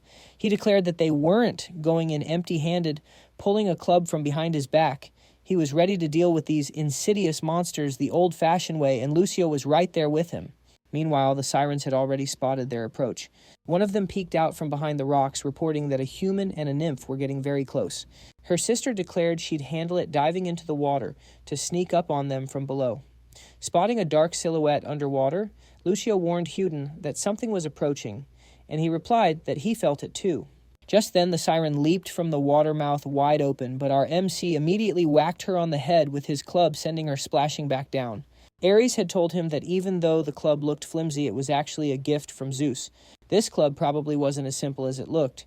He told the siren to get a taste of the Olympus Club's destructive power, all 99 points of it. But the blow didn't even faze her, which seemed to surprise the siren herself. She asked him what kind of club that was, and that's when he realized Ares had totally set him up. "What kind of firewood did he palm off on me?" After that, they vanished, and the sirens began searching the entire area for them. Lucio cautiously peeked out from their hiding spot. Hajin noted that they'd almost been in serious trouble, surviving only thanks to his helmet. "How's it looking out there?" he asked. The nymph replied that the sirens had swum far away, so he suggested they make a break for it. As it turned out, they were hiding right in front of the sirens' main base. Jason had mentioned earlier that a siren queen resided in the Sea Temple. It would be a huge win if he could get rid of the beast. Her death would be a massive blow to the others. Lucio asked worriedly if they could really pull this off, especially since the club from Ares turned out to be useless. Our MC looked at the stick and thought, she's right, I would have been better off bringing a rock. That would have been more useful. However, there was another way. He opened the system store saying, there's no problem in this world that money can't solve. The system recommended Zeus's lightning bolt, which cost a whopping 150,000 points. A bolt of lightning immediately materialized in front of him. Lucio was stunned to see this. He just smiled, thinking that while he just spent 150,000 points, he was about to earn 1.5 billion. Meanwhile, the queen's loyal subjects had come to see her. One of them complained that they'd been without food for 10 days. They came to ask for her permission to go hunting, but she flatly forbade it. Orpheus, the one who ruined their last hunt, was gone. An opportunity like this might not come again. The queen explained that if they attacked ships indiscriminately, humans would just avoid the area for a while. They needed to wait a little longer and go for the big prize, the Argo, which would soon be passing by with a ton of people on board. As it turns out, Hajin was also attending this meeting, thanks to his invisibility helmet. He noted how casually she talked about such cruel things. Lucio whispered worriedly that they were planning to eat the entire crew. He declared that they couldn't let that happen. He then asked Lucio if she remembered those noodles they ate last time. The memory of that magical taste immediately made her drool. He promised that if she helped him this time, he'd buy her spaghetti, which was even tastier. Hearing this, she was floored. "There's a dish that's even tastier than that," she exclaimed. "Of course," he said. That was all it took for her to agree to help. He then whispered the plan in her ear. She looked at him with concern and asked, "Will this really work?" She thought it seemed way too dangerous for him, but he simply took off his helmet and put it on her, saying that he was counting on her to do her part. He told her he believed in her. With that, she flew off, exclaiming that she would definitely succeed. He watched her go, thinking that the helmet's invisibility only affected those near the wearer, which meant he was now completely visible. He shouted out to the sirens, calling them stupid fish, and they turned in surprise, wondering how he got into their temple. He started taunting them, slapping his own backside and yelling that if they wanted a piece of him, they'd have to catch him first.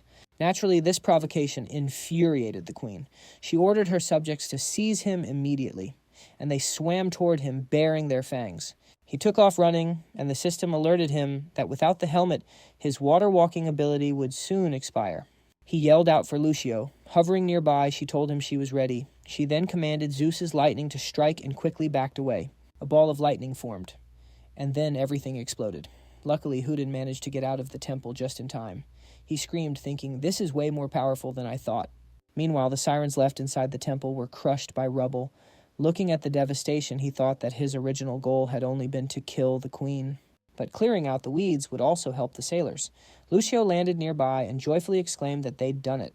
He praised her for a job well done, and peering into the ruins, he added that while they got rid of the queen, there was still no reward. Just then, her hand shot out from the rubble, grabbed Lucio's leg, and she furiously shrieked, "How dare you! You'll never draw another breath." The MC cried out his assistant's name in alarm as the siren opened its mouth wide, ready to swallow her whole. Hajin immediately rushed to her aid, activating the suit's second phase and kicking it into power mode. With a loud yell, he pounced on the enraged siren and punched her in the face with all his might, sending her flying several yards. Catching his breath, he examined the suit and thought, so this is the power of Phase 2. He hadn't expected the blow to be so powerful.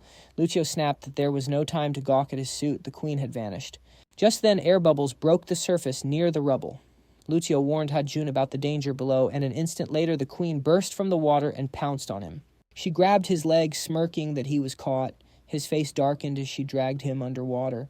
She dragged him down to the very bottom, laughing that she was going to drown him. He started to choke, panicking, as he thought, am I really going to die here? He'd just signed a contract for an apartment and had so many points saved up. He couldn't die like this before he'd even really started living. He whipped out his club, and the system informed him that it was responding to his power. Power output 100%. He smashed the queen on the head with all his might, making blood pour from her mouth. Clutching the wound, she shrieked that he'd hit her right on the bone. The MC started wailing on her with his fists and feet, trying to end it quickly, and a bright glow began to emanate from them, both shining all the way to the surface. Seeing this, Lucio grew worried, but then Hajin burst out of the water, exclaiming that justice had prevailed, and that's how the last siren was defeated. After their successful quest and underwater adventures, they celebrated by getting spaghetti at a restaurant. The moment Lucio tried it, she declared with delight that it was delicious. The MC just smiled and told her to eat up. He asked if she wanted anything else, adding, "It's my treat today." She was overjoyed and told him to get his wallet ready for some new expenses. Remembering everything that had happened, he thought about how he never expected they'd be able to defeat the sirens with her help, but of course he'd made the biggest contribution to taking down the queen. Even though he'd almost died, he told the nymph to eat as much as she wanted. She'd earned it. After all, she did help him get 500,000 points. If he cashed those in, it would be 6.3 billion won. He could even buy the Zeus Ball Lightning for 150,000 points. His food arrived and he started eating with a smile, thinking that, of course, the payout for destroying a monster was way better than for a regular delivery. Then he remembered the announcement about the exam. Lucio reached for his plate and asked what he was eating, and he told her it was sweet and sour pork. It was delicious. She immediately snagged a piece and declared she was going to eat it all. Pointing to the side dish of sauce, he said, "You're supposed to dip it in this." She dipped a piece of pork into the sauce, popped it in her mouth, and was immediately hit with an incredible flavor. It was sour yet sweet, with the perfect, crispy texture. He smiled as he watched her, telling her to eat slowly since no one was going to steal her food. After a few more pieces, she asked why they made it so complicated when you could just pour the sauce over everything. The second she tried to do it, he bonked her on the head and told her not to even think about it. He couldn't believe she was capable of such a culinary crime. After that, they returned home, but they were so stuffed they couldn't even move and just collapsed on the floor. Lucio groaned that she was going to die, and he pointed out that she was the one who ate all the pork by herself. He closed his eyes, thinking about how he'd worked tirelessly for the past 3 days straight. Today was supposed to be his day to relax at home, but no such luck. There was a knock at the door. He got up irritably, wondering who it could be now. He wearily trudged to the door, thinking that nobody ever visited this late. Maybe the landlord was stopping by for an inspection. He opened the door to ask what they wanted, but instead of his landlord, he saw a suspicious man in glasses, a mask, and a hat. He immediately slammed the door in the man's face, yelling that he wasn't buying anything. But the suspicious stranger started knocking again, this time calling out his name. Hajun trudged back into the room, muttering about how these salespeople even managed to find out people's names. It was so creepy. Lucio cautiously peeked around the corner and asked who was there, and he answered that it was just some creepy salesman. The stranger knocked again, exclaiming that he was there because he knew everything about Hajun. After all, he knew Hajun was a delivery man for the gods. Hearing this, the MC threw the door open, demanding to know who he was. The man, a crazy smile on his face and a flaming sword in his hand, said it was a good thing he'd opened up. He'd been planning on just breaking it down. Hajun was horrified. There was a complete psycho on his doorstep. Recognizing the sword, he immediately realized it was Sunjun and asked what he was doing here. Sunjun made the weapon disappear and asked with a smirk, "What do you think?" After everything that had happened, he'd come to invite him to the Youngwon Guild. Later at a cafe, Sunjun got down to business by pulling an envelope from his jacket, saying it was a reward for his help. "It's not much, but please accept it," he said. Inside was a check for 500 billion won. Playing it cool, the MC accepted, saying humbly that people should always help each other out in dangerous situations. He thought to himself that he should have started doing this kind of work a lot sooner. Sunjun smiled, glad he liked the reward, and said they could now discuss him joining the guild. If he joined, he'd receive a signing bonus of 20 billion won, plus an annual salary of 30 billion. There were also performance bonuses. So what did he think of the offer? Hajun thought that there probably wasn't a single guild in the entire industry with a better offer than that. When Hajun got out of the hospital, Down pointed out that the guy didn't have a hunter's license or any work experience. So how in the world did he get so deep into the Tartius dungeon and kill a monster? What's more, no one even knows how he entered or exited the Hyundai Gate. But if he joins their guild, they'll make way more money with his help than what Sunjun's offering him now. Hajun asked what would happen if he refused, and Sunjun just laughed confidently, saying he knew he could be relied on. And just like that, Sunjun declared him an official member of their guild. Hearing this, Hajun immediately cut him off, asking in confusion what on earth he meant. Sunjun pulled out his phone for the contract, but Hajun simply smirked and said he wasn't interested in signing. He then left the cafe with Sunjun chasing after him, begging him to reconsider. Sunjun pleaded that if he wasn't happy with the terms, they could renegotiate. Hajun replied that his decision was final and he had no interest in joining a guild. He said he had other things to do and had to leave. Sunjun ran after him, exclaiming, "What other things? Is there anything more important than this?" In response, Hajun just smiled and showed him the new order notification on his phone, proving that, as a matter of fact, he did. After that, he tapped the accept order button, and a brilliant light erupted from the phone, blinding Sunjun. Sunjun couldn't help but think, is that the same light I saw in the gate? When the glow faded, he was shocked to find that Hajun had vanished completely. Some time passed. This time, the app sent him to the mountains. They had already been hiking for a while when an exhausted Lucio finally asked him a question. She whined that he'd said they were going to rest today. Right. Catching his breath, he told her that was the plan, but some idiot ordered a delivery straight to the top of a mountain. He checked the delivery address, thinking it was weird. Normally, he teleported right to the customer, but this time, he was dropped at the foot of this enormous mountain. Lucio pointed out that he always accepts every order he gets, suggesting that might have something to do with it. Hajun told her he just wanted to get out of that last situation as quickly as possible. He hadn't expected Sunjun to show up personally and offer him a spot in the guild. Of course, it was a very tempting offer, but people would immediately figure out he wasn't a divinely powered hunter, just a guy using items from his side hustle. He didn't need a guild anyway, when he was making billions on a single delivery. While lost in thought, he finally reached his destination. For some reason, Lucio, who had been riding on his shoulder the entire time instead of walking, was also tired. Poor Hajun caught his breath, ready to find out what kind of psycho would summon him to a place like this. His eyes widened at the sight before him, a pile of monster corpses that looked just like the ones from the dungeon. Feeling him stop in his tracks, Lucio asked why he was so scared, but then she saw the bodies and exclaimed, "What in the world are these creatures?" He moved closer, telling her that he had no idea. He'd just arrived himself. He stepped on a tentacle and thought that its texture felt oddly familiar. Could this really be the same kind of monster that was at the Hyundai Gate? He turned to the nymph and asked if these creatures were also from Greek mythology. She said that wasn't the case. She had never heard of monsters like these. Suddenly, the ground beneath them started to shake. One of the monsters lunged at him with a loud shriek, and he spun around in horror, thinking this thing was still alive. But just then, his client came to the rescue. The godlike figure leaped high into the air and, glowing with a divine radiance, shot forward like a comet to strike the monster. The MC had to cover his face from a sharp gust of wind while the god sighed heavily, complaining that his back was hurting. Apparently, the years were catching up to him. His body wasn't what it used to be. Noticing Hajun, he walked over with a smile and remarked that he must be the hero from the rumors. The MC immediately noticed his towering height and wondered if this was the person who ordered the delivery. Lucio became incredibly excited when she realized who he was. Hajun asked if she knew him, and she enthusiastically confirmed it, though he himself was still completely clueless. He was the one who completed all 12 labors of the gods, the great hero of Olympus, who later ascended to godhood, won the war against the Titans, and became the hero of all heroes, Hercules. The guy smiled, saying he was a little embarrassed by the reminder of his past achievements, but Hajun felt a pit in his stomach. After all, Hercules was the one who had shot his teacher, Chiron, with a poisoned arrow, but Hercules just said he'd heard the news and asked, "Aren't you the one who healed my master?"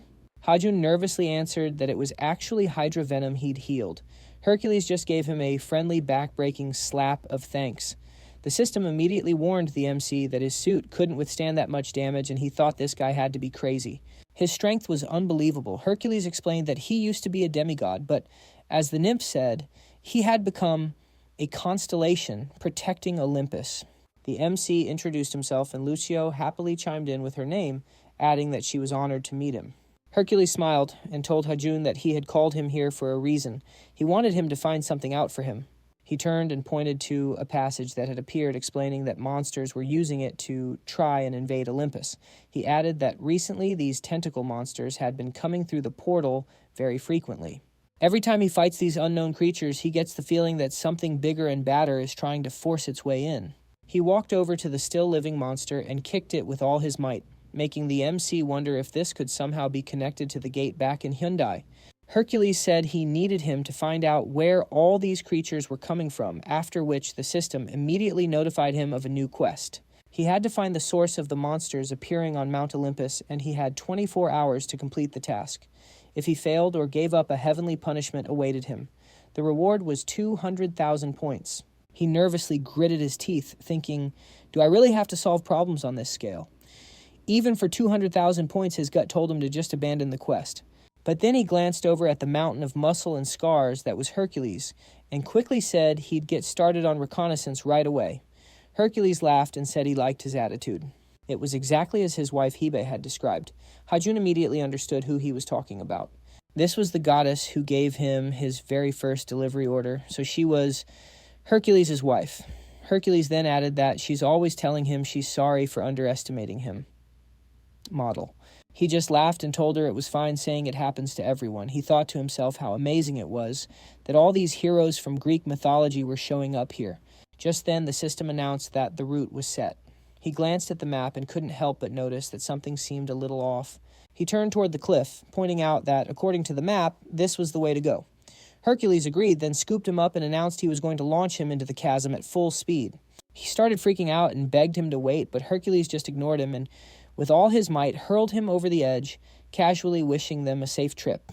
Horrified, our MC clung to Lucio for dear life, mentally screaming that Hercules was a crazy idiot. Meanwhile, Doyen barged into Sunjun's office, excitedly calling his name.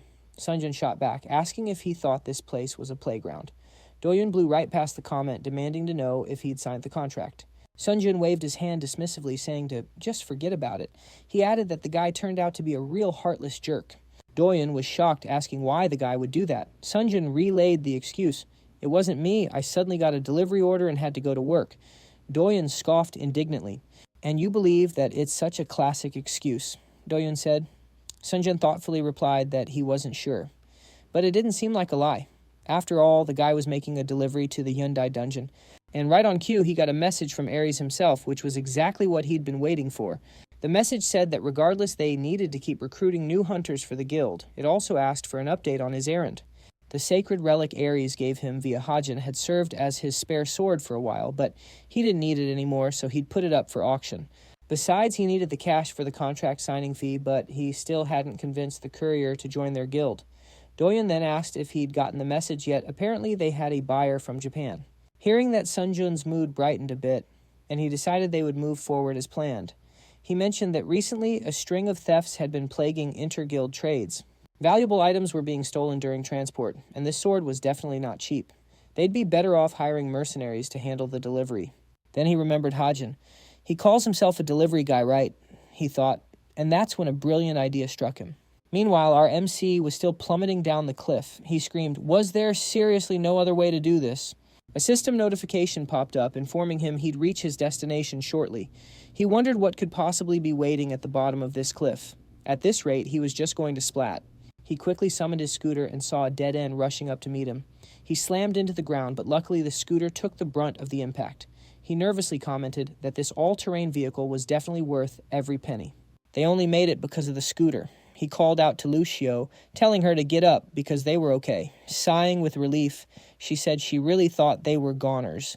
After they got off the scooter, he looked around at the barren landscape and wondered aloud what they were supposed to learn from a bunch of empty rocks. Lucio reminded him they had to report back to Hercules, which made him furiously mutter that Hercules could go to hell. That crazy idiot actually threw him off a cliff. Just then he heard heavy stomping from behind and a wave of fear washed over him. The ground started to shake and he panicked, thinking there must be a monster down here that they couldn't see from above. He thought, this is it, we're going to die and no one will ever know. A deep voice boomed, "Were you just talking about Hercules?" Lucio whirled around and frantically yelled Hajin's name. When he turned, he saw a giant with a massive boulder on his back. He got super nervous, thinking the giant was nearly as tall as Mount Wagwan. Where in the world did this guy come from? The giant demanded to know his connection to Hercules. Hajin nervously explained he had no connection. Hercules just asked him to find out how monsters were escaping from this place. The giant replied that he could indeed find that out here. He smiled, then let out a booming laugh as the stone on his back began to glow. Then he asked how it all began. The giant thought, is this kid seriously planning to ask me for help? The nerve. Meanwhile, Hajin realized this giant could definitely answer Hercules' question, so he politely asked if he could share what he knew. The giant angrily shot back, "And why should I help you solve that idiot's problem?" Hajin, confused by his hostility, asked Lucio why the giant was being so difficult. Hiding behind him in fear, she whispered, "You really don't know who he is. That's Atlas. He lost the war between the gods and the Titans, and as punishment, he was condemned to hold up the sky on his shoulders for eternity. So obviously he's got a major beef with Hercules, the son of Zeus," she explained. Hajin was furious, thinking, shouldn't Hercules have mentioned this? Why are all the gods such complete idiots? Atlas interrupted. "Well, are you two done chatting?" Hajin laughed nervously, asking if he'd been listening. The giant confirmed, noting that the nymph was telling the truth. "Even if monsters are escaping to the outside world, it has nothing to do with me," Atlas declared. Hajin was getting really irritated. If he couldn't convince this giant, he wouldn't be able to complete the delivery, and heavenly punishment would be waiting for him. Putting on a charming smile, he asked, "Now how could you possibly refuse a cutie like me?" The giant looked like he was about to vomit. Hajin quickly added that he wasn't asking for a freebie. He would definitely repay him for the help. "Maybe there's a favor I can do for you," Hajin offered. This piqued Atlas's interest, but Lucio started waving her hands frantically, insisting that he'd lost his mind. At this, the giant laughed. "You think I'd trust an important task to a mere mortal?" Hajin just told him to give him a try. Atlas grinned, remarking that he was certainly a brave one. In that case, bring me a golden apple," Atlas challenged. "If you can get one without crossing the river Styx, I'll tell you everything you need to know about the monsters." Hajin thought the golden apple sounded vaguely familiar, while Lucio cried out that it was impossible and that he couldn't agree to it. Golden apples are a legendary treasure. They grow on a tree that Gaia gave to Hera as a wedding gift. Finally remembering where he'd heard of them, Hajin covered the nymph's mouth to quiet her and asked Atlas, "So that's really all it'll take?" Atlas confirmed it, even swearing on the honor of the Titans. Hajin then said that if they were making a real promise, Atlas should swear on the river Styx. The giant liked his attitude and did just that, swearing the oath. With that done, Hajin whipped out his phone with a grin, recording the oath, and noting that now he couldn't back out. The reason he was so confident, he finally remembered where he'd seen that golden apple. It was an item he could buy in the system store. After that, he bought a golden apple for 1,000 points, which materialized in his hand instantly and showed it to Atlant with a smug grin. The Titan was shocked and utterly confused, wondering how our hero got his hands on such a rare apple so quickly. Meanwhile, Hercules was still fighting monsters. After taking down another slimy creature, he thought it was the last one and glanced over at the cliff, wondering if the others were back yet. Atlant wasn't easy to persuade, though, and Hercules wondered if the Titan had warned them about him. Deciding not to sweat it, he laughed, saying they definitely wouldn't get past him. Just then a glow appeared from below, and he turned to see the delivery guy land his scooter on top of the cliff. The MC nervously exclaimed that they'd almost died down there, while Hercules, clapping his hands, declared that it was simply fantastic. Unfortunately, our hero couldn't brake in time and ran Hercules over. Realizing what he'd just done, he figured he was a dead man. A moment later, he dropped to his knees, shouting that he'd made an unforgivable mistake. Lucio, right beside him, also dropped to her knees. Bowing her head, she pleaded with Hercules to forgive the rude man. In response, Hercules just laughed and said everything was fine. Did they really think something like that could hurt him? The MC looked up and pointed out, "But your face, it's all messed up because of me." He just smiled and asked, "What's wrong with that?" The protagonist thought to himself, "But it's a bloody mess, isn't it?" Then Hercules folded his arms over his chest and sighed, saying, "Whatever the case it looks like, Atlant didn't give you any information." He figured this mission would be too difficult for them, thinking to himself, maybe he's still mad about those stolen golden apples. So many years have passed, and he's still holding a grudge. Then Hercules lowered his gaze and announced, "Since you failed the mission, I'll have to subject you to heavenly punishment." "No," the MC said. Surprised, Hercules asked what but how. "Why would the Titan give you the information so easily?" The protagonist reached behind his back, saying, "About that." He pulled out an apple and added, "He pretty much lost it when I showed him this." Hercules cried out in surprise, "A golden apple. But how did you get it?" Hercules asked. The MC replied, "Well, how should I put this?" The scene flashes back to earlier, with our hero holding the golden apple in one hand and Lucio in the other. In the flashback, he says, "Here's the golden apple." Atlant stares at it, muttering, "It can't be. How did you get that?" The protagonist asks innocently, "This apple. I bought it at the store," he explains. Atlant demands, "Now give me the golden apple." But the MC just wags his finger, saying, You'll keep your mouth shut once you get this right. So first you have to tell me why the monsters started appearing." Atlant replied, "That's not true," and even swore an oath on the river Styx. Then the protagonist brought the apple towards his own mouth and said, "Well then, I'll just eat it myself." Atlant quickly folded, Okay, I'll tell you everything." Back in the present, the protagonist raises his index finger, explaining, "And that's what Atlant told me." He then clarifies that he listened to the whole story, took the apple, and ran. Hercules remarked, "You really have no business ethics." He thought to himself that ever since he'd heard about the MC healing his mentor's leg, he knew this guy was no ordinary person. "But I saved a ton of money," the protagonist added. Lucio then asked if you could make candy out of a golden apple.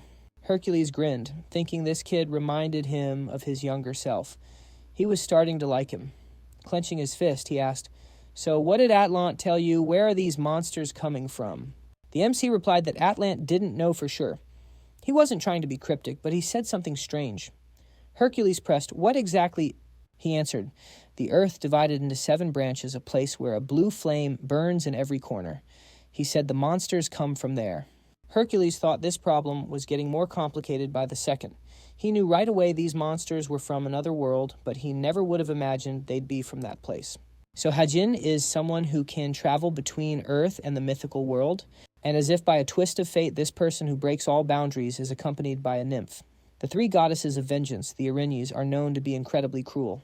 How could they lay such a heavy burden on such a young man? Hercules wondered. Then he looked over in surprise and asked what Hajin planned to do now. The MC just held out his hand with an awkward smile. He smiled and added, "I completed the task, my dear client. Now you have to pay up." Sometime later, Hercules stood atop a mountain of monster corpses, arms crossed, gazing thoughtfully into the distance. He heard a voice from behind. "So how did it feel to see it with your own eyes? Much more useful than you thought, eh?" Hercules turned in surprise and asked, "Hermes, how long have you been here?" He replied, "Ever since those kids took off." Then Hermes raised his hands and added, "Come on, Hercules, how much longer are you going to speak to me so formally? You know I hate it." No, I wouldn't dare," Hercules replied. Hermes then complained, "You've helped him so many times. Do you have any idea how difficult that makes things with my brothers, especially Ares? Have you heard he won't even talk to me lately?" In response, Hercules just scratched his head awkwardly, saying, "Well, he picks a fight with me every time we meet because of the past. I'll only treat him like a brother when he starts acting like one," he added. Hermes replied, "But you both love to fight. And are you still feuding with Grandfather Atlant?" Hercules crossed his arms, saying there was no way he could make peace after all this time, and Atlant wouldn't want to anyway. Hermes thought to himself that he'd love for them to make peace, but knew it wouldn't be that simple. Then he added, "So what our grandfather told him, was it about the place we're both thinking of?" Hercules replied, "The land divided into 7 branches where a blue flame burns in every corner. That's the place from the prophecy. We need to start preparing." Then Hermes floated off the ground and said, "All right, I'll go report on today's events." Hercules told him he could go himself, but Hermes insisted, "No, I'll do it. Who will deal with these creatures if you're not here? Besides, delivering news is my job. Well, I'm off. Tell your wife I said hello." "Yeah, will do," he replied. Then, concentrating his energy, he said, "All right, time to take out the trash," as he glared down at the remaining monsters. Sometime later, Lucio was sleeping soundly when the protagonist yanked the blanket off her and shouted, "Time to get up." She rose to her knees, wiped her eyes, and pleaded, "5 more minutes." He was indignant. "What 5 more minutes? We need to go now." He told her she needed to wash up and get dressed quickly. She grabbed a soda from the fridge and asked why they were in such a rush so early in the morning. He pointed a finger at her and asked, "Where do you think—" He reminded her the hunter exam was today, and since she'd protested when he told her to wait at home, she had to get ready. She took a sip of her drink, realizing he was right, but she wondered what was he going to do at the hunter exam. He looked at her, pointing out that she had begged to come along but didn't even know what they were supposed to be doing. She clenched her fist and pouted, "Won't you be bored going alone?" Besides, if he left, who would cook for her? He sputtered indignantly that he wasn't her personal chef. Then he grabbed his things, his ID, his exam pass, and a baton, saying he was just going to check it out. He didn't want to lug the baton around, so he decided to leave it behind. Just then, Lucio cheered happily. "Hajun, Lucio's ready too." He looked at her and thought, "Ready for what?" Then he tossed a cap on her head, telling her to at least wear that. A short while later, they arrived at a high-rise building. The protagonist looked around in amazement and said, "Wow, look at all these people." Lucio, looking up at him, asked, "Are all these people the gods' reapers?" He chuckled, "Reapers. Oh, you mean like hunters from the myths." He explained that as far as he knew, most of them were just skilled martial artists. Then an announcer's voice boomed, "All right, let's begin the hunter abilities test. First participant, please approach the cage." The next moment, a guy wielding an axe stepped into the arena. He was immediately surrounded by a horde of goblins, but he dispatched them with ease. Meanwhile, the protagonist watched from the stands with Lucio in his arms, thinking, 3 goblins. Probably for safety reasons. Even a regular person could handle monsters like these. So the real test isn't just about passing, but how you pass. All I can really do is attack them with my suit, he thought. That should be enough. Just then, the announcer called out, "Contestant number 38.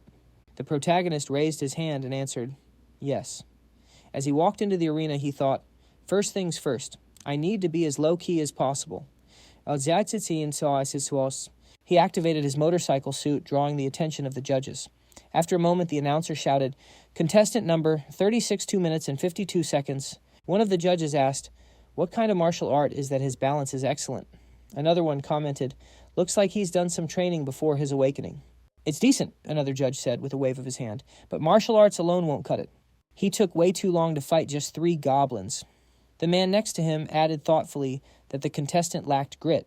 Nearby, Yua noticed the racket the old judges were making. She had a few choice words for their guilds, too. Murmurs spread through the crowd around her. "Is that Yua from Black Dragon? Did she really come to scout hunters for the guild herself?" She sighed, wondering to herself, how did I even end up here? Until recently, Black Dragon was the number 2 guild in the country. But after losing most of its sponsors to a series of scandals, it was now forced to scout for new hunters personally.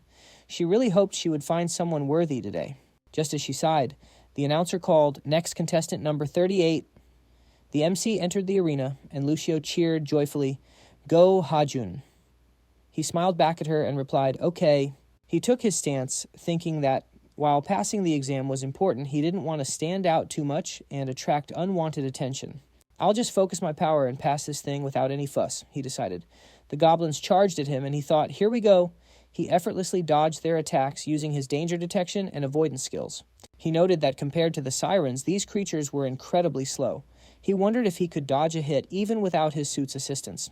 Nearby, Yua commented, "Wow, number 38 has some pretty good moves." "Huh." She glanced to the side, a flicker of recognition in her eyes. She felt like she'd seen that dodging style before. Meanwhile, the protagonist continued the fight, raising his fist and thinking, "I should hit them lightly so I don't kill them in one shot."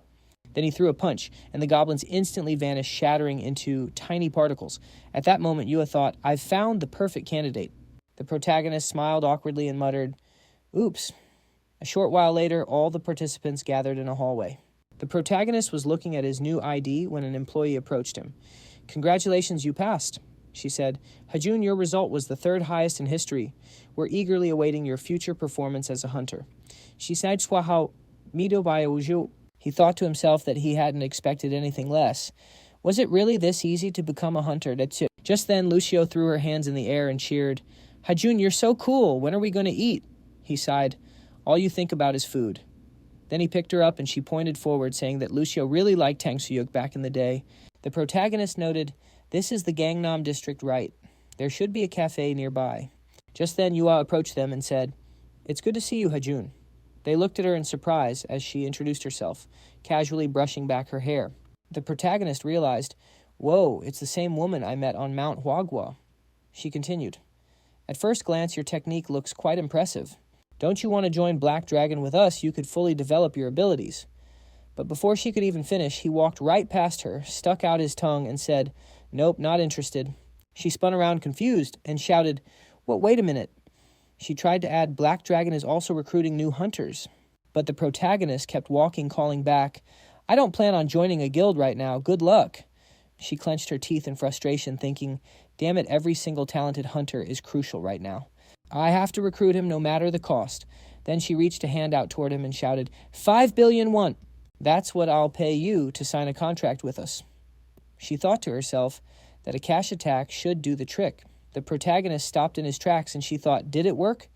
He turned and asked, 5 billion. "Exactly," she confirmed, folding her arms across her chest. 5 billion. She wasn't surprised by his reaction. After all, for most people, nothing is more important than money. But then he nonchalantly picked his nose and said, "Wow, you're even greedier than I thought. What's that kind of money to me anyway?" Lucio insisted they weren't some kind of street performers, ma'am. As they headed for the door, she chased after them, fuming, "Street musicians? He probably has no idea, but these terms are unheard of for a rookie. Does he really think he'll get a better offer somewhere else?" He calmly replied that he already had. "First year while Young Wan offered me 20 billion, isn't that the standard opening offer?" he asked. She shrieked in shock. "How much?" before collapsing to the floor in utter disbelief. The Young Wan Guild offered a newbie that much. As the MC stepped forward, Lucio piped up, "Tonsuyuk." The guild leader thought, who in the world is this person? A short while later, a news anchor announced, "A new prodigy has emerged from the recent hunter qualification exam, shattering the previous third-place record." The incident was already a hot topic. Our protagonist watched the TV and said, "Wow, it hasn't even been an hour, and I'm already on the news." He then picked up a menu, glanced over it, and sighed. "It's a shame we ended up coming here." "Lucio, what do you want to eat?" She huffed that she already told him she wanted tangyuk. He deadpanned, "Where are you going to find tangyuk? At a roadside diner, Chio." She then pointed to an item on the menu and declared, "Fine, then I'll have this thing that looks like meat." The protagonist raised his hand, calling out, "Miss, we're ready to order." The next second, Sunjun approached their table holding a plate. "Right here," he said cheerfully. "2 orders of fried meat." Our protagonist was stunned. It's ready already?" Sunjun smiled, setting down a second plate. "The fried meat at this place is pretty tasty. They make it fast and the portions are huge."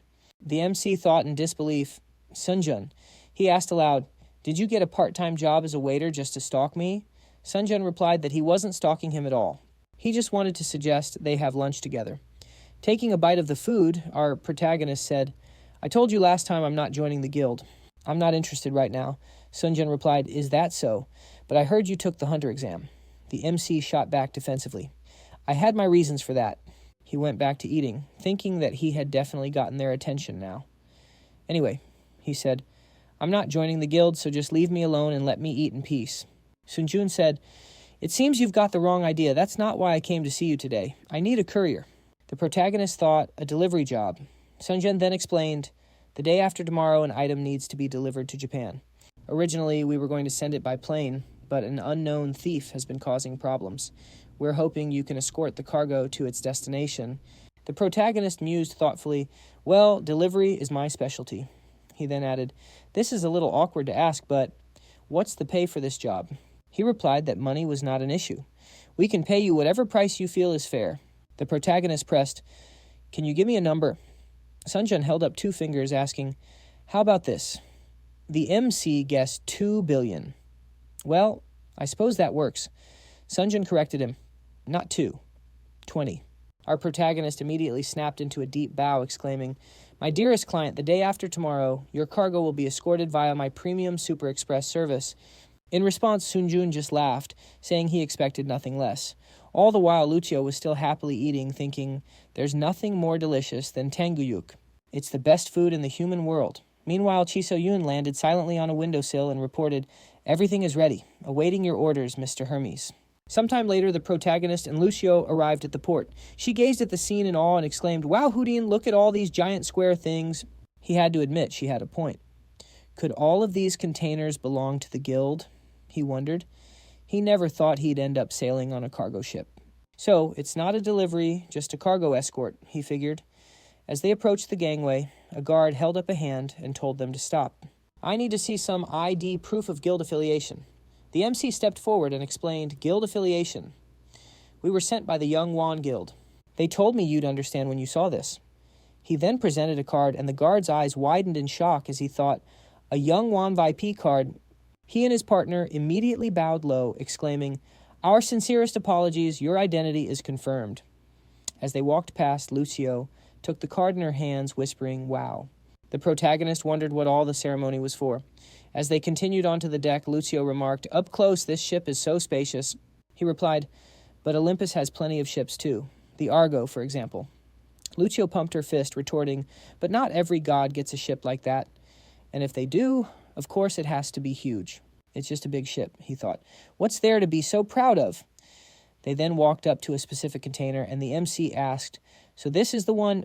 He held the card up to a scanner on the container, thinking, "Isn't this a little too obvious? It's like they're practically begging a thief to steal what's inside." A moment later, a mechanical voice stated, "Young Wan Guild, confirmed opening doors." The protagonist stepped inside with a smirk and said, "Well, now I see why they were so flashy about it." He stared at a glowing sword bound in heavy chains and asked, "How is anyone supposed to steal this?" Placing his hands on his hips, he thought, "The security is top-notch. Is there really a thief out there who could actually pull this off?" At that moment, Lucio hugged his leg and asked, "Why is that sword here?" "Coucher," the protagonist asked, "is it something special?" She looked at him astonished. "You don't recognize it. A glittering golden sword that radiates divine power. It's Charlemagne's famous blade Durandal." He crouched down beside her and said with a smile, "That's incredible. You really do know everything, don't you?" She puffed out her chest proudly. "Well, of course, it's only natural for Lucio." Before she could finish, he chuckled and said, I know. You're a super elite nymph after all. She then looked up at him and asked, So what are you going to do now? What do you mean? He replied, I'm going to make sure nobody steals it. And you're not sleeping either, he added. You have to keep watch with me. What if some fool decides to rob this ship? 20 billion won is on the line. She scoffed indignantly. Who do you take me for? He thought to himself that 20 billion was a huge sum. If the sword got stolen, they would probably demand even more in compensation from him. He had to concentrate and keep his eyes peeled. He then grinned and said, All right, looks like the ship has set sail. He turned to Lucio. Let's make a bet. Whoever falls asleep first gets a flick on the wrist. You're on, she replied eagerly. Meanwhile, the guards stationed outside were monitoring the situation. One of them yawned, wondering to himself, Why am I suddenly so sleepy? With that, he collapsed, dropping his weapon. His colleagues followed suit, and just then Seo-Yun boarded the ship, announcing her presence. Meanwhile, our protagonist had dozed off inside the container. Lucio flicked his wrist, telling him to wake up. He sat up with a jolt, looking surprised. How did they fall asleep? She raised her fist and shouted as a fog appeared. He and everyone else outside was fast asleep. He wondered if it was the fog. Was it some kind of sleeping gas? He then looked at the sword and thought, Dendel! Thanks, Zeus. Everything is fine on that front. Thanks to his suit's power, he should be immune to the effects of most substances. So could this thief really have a similar ability? With these thoughts, he opened the container door and looking outside wondered in surprise, What the hell? The thief had her hands folded in front of her and was praying, Oh my God. She prayed that she would be a worthy thief today. He thought, What is with this crazy woman? Then he said, Let's open up shop. He figured if he caught this thief, the delivery would go off without a hitch. He paid 10,000 and thought he had no time to waste. Then So-Yun rose to her feet and said, Okay, now it's time to get to work. The next second, a magical rope bound her body. She thought, A rope! No, this is no ordinary rope. It completely ensnared her like a spider web. The MC holding the rope said, Gotcha. Lucio shouted for her to surrender.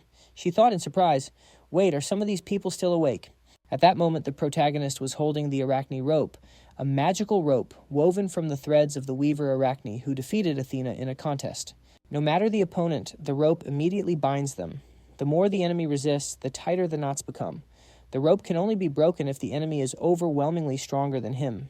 The MC thought about how easily his 10,000 coin artifact had taken care of her. Then So-Yun demanded to know who he was. How could he withstand the divine gas, and where did he get that rope? It was also created by a deity. The protagonist walked closer and bonked her on the back of the head. He said that for a thief, she talked way too much. She was indignant, insisting she wasn't a thief and that he should untie her. She claimed she had to take something from there. The protagonist asked if she thought he was crazy enough to just let her go. After all, she was a thief who came to steal someone else's property. She replied that she only steals what truly needs to be stolen, insisting it's a good deed. He figured she was definitely nuts, trying to justify her crime like that. Wow, really, he thought sarcastically. Right, she's like that thief from the fairy tales, the kind who steals things and gives them to people who really need them. The protagonist looked at Lucio and asked, Is she serious? Lucio replied, It seems like she's completely out of her mind. Then So-Yun shouted, Enough. This is all to counter an impending threat. Quoting Lord Hermes, she continued, The sword must be returned to its original owner. The MC was surprised. Hermes.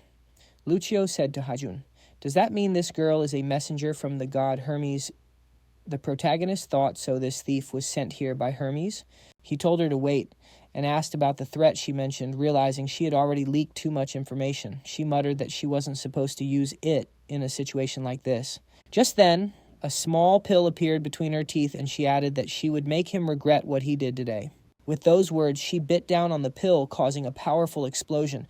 The protagonist covered his face with his hand and shouted, What kind of power is that bull? He thought, Aha, just a regular smoke grenade, but with really thick smoke. This girl is tied up with the Arachne rope, so she can't escape. Then he looked in surprise at the empty rope lying on the ground and thought, She's gone. At that moment in Astral, So-Yun flew forward complaining about her expensive pill. Do you have any idea how much that cost? She had used an elixir of the astral body. When consumed, it frees the soul from the physical body for a limited time, transferring it to an astral state. Remaining time, 4 minutes and 30 seconds.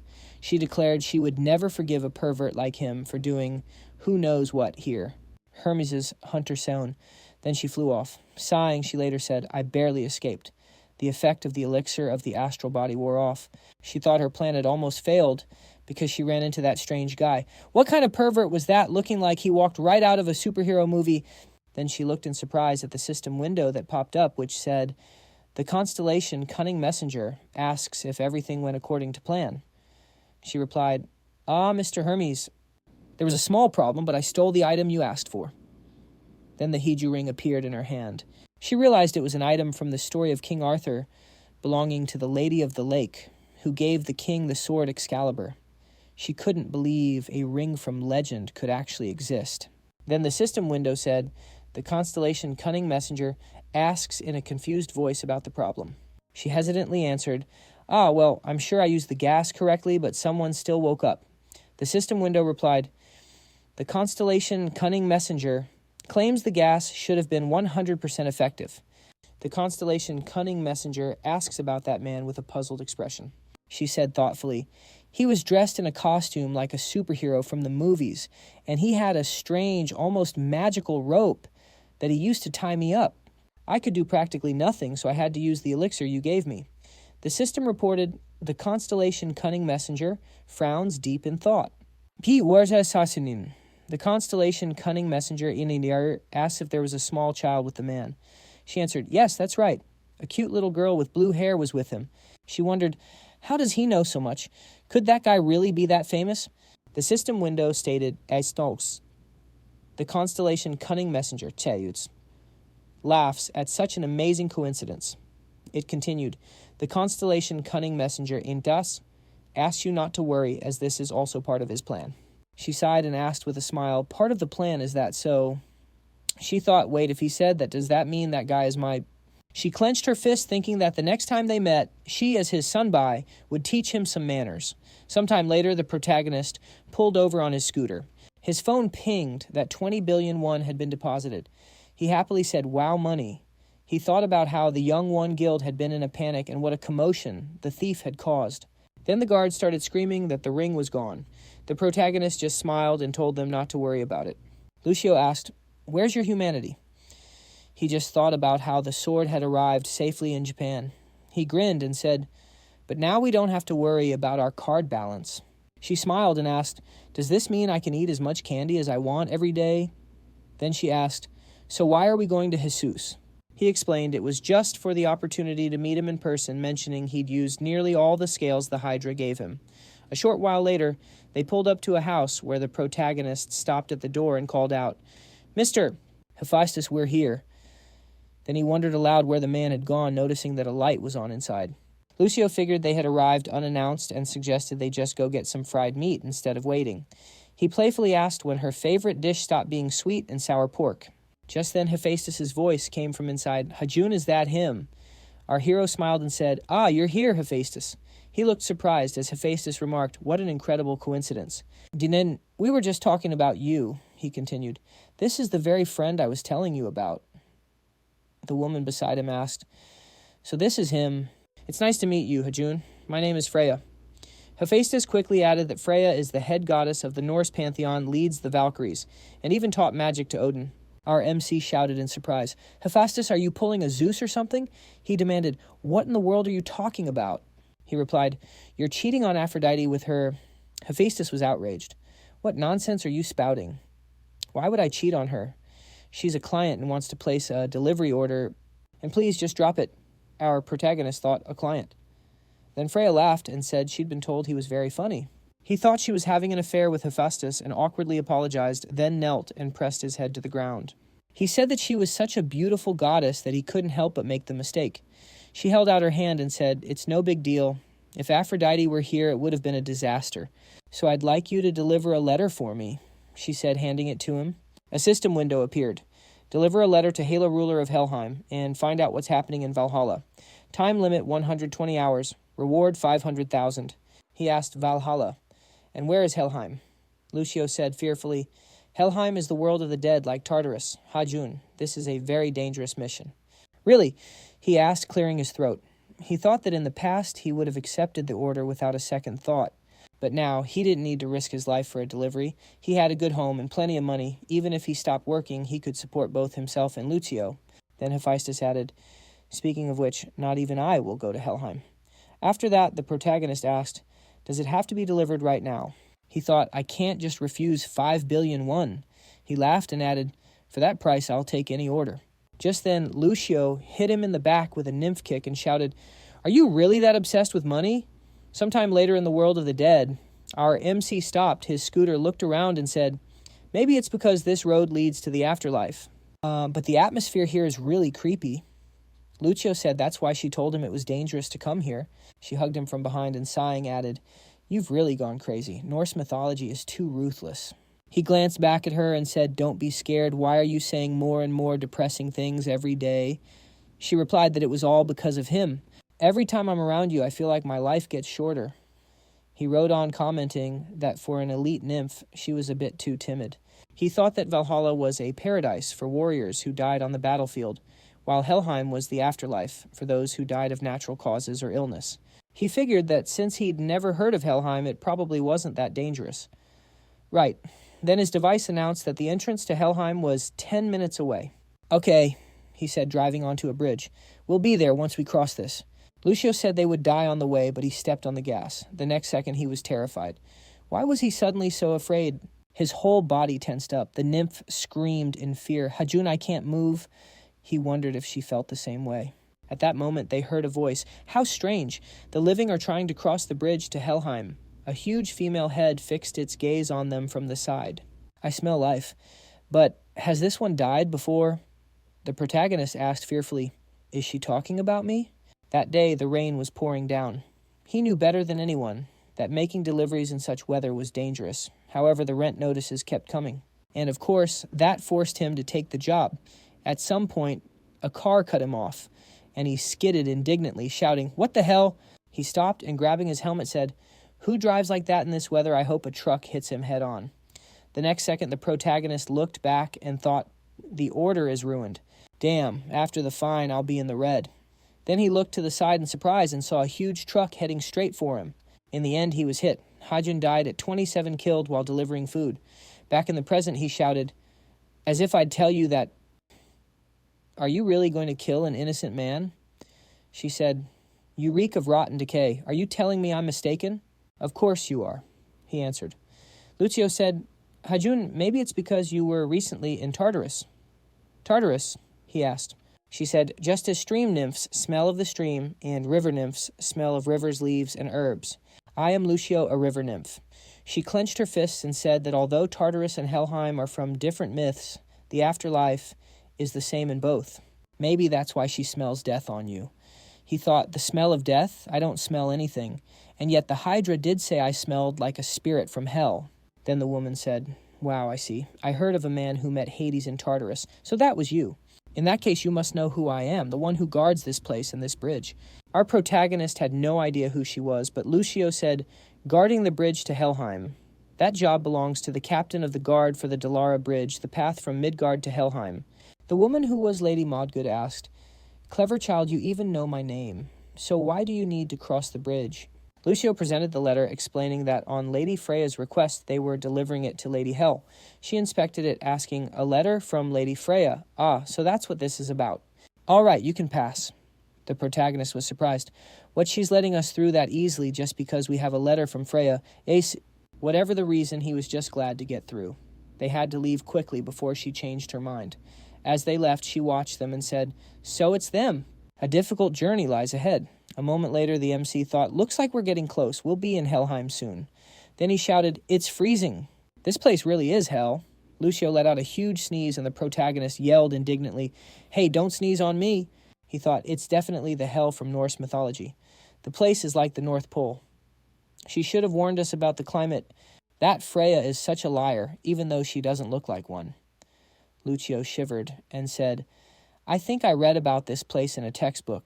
Unless you're already dead and can't feel the cold anymore, you'd have to be a frost giant to survive in Helheim." He turned to her and asked, "What? Why are you just telling me this now?" She told him not to yell, saying she just remembered. "Do you remember absolutely everything you learned in school?" He admitted, "Well, not everything. Then she asked if he could buy something from the store. He immediately wondered if this brat was eyeing his wallet again, but she had a point. They didn't have any other choice. He commanded the store to open, wondering what items could help them beat the cold. Then he said, "Okay, found it." He selected a wolfskin down jacket. It was described as the enemy of the ice world, a black down jacket made from wolfskin. It keeps you warm no matter how cold it gets or how strong the wind blows. He was stunned by the price, 200,000 points. His scooter only cost 100, and some cape he bought was just 2. Still, he had no other choice. The system announced wolfskin down jacket, purchased minus 200,000 points. His remaining balance was 622,700 points. He accepted the jacket with tears in his eyes, thinking, "My hard-earned points bought with blood, sweat, and tears?" After putting it on, he rationalized, "Oh, well, I'll get 500,000 back once I complete this delivery anyway." Then Lucio shouted his name, "Hyun." He turned surprised. "Huh," she said happily. "This jacket is so warm." He was surprised she got a jacket too. Hyun figured it was because the item shared its effect just like the invisibility helmet. Well, that's a win-win, he thought. Besides, I'm still going to make a profit on this delivery. With that, they set off again. He said, "All right, we've taken care of the cold. Now we just need to get to our destination." The nymph cheered, "Let's go." Hyun thought, "Right, let's go." After riding for a while, he steered through the storm and asked why the blizzard was so intense here. Lucio complained that she couldn't see a thing. Hyun thought that even though the down jacket handled the cold, the wind was so strong that the scooter was barely moving forward. He wondered, are we even going to make it there today? Damn it, the navigator isn't working either. This is bad. We need to take a break. They stopped and took cover behind a large block of ice.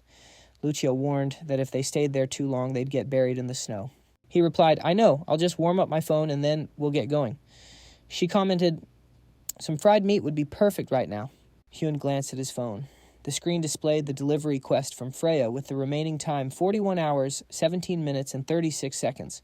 He thought that even with a long way to go, they might just make it. Everything seems to be going smoothly so far, he thought. Just then, Lucio called out to him. "Oh, come on," he mumbled, thinking she was worried he'd fall asleep there. She pointed off to the side and yelled, "Look, get up and look quickly." He peeked around the corner of the ice block and asked, "What in the world is going on?" He stared in disbelief at the nearly naked man sprinting towards them. "What is with that guy?" As the man got closer, he yelled, "Hey, if you want to live, you have to run." Just then, Hyun saw several angry wolves chasing him. "Damn it, why is he running towards us?" he thought. Hyun immediately grabbed the nymph, hopped on the scooter, and sped off. He yelled at the running man, "Don't run over here, you psycho!" The man Sigurd easily kept pace with them and panted, "Don't talk to me while I'm running, it's hard enough as it is." That the MC was stunned. "He's keeping up with the scooter at full speed," Hyun thought. Then he yelled, "Out of all the directions you could have run, why did you come this way?" Lucio added, "Exactly, if you're going to die, die by yourself." Hyun just smirked and told her that was a bit harsh. Sigurd just laughed and shouted back that he was happy to see other people. Since arriving in this strange place, he'd seen nothing but ice and wolves. "What kind of idiotic reason is that?" Hyun yelled. Lucio muttered, "So he decided to lead the wolves right to their next meal." Just then, Hyun spotted something ahead and thought in surprise, "A hut." "We have to get there." He gunned the scooter through the gate and declared them saved. Sigurd ran after them, yelling, "Wait for me, I'm coming too." The protagonist thought dryly, "Great, a naked man." He glanced back at the wolves. "Crap, they've almost caught up." He slammed the gate shut, shouting, "Damn it." He thought, "I just met the guy today, and now he's about to become wolf food." He awkwardly backed away from the gate, muttering a eulogy. "He died because of me. I'll never forget him." But just then, Sigurd's voice called out, "Who's dying?" The MC was stunned as Sigurd vaulted over the fence into the hut's yard. How did he jump over a 7-meter wall? Hyun yelled in disbelief. "Amazing!" Lucio shouted. Sigurd landed gracefully and said with a smile, "You're saying some strange things. There isn't a wall in the world I can't get over." The MC thought, "This idiot is actually pretty cool." Lucio added, "But his underwear is stupid." Sigurd approached them and said, "Anyway, I'm late with my introductions thanks to that little run." The protagonist replied flatly, "An introduction wasn't necessary." Ignoring him, he announced, "I am a descendant of the world's greatest man, the king of the gods, a glorious warrior of the Fulsung clan. My name is Sigurd." The protagonist replied, "Oh, right. Well, my name is Hyun." Then Sigurd clenched his fist and said, "All right, Hyun, a pleasure to meet you." At that moment, Lucio looked at him with stars in her eyes and whispered, "Sigurd." Hyun glanced at her, wondering why she was so captivated. She explained, "If his name is really Sigurd, then that means he's the hero from the Volsunga saga who slew the evil dragon Fafnir. That's why they call him the Dragon Slayer. He's the Dragon Slayer." He awkwardly scratched the back of his head, laughed, and said he wasn't some great hero who deserved such a grand introduction. He told them to just talk to him normally. The protagonist thought, "I like this guy." Then Sigurd pointed to a nearby hut and suggested they head inside, instead of standing around in the cold. Our MC was like, we can't just barge in without knowing who owns the place. But Sigurd just kept walking, pointing out that with a blizzard raging and man-eating wolves around, getting to safety was the top priority. He said if anything went wrong, he'd take full responsibility. Our protagonist glanced at his phone and thought, "Good thing this place isn't too far from our destination. We can wait out the storm here for a little while." After a bit, they got a fire going and settled in. Sigurd asked, "So what brings you two to such a dangerous place?" "Judging by your gear, you're not warriors." Our protagonist scratched his cheek and replied that he was asked to deliver something to someone living around here. "You could say they were on a mission." "A mission, you say?" Sigurd asked, looking intrigued. "That's quite unusual." After that, our MC changed the subject. "So Sigurd, why were those wolves chasing you? You're a legendary dragon slayer." Lucio clenched her fists and added, "Yeah, really. Wolves should be small fry for you." He simply replied, "Because this is Helheim." The protagonist was taken aback. "Helheim? What do the wolves have to do with that?" Sigurd explained that this world is inhabited by the dead. "So what's the point in fighting things that are already dead, and in the afterlife? Fighting them would just wear me out, and then they'd eat me alive. It's better to just run." The protagonist had to admit that made a lot of sense. Sigurd asked, "So who and what are you supposed to deliver?" He mentioned he knew the area well and suggested they could all leave together at sunrise. At that moment, Lucio put a hand on the protagonist's arm and whispered, asking if this was really the Sigurd. She suggested that maybe he should trust him and tell him everything. He figured she was right and told Sigurd that the goddess Freya herself had personally requested he deliver a letter for her. Sigurd's eyes widened. A letter from Freya. He glanced at the letter in our hero's hands and thought, "That seal, it's definitely Freya's." He then said, "In that case, you should have told me from the start." The protagonist retorted, asking how he was supposed to trust a guy running around in nothing but his underwear. The next second, a loud crash outside made them all whip their heads around. The protagonist peeked out and saw the beast, thinking, "Are those the same wolves? Damn it, how did so many of them gather here?" Sigurd looked at our hero and yelled, "Hyun, I'll hold them off. You two escaped through the back door." Hyun was shocked. "What you said, it's impossible to even kill them. How can you stop them all by yourself?" Sigurd just told him not to worry about it. In the next moment, energy began to concentrate in his hand, and our MC could only wonder, "What is that?" He answered, "The dragon-slaying sword Grum." Lucio gasped, shouting that it was the legendary sword he used to slay the dragon Fafnir. The protagonist thought, "Oh right, the dragon slayer." At that moment, Sigurd swung his weapon, unleashing a massive wave of power. Our hero was in awe. "That's crazy. He took out all the wolves with a single blow." Sigurd warned him, "It's not that simple. This isn't over." Just then, the scattered pieces of the wolves began to merge into one giant creature. The protagonist yelled, "Crap, what is that thing?" He thought, so this is what he meant when he said, "You can't die in Helheim." Then Sigurd looked back at them and shouted, "Hyun, you have to run, I'll buy you time."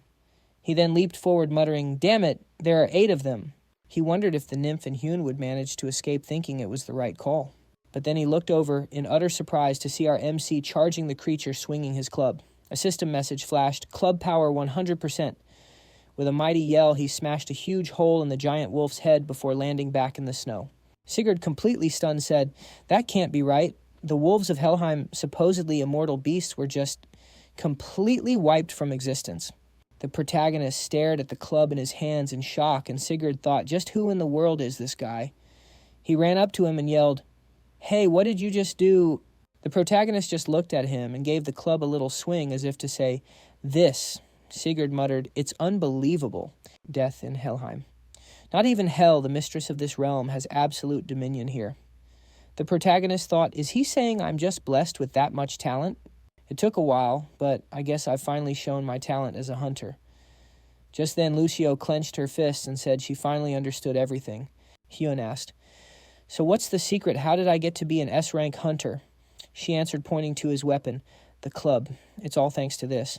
He asked, this is the thing Ares gave me, right? She explained that it was made of mistletoe, the very same branch that long ago killed Balder, the second son of Odin, king of Asgard. It's an artifact so valuable that it's almost unheard of in world myths. A myth-grade weapon that can kill an immortal. The branch of ruin, he thought. This is Misteltein. I can kill an immortal. Isn't this the ultimate item, Durandal, which just guarantees my safety is worth 20 billion? So how much would a weapon capable of killing an immortal even cost?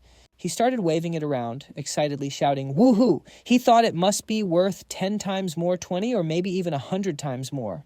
At that moment, Sigurd threw his hands up and yelled at him to stop waving that thing around.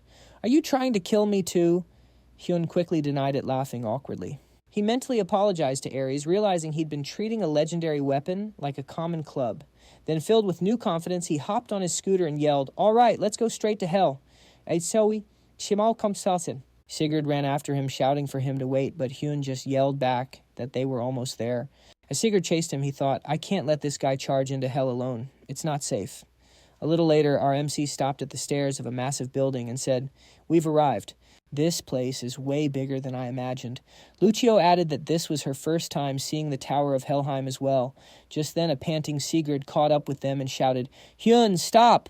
He turned around in surprise and asked, Sigurd, catching his breath, said, it's too dangerous to go in there alone. The protagonist asked, have you been running after us this whole time? Sigurd replied that since Hyun clearly had no intention of stopping, he was left with no other choice. So the protagonist just stood before him and said, then just come with us. What's the problem? Sigurd shot back, do you really think it's that easy to just waltz into the Tower of Helheim? He replied, just open the door and step inside. At that moment, Sigurd looked behind him and said, oh, there they are. The warriors ran towards them shouting, halt, who goes there? The protagonist thought, oh, so there are guards at the entrance to the tower. Then Sigurd stepped in front of them, holding up a hand and saying he was glad to see them. One of the guards asked, oh, Lord Sigurd. He explained that these were messengers from Lady Freya here to deliver a message. The guard said, I see. In that case, we'll open the gates. The protagonist then asked why they were being so polite to him. Sigurd responded, isn't it obvious Garm is the garrison responsible for Helheim's territory and I am its general? After a little while, they went inside the tower and the protagonist commented, it looked like a castle from the afterlife, but there's nothing special inside. Musio asked, does the afterlife really have to be so gloomy and scary? Just then the MC stopped near a maid, who said, we've been briefed on everything, my lord. The guests have brought a letter from Lady Freya. He answered, that's right. Is it possible for us to meet with Lady Hel? She led the way and replied, of course, my lady is already expecting you. Please follow me. The protagonist replied, all right. The protagonist then looked at Lucio and asked, is she some kind of god or hero too? She replied, Lady Ganglo is not a goddess or a hero, but she has been Lady Hel's servant for a very long time. Then she smiled and said, Lady Ganglo, how did you manage to stay by the goddess's side for so many years? Lucio wanted to learn her secret too, but she just continued to walk forward silently. Lucio said indignantly, so no answer, huh? And after I asked so nicely, what a waste of breath. At that moment, Ganglo thought to herself, cute. She then stopped at a large door and announced that Lady Hel was in here. You should be careful, she advised. Sigurd said that this was as far as he could accompany them. It was up to the protagonist to go inside and give Hel the letter. In response, the protagonist thanked him. He then looked ahead and thought, this never happened when I met Hephaestus, Ares, and the other gods. I guess I'm so nervous because she's the goddess of death. After that, the maid stepped forward and announced, your deathhood Lady Freya's messengers have arrived. The goddess smiled and said, a strange aura is coming from him, neither alive nor dead. Is he the one who upset the balance in Helheim? The MC took out a letter and said that he came here to deliver it from Lady Freya. She asked, a letter. The next second, she summoned it to her hand and began to read. After a moment, she said thoughtfully, child of the outside world, is everything written here truly the truth? He replied that he didn't know. He was only asked to deliver it and had no idea what it said. He had no idea. And why was she asking him just then? Musio raised her hand and shouted, what's the big deal? He asked what we were just asking. Then Hel stepped forward and said he was unusually confident. Fine. If you're that curious, I'll tell you. Someone is apparently disguising themselves as Helheim's dead to get into Valhalla. This is the work of outsiders. The people of Helheim have nothing to do with it. With that, she tore up the letter and burned it to ash. She then added that there was only one place in the entire universe where someone could commit such a vile act as interfering with the cycle of life and death. A place where the earth is split into 7 parts and everything around it burns with blue flames. She smiled, placing her hands on her hips, and said, "It was their fault." The protagonist thought, "This little brat rules Helheim." At that moment, Gangla blushed with embarrassment and said, "Kundi."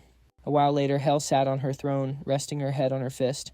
"So did they leave?" she asked. Gangla replied, "Yes, we opened a warp so they could get to Olympus directly." She replied that she thought she'd found an amusing mortal for the first time in a long while. By the way, that Freya is quite the schemer. Coming up with the idea to send a living person to Helheim, Ganglo explained, "He's called the gods' delivery man.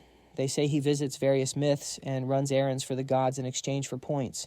The goddess asked, "A delivery man? Huh." Then she jumped off the throne and added, "In any case, now that we've confirmed they exist, there's no point in just sitting around." Ganglo, get ready to leave. Her servant looked surprised.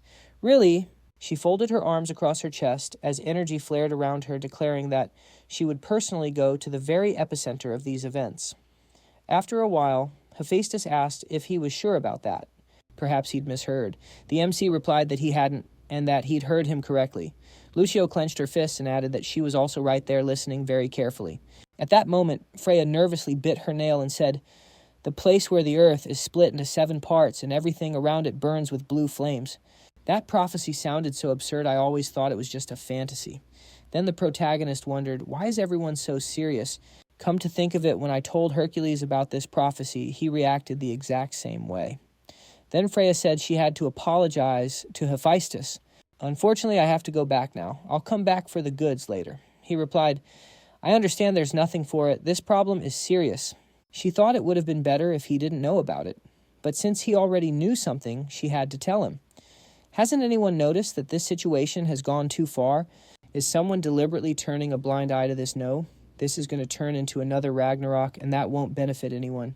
Just then, the protagonist placed a hand on her shoulder and told her to stop and wait. "Dear customer," he asked, "did you happen to forget anything?" Hephaestus looked surprised. "Hey, what's he doing?" he thought. "Doesn't she have to pay him?" Freya asked. "How dare you, a mere mortal, touch my body without permission?" With those words, she released a terrifying amount of energy, and the MC thought in fear. The pressure was unbelievable, but there was no way he was leaving without his money after going through all that. The next second, he performed his signature move, asking for his palm to be greased. This is Hajun's unique skill, which was born from customers who ran away without paying. Statistics showed that if he uses this skill, his chances of receiving payment increased by 95%. Then the protagonist added, "You need to pay before you leave." She said, "Oh, right, I completely forgot." The system reported that 500,000 had been awarded as a tip for delivery. Another 250,000 had been awarded by Freya. The protagonist looked at his phone screen and said happily, "Oh my God, there's even a bonus." Remaining points, 1,372,700. He clenched his fists, overjoyed. Finally, his first million. If you convert that to cash, it's over 10 billion won. Just then, Lucio kicked him in the back, yelling, "Hajun, your greed knows no bounds." He shouted back indignantly, "Are you trying to break my back?" Freya just sighed and said, "You two are hilarious." She headed for the exit, adding that they really needed to get going. "Hephaestus, she's caused quite a bit of trouble." He replied, "Well, it happens. Just send a message when the goods are ready." Then he added, "That kid is incredible. Either crazy or brave." The protagonist scratched his head and asked, "You think so?" Hephaestus folded his arms and replied that he didn't think so, he knew so. Since time immemorial, it's been said that a man should be insanely brave. The main thing is to not let that courage slip into recklessness. He answered, "Exactly, Lord Hephaestus. I'd like to ask you about something." Hephaestus asked what else he needed. He asked what happened in the place where the earth is divided into 7 parts. Why does everyone get so weird when they hear about it? This time, even Hephaestus had a strange expression on his face. Hephaestus asked Hercules, "What is he even talking about?" Hercules replied that he had other business. Then Hephaestus shouted that he didn't understand. "If something like that happened, why didn't you tell me about it?" The protagonist replied, "Well, you didn't ask, and I don't even know what that place is." Hephaestus said, "So that's how it is. He thought to himself that sooner or later there would have to be a meeting of the gods. In any case, she's the one to blame for all of this. The meeting of the gods is a literal gathering of the 12 Olympians where they discuss heavenly matters. This would be the first meeting in 389 years, and he was starting to understand why. After that, the protagonist asked, "Lord Hephaestus, so what's the deal?" Hephaestus just told him to forget about it. Seeing his surprise, he added that it's not a pleasant story. The very fact that you know about it could cause problems. The MC was surprised, but Hephaestus told him not to worry too much. The gods are the ones primarily responsible for this mess. You'll find out everything when the time is right. After all, you're visiting various myths. Eventually, you'll run into this, whether you want to or not. He frowned, thinking, of course it would be better if that didn't happen. A little while later, Lucio said excitedly, "Hajun, you have to open it quickly." He replied, "Hold on, just wait a second." "Okay, the password is 389. They went inside and Lucio exclaimed happily, "Wow, it's so spacious.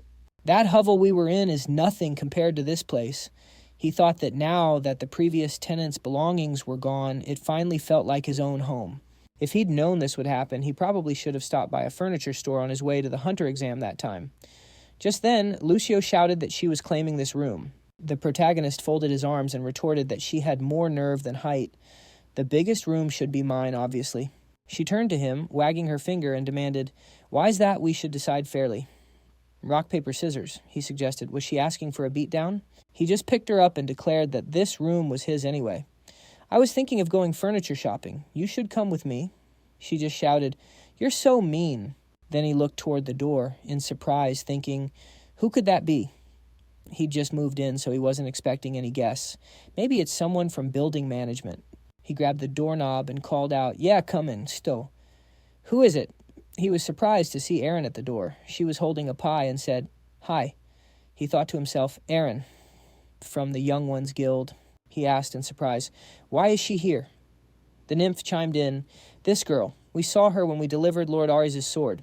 He realized she must be his neighbor. He'd been so busy lately that he'd completely forgotten about her. She then held out the dessert and told him to take it. The god's delivery man asked, "What's this?" She replied, "It's a housewarming gift." "A rice cake," he noted. "But I didn't even have a housewarming party. I didn't invite anyone. And is this really what people do on moving day?" She asked, "It isn't." He replied, "Of course not." He thought, "Why is this rice cake so green?" Just then, Lucio pointed at the dessert and asked, "A rice cake, is that something you can eat?" Then she snatched the plate right out of the protagonist's hands, darted to the back of the room, and declared that the rice cake was now hers. The protagonist reached for it, shouting at her to give it back. But she was already eating the cake, saying, "Hajun, you forgot to feed me because of the move. I'm having my lunch. I'm really, really hungry right now." Then she paused, thinking in surprise, "What is this taste?" The next second, she spit it all out. The protagonist reached for her, yelling, "Hey, don't do that on the floor." What's wrong with you?" She looked down at the cake and asked, "What is this stuff?" It tasted disgusting, like she'd eaten chocolate and then immediately used mouthwash.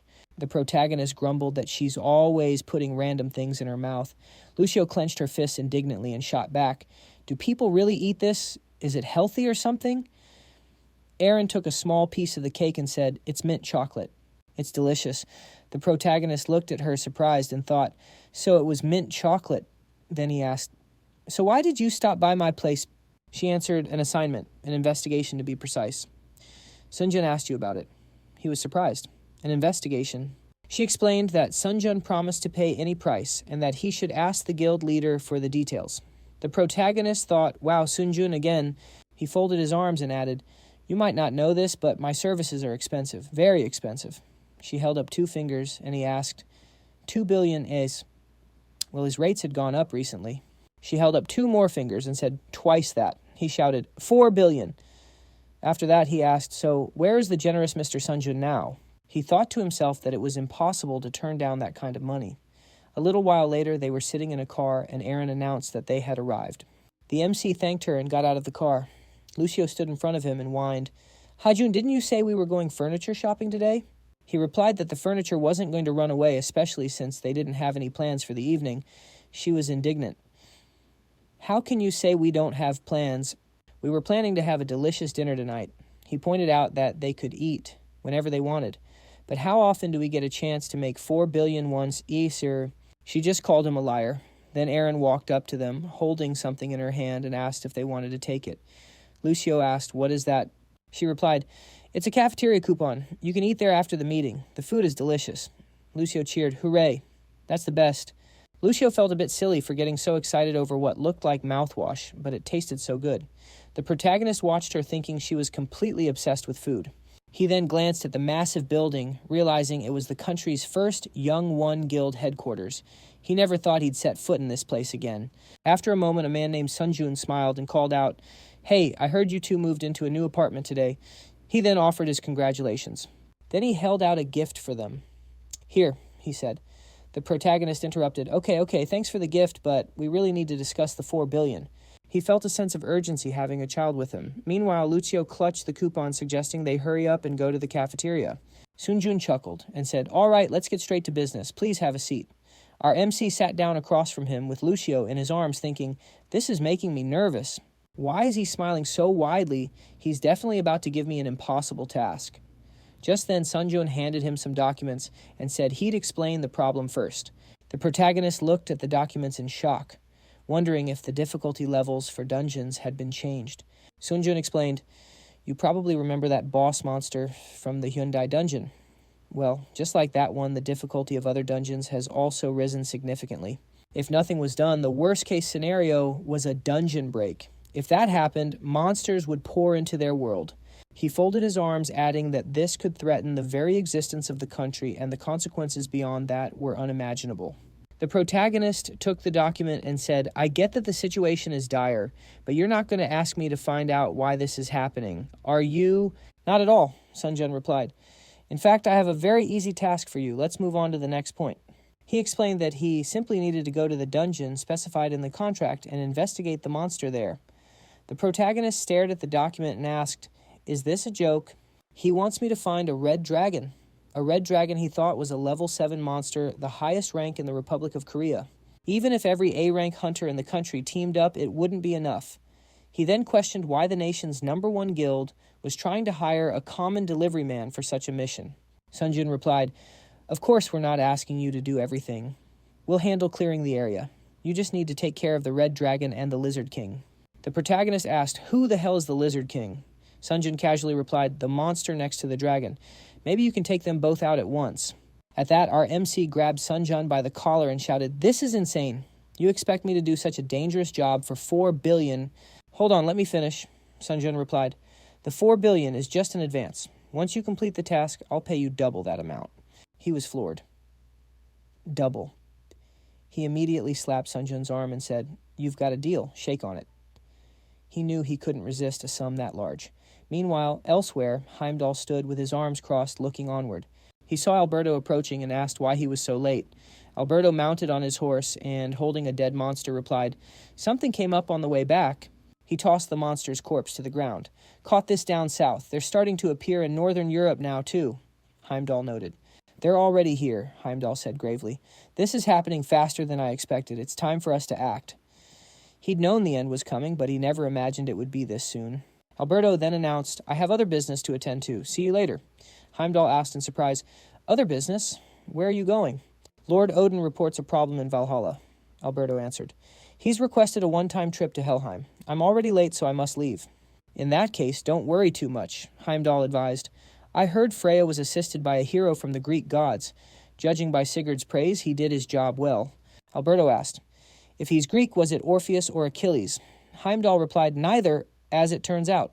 From what I was told, he's an ordinary mortal, just like you," Heimdall explained. "An ordinary man," Alberto thought.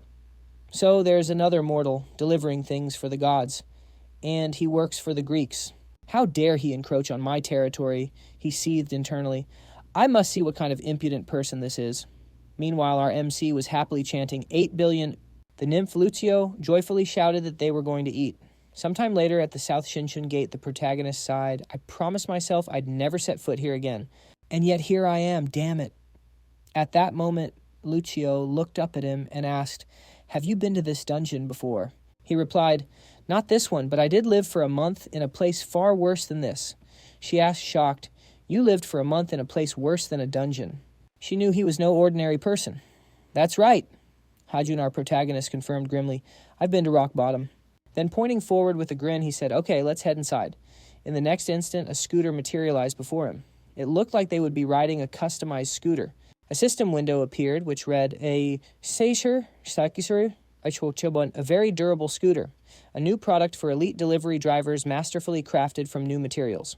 While driving, the duration of all status effects on the driver is reduced by 90%. The protagonist recalled that just in case he had asked Hephaestus for a favor, he remembered handing Hephaestus a crystal and asking for the upgrade. The god had assured him he could rely on the final product. He still couldn't believe he had access to such incredible abilities. And although the scooter's durability was greatly enhanced, he didn't want to risk getting hit with status effects again like what happened with Modgud. As they drove up to the portal, the protagonist laughed heartily, shouting that he wasn't afraid of anything now. He didn't care if it was a lizard king or a red dragon. Lucio cheered that they would defeat everyone. A moment later, they were inside the dungeon. The protagonist smiled. Is this all thanks to the new tuning? They were cruising through a swamp, yet the wheels weren't getting stuck at all. Just then, Lucio, holding on behind him, screamed, all the mud is flying back and hitting me. He told her he couldn't help, which prompted a loud yelp as she started calling his name. Can you guess what's going on there? A massive city appeared before them, and he could only say, wow. He thought, holy cow, this place is huge. She asked, did you really live on the bottom floor like this for a month? He replied, no, of course not. It was more like a game of keep away. She wondered, what's that? He replied, well, it's a long story. He thought, the report said I could meet a lizard man just by going through this gate. It sounds way too simple, almost suspicious. A place like this would obviously have guards. Sure enough, he spotted several lizard warriors and thought, knew it. You'd think I would have learned this pattern by now. Just then, one of the lizardmen looked toward the entrance with a surprised expression. The protagonist quickly dove behind a wall, muttering, darn it, always the same thing. Can things ever be simple? Lucio pointed forward and said, anyway, about these lizard men, he responded, but they're definitely not horses, that's for sure. She hopped off of him and flew right in front of his face, asking, so what's the plan now? The usual, just destroy them all. He peeked around the corner, thinking that his mission wasn't to destroy the monsters, but to study them. This meant he didn't have to risk a head-on attack like last time. They just needed to observe the Lizard King to complete the first part of the mission. He started to walk forward, a thought crossing his mind. Fortunately, his invisibility skill kept them from being noticed. He hoped he could get to the boss monster's location without any trouble. Plus, he could still buy things from the store right. He might as well go on a shopping spree since he was getting paid $8 billion for this mission. He was surprised to see a delivery order pop up on his phone. What the heck? Why now? At that moment, Lucio shouted a warning. Hajin, they've spotted us. A swarm of lizardmen with weapons charged straight toward them. The protagonist, fumbling with his phone, yelled, dang it, why won't this thing turn off? They started running as the nymph yelled at him to do something. Then an idea hit him. Stop! He came to a sudden halt, and she turned around in surprise, asking why he'd stopped. He just smiled and told her to stay put. He hadn't stopped for no reason. Just then, one of the lizard men pointed a weapon right at his phone as he said, whoa, hold on a second. Didn't your boss place this order? The notification on his phone clearly showed the customer was the king of the lizardmen. One of the lizardmen looked at him completely stunned. They all started chattering amongst themselves. After a moment, Lucio, clenching her fists, asked in disbelief, the king ordered a delivery from you, Hajin. He replied, that's what it says on the phone. He smirked, thinking it was definitely strange to get an order from a monster instead of a god or a hero. But what did it matter to him? This was a perfect chance to kill 2 birds with 1 stone. He announced, well, we don't have all day, so you should probably take me to your boss. The lizards simply pointed their fingers forward. He asked, why are you all pointing like that? He turned around and muttered, you've got to be kidding me. Is that your king? Behind them stood a trembling lizard that could barely stand. He thought that this pathetic creature looked nothing like the fearsome beast described in the report. It was embarrassing to even call him a boss monster. He felt a little secondhand embarrassment himself. What was he even trying to say? He wondered if the system store had anything that could help. To complete a delivery, he needed to be given the item and told the destination. Just then, Lucio asked if she should translate. He was surprised. What you can understand him... She smiled and asked, isn't it obvious? I learned the Naga language a long time ago, she explained. Translating this dialect is a piece of cake. He replied, of course, you're an elite nymph after all. The king said something else, and she responded with a few sounds of her own. The protagonist asked what he said. She replied, A long time ago, a disaster befell the lizard kingdom. The lizard people's babies, their young and their elders, every single one of them was wiped out by a cruel invader. The MC pointed at himself and asked, "So you want me to deal with this guy?" The other lizards looked at him with pleading eyes, and he thought, "Whoa, why do they all suddenly look so cute?" He quickly waved his hand dismissively and said, "No way, I can't do it. You can't just look at me like that and ask for the impossible. I'm not that great." Meanwhile, the king spoke up again. Lucio translated, "He says that if you complete this task, they will give you all the treasures of the kingdom." The protagonist's ears perked up. "Oh, what kind of treasures?" "In that case, you can count on me," he declared. She relayed that the king wanted him to follow them into the dungeon. Immediately, the other lizards knelt before him. He proclaimed, "All right, you don't have to worry about this criminal. Just leave everything to me." Elsewhere, So Yoon found herself in a room overflowing with treasure and said, "I wonder if there's anything useful in here. Maybe I'll just take it all," she mused. Only 10 seconds remained until the Hermes thief and the Hermes knight would meet. After a while, they stopped in front of a large door. The protagonist looked it over with a grin and said, "Judging by how well this treasure is protected, there must be a lot of it, right?" Lucio remarked that it looked like the treasury of the gods. The king then stepped forward and activated a device on the door, causing it to swing open. The protagonist's jaw dropped in amazement. So much. This is as much wealth as Ares has. As he stood there stunned, the king and Lucio were discussing something. She then turned to the protagonist and explained, "He says these treasures were taken from the humans who came here." The protagonist asked, "Is he bragging? Well, whatever. It's all mine now." Then he paused, wondering in surprise. What was that sound? He looked over and saw Soyun, her arms filled with treasures. She stared back at him in equal surprise, gave a little wave, and said, "Hello." He thought, "Well, hello to you too, crap." The lizard warriors instantly became aggressive. Lucio began to translate. "They're saying she's a thief. Grab her." The MC cut her off. "Yeah, no need to translate." The lizard warriors pointed their weapons at Soyun, forcing her to her knees. The protagonist asked aloud how she even got in here. Lucio added, "It's very rude to steal from monsters." Soyun gritted her teeth, thinking, "What should I do?" She didn't know why, but it was incredibly important for her to get that treasure. She realized she couldn't escape using her astral body. So she called out, "Hajin, you remember me right. If you're also here on a mission from Hermes, you need to explain why I'm here." Just then the king said something, and Lucio translated, "He's asking if this thief is your colleague." The MC immediately shouted, "Of course not." He pointed his finger at her and shouted, "What kind of senior is he to her? He graduated from an all-boys junior high school, so he didn't have any female upperclassmen." Lucio asked why he was crying, but he was just indignant. When she claimed Hermes sent her, he thought, "Does she really think I'll fall for that?" With those words, he folded his arms across his chest. She thought, "So he doesn't know anything. Why didn't Hermes tell him?" Then she said, "Okay, we can do this. If you're here to help, I'll do whatever you ask." He asked, "Really?" "Everything." The nymph interjected, "You can't trust a thief." But the protagonist thought for a moment and, smiling, said, "Okay, you have to swear on the river Styx. If you do that, then I'll help you." She cried out in surprise, "On the river Styx." Does he even understand what that means? She wondered. He said, "So you don't want to suit yourself. Either we cut you down here or you can rot alive in our dungeon." She noticed the weapon pointed at her, clenched her teeth, and exclaimed, "Okay, I'll take the oath. If you save me from the lizard men, I swear on the river Styx that I will repay you by granting one of your requests." He said, "Okay, Lucio, explain everything to her." Lucio replied that she wasn't sure it was worth it. After a moment, the warriors raised their weapons. The protagonist sighed and said, "It hasn't even been a year." She was grateful. No matter what, he had remembered her promise. She shouted, "So what do you want, you little pervert?" He shouted back, "What were you imagining?" Then he looked in surprise at a system window that appeared. It said he had to fulfill the lizardman's prophecy of salvation, passed down through generations, and destroy the cruel invader. Time limit 3 hours. Completion reward, royal treasures. Royal treasures, he thought in surprise. Only 3 hours. How can they give so little time to kill a monster? Then he started running and shouted over his shoulder, "Lucio, get those wings moving. We have to find that monster fast." She asked if he wasn't even going to look at the promised reward. He shot back that he already told her there was no time. Then So-Yun reached out to him, shouting for him to wait. She asked why he was pretending they didn't know each other before turning her gaze to the king. Meanwhile, the protagonist hopped on his scooter as the system reported the destination was about 19 miles away. He thought, that's still a long way to go. Even at full speed, he could reach the destination without a problem.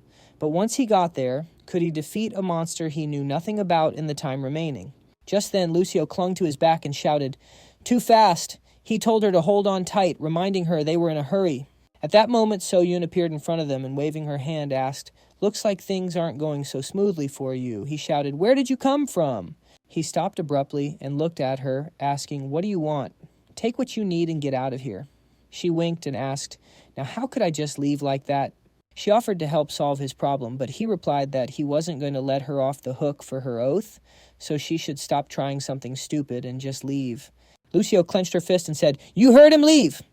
So-Yun replied, "Will you be able to say the same after it drains the life out of you?" The monster they were heading to kill was actually a red dragon. The protagonist shouted in surprise, "What did you just say?" He thought, if this is the same red dragon Sunjun asked me to study, it's a top-tier monster. That must be why he had me research the lizard people and the red dragon. The protagonist thought that he didn't really want to face a creature like the red dragon, but he would only get the lizard people's treasures if he won their trust by completing the quest. So Yun said she could show him a shortcut to the red dragon and help him take it down. The MC asked how she could help if she only knew how to steal. She replied, "Darling, you're only seeing the tip of the iceberg. Helping isn't just about fighting. You'll see. Thieves have their own tricks." After a while, as the sun was setting, So-Yun, riding on the scooter behind the protagonist, announced they had arrived. The red dragon was sleeping. The protagonist noticed it was snoring loudly with its eyes shut, though it clearly wasn't blind. Lucio asked, "Can we really do this?" The protagonist put on his invisibility helmet and said they had to attack. The system reported that the suit's power mode super jump had been activated. The next second, he pushed off the ground sharply and, raising his fist, thought, "This dragon is tough." He landed a blow, and a moment later, the dragon let out a massive scream as it woke up. The MC grinned and thought, well, here we go. Then he struck the monster's head again. So Yun covered her face with her hands and screamed, "No way." How did he even do that, she thought. As someone chosen by Hermes, she had overcome more trials than other hunters could ever dream of. But what she was seeing now was simply incomprehensible. The next second, the protagonist struck the monster again, knocking it to the ground. So Yun thought, a red dragon. The association rated this monster at least a level 7. In all the dungeons and gates that humans had cleared so far, the number of times such a dangerous monster had appeared could be counted on one hand. Even if he were an envoy of Hermes like her, he definitely couldn't have gotten this strong so quickly. Nowadays, to reach that level, you need to be a hunter for at least 15 years. And even looking at it from a mythological perspective, everyone has more than one patron deity. But this guy in front of her hasn't even been doing this for a year, and he's already on her level, or maybe even stronger. There's something strange about this red dragon. Even though Hajun is right in front of it, the beast seems completely unaware of him. Could it be an invisibility helmet, she wondered. Then the dragon screamed loudly again and raised its paw, smashing it down with incredible force. The protagonist jumped up and said, "The dragon doesn't know where I am, so it's decided to just destroy everything around it. What a beast." Then he raised his fist and flew forward, shouting, "Guess I can really let loose then." He delivered another powerful blow before landing and sighing, "Man, this thing is getting on my nerves." The next second, the dragon charged towards his position, and he commented on its tough hide. At that moment, a system window showed the remaining time for the boost was 1 minute and 32 seconds. Damn it, there's almost no time left, he thought. Even though the invisibility helmet hid him without the suit's power boost, he couldn't fight this creature. He had to finish this in the time he had left. Then he charged again and summoned his baton. Model. He yelled, "It has to die," and struck the next second, but the dragon was completely unfazed. The protagonist wondered, did it dodge? Wait, is it the helmet? Or maybe that baton? Does the invisibility not work on this thing? He wondered. He was stunned to see the dragon's paw looming over his head before it slammed down. Someone yelled, "That idiot! Why is he just standing there?" she wondered. He won't be able to dodge the attack like that. Pulling out a potion, she said, "It's time to stop being so cocky." Just then, Lucio commented, "Silly girl." So Yun glanced at her, surprised, as Lucio continued, "Instead of ruining everything, you should just stand back and watch." So Yun was startled, wondering how long she'd been standing there. Lucio reassured her, saying, "Haijun will be perfectly fine. You don't need to worry. He's been in countless tough spots before, and he always comes out on top. He's even earned the recognition of gods and heroes. There's no way he'd lose to a monster like this." So Yun apologized, murmuring, "But that attack looked really powerful. I know he's strong, but can I really just stand by and watch?" Glancing at Lucio in surprise, she thought, is she trembling? She knew she'd raised her voice, but what else could she do when she was so worried? It's better if I just intervene and help him. Just then she heard a noise and was shocked to see the MC clinging to the dragon's stomach. He climbed onto the dragon's stomach, she thought, wondering how and why. At that moment, Lucio clenched her fist and yelled, "I knew you could do it." A system window popped up. Boost time remaining 57 seconds. Clinging to the monster, the protagonist muttered, "Damn, I managed to get on, but I'm running out of time." Then he noticed something. "What's this? These scales on its neck are strange." "Attack it now," Lucio yelled. "Its weak point." Hajin thought, then commanded, "Open shop 1,000 golden apples, 1,000 lead arrows, 5,000 golden arrows." This should be enough to take it down, he thought. Then he turned and shouted, "Lucio, this thing is technically a dragon, right?" Lucio was taken aback. Why was he asking about that now? "Hurry up, there's no time," he urged. She stammered, "I don't actually know. I've never looked into the fine details, but it looks like some kind of dinosaur-esque dragon." He pressed OK, but it still counts as a dragon, right? He then selected an item in the system window. His points dropped from 1,372,000 to 1,072,000. This should be enough, he thought. He equipped his new weapon, a magic sword flashing into his hand as the purchase was completed. Just then, So-Yun gasped, "No way. How in the world did that guy get Graham the legendary sword from Norse mythology?" The protagonist gritted his teeth, confident that this sword could pierce the dragon's weak spot. He swung the mighty weapon and roared, "Take this!" A moment later, the dragon began to charge up, and the MC watched in horror as fiery energy enveloped its body. "It's igniting," he thought. He was thrown back by the blast, shielding his face with his arm. "Damn, so it had a trick like that up its sleeve," he thought as he hit the ground. "Now I can't even get close." Just then, Lucio screamed, "This is too dangerous!" So Yun burst out from the bushes shouting, "This is its second phase. You can't win on your own." She rushed to his side, ready to join the fight, but he yelled, "Stay back, you can't hide from it." She retorted, "I told you thieves have their own tricks, and I'll show you one right now." With that, she hurled a potion toward the dragon. Tears of Demeter, an ice potion containing the divine power of the Olympian goddess of nature. Effect apply, freeze. In an instant, the dragon was encased in solid ice. So Yun pumped her fist, shouting triumphantly, "How do you like that Demeter's tears can freeze anything?" The MC got to his feet, staring in disbelief. "You could have used that from the start," he exclaimed. She shot back, "Idiot. Obviously, I was waiting for its second phase. But wouldn't it have been better to use it earlier?" He pressed. Just then, Lucio pointed ahead and shouted, "You're celebrating too soon." "Hello?" The ice is melting. A moment later, the ice shattered outwards as the dragon let out a deafening roar. "Damn, it broke free," the protagonist thought, so Yun screamed, "This can't be. That's impossible. Just finish it." The potion description said it could freeze anything. The protagonist noted, not that the ice was unbreakable. As the dragon began to gather fire again, he turned to So-Yun. "Well, what other tricks does a thief have up her sleeve?" A system alert appeared. Boost time remaining 20 seconds. He gritted his teeth. The boost was about to run out, so Yun pulled out another potion, yelling, "I'll figure something out. Just distract it for now." She only had 1 Tears of Demeter left. "I have to take a chance," she thought, and threw it forward. This one was a plant-type potion. As the dragon shrieked, a system message appeared, summoning the forces of nature to bind the target. "Now!" So-Yun screamed. "On it!" the protagonist yelled, dashing forward. He launched himself off the ground sword, arcing through the air as he aimed directly for the dragon's weak point. Hajun the delivery man had defeated the invincible level 7 boss monster. "I won," he declared. The Red Dragon raid was complete. Later, a man named Doyun reported, "There's a wyvern gorge in Kosan Gangwon province. After investigating, we found that neither the area nor the boss monster poses a threat." Sunjun noted this and said, "Good work. You did a great job this time too, Doyun. Go ahead and leave early for the day and get some rest." Doyun then added, "By the way, boss, I heard something from my colleagues in the elevator." "So is the rumor true?" he asked. "What's it about?" Sunjun replied. "Well, you know, about the bomb the association just dropped in our lap." Sunjun scratched his head. "The Lizard Man dungeon, ugh, don't even mention it. I'm about to lose my mind over this whole situation. I thought everything was under control until he contacted us, saying the task was completed in less than a day." Then he recalled the conversation, shouting in surprise, "What, the investigation is already complete, Imi Chaka?" The protagonist's voice came over the line. No, not the investigation. The red dragon. It seems I accidentally killed it. So the mission is considered complete, right? At first, Sunjun thought he was joking, but when he sent guild members to check, they confirmed it was true. He couldn't believe that monster had actually been defeated. Now, how was he supposed to report this to the association? Of course, he was glad that a monster that could have caused a major catastrophe was gone, but the problem was it was too powerful for his team to have handled.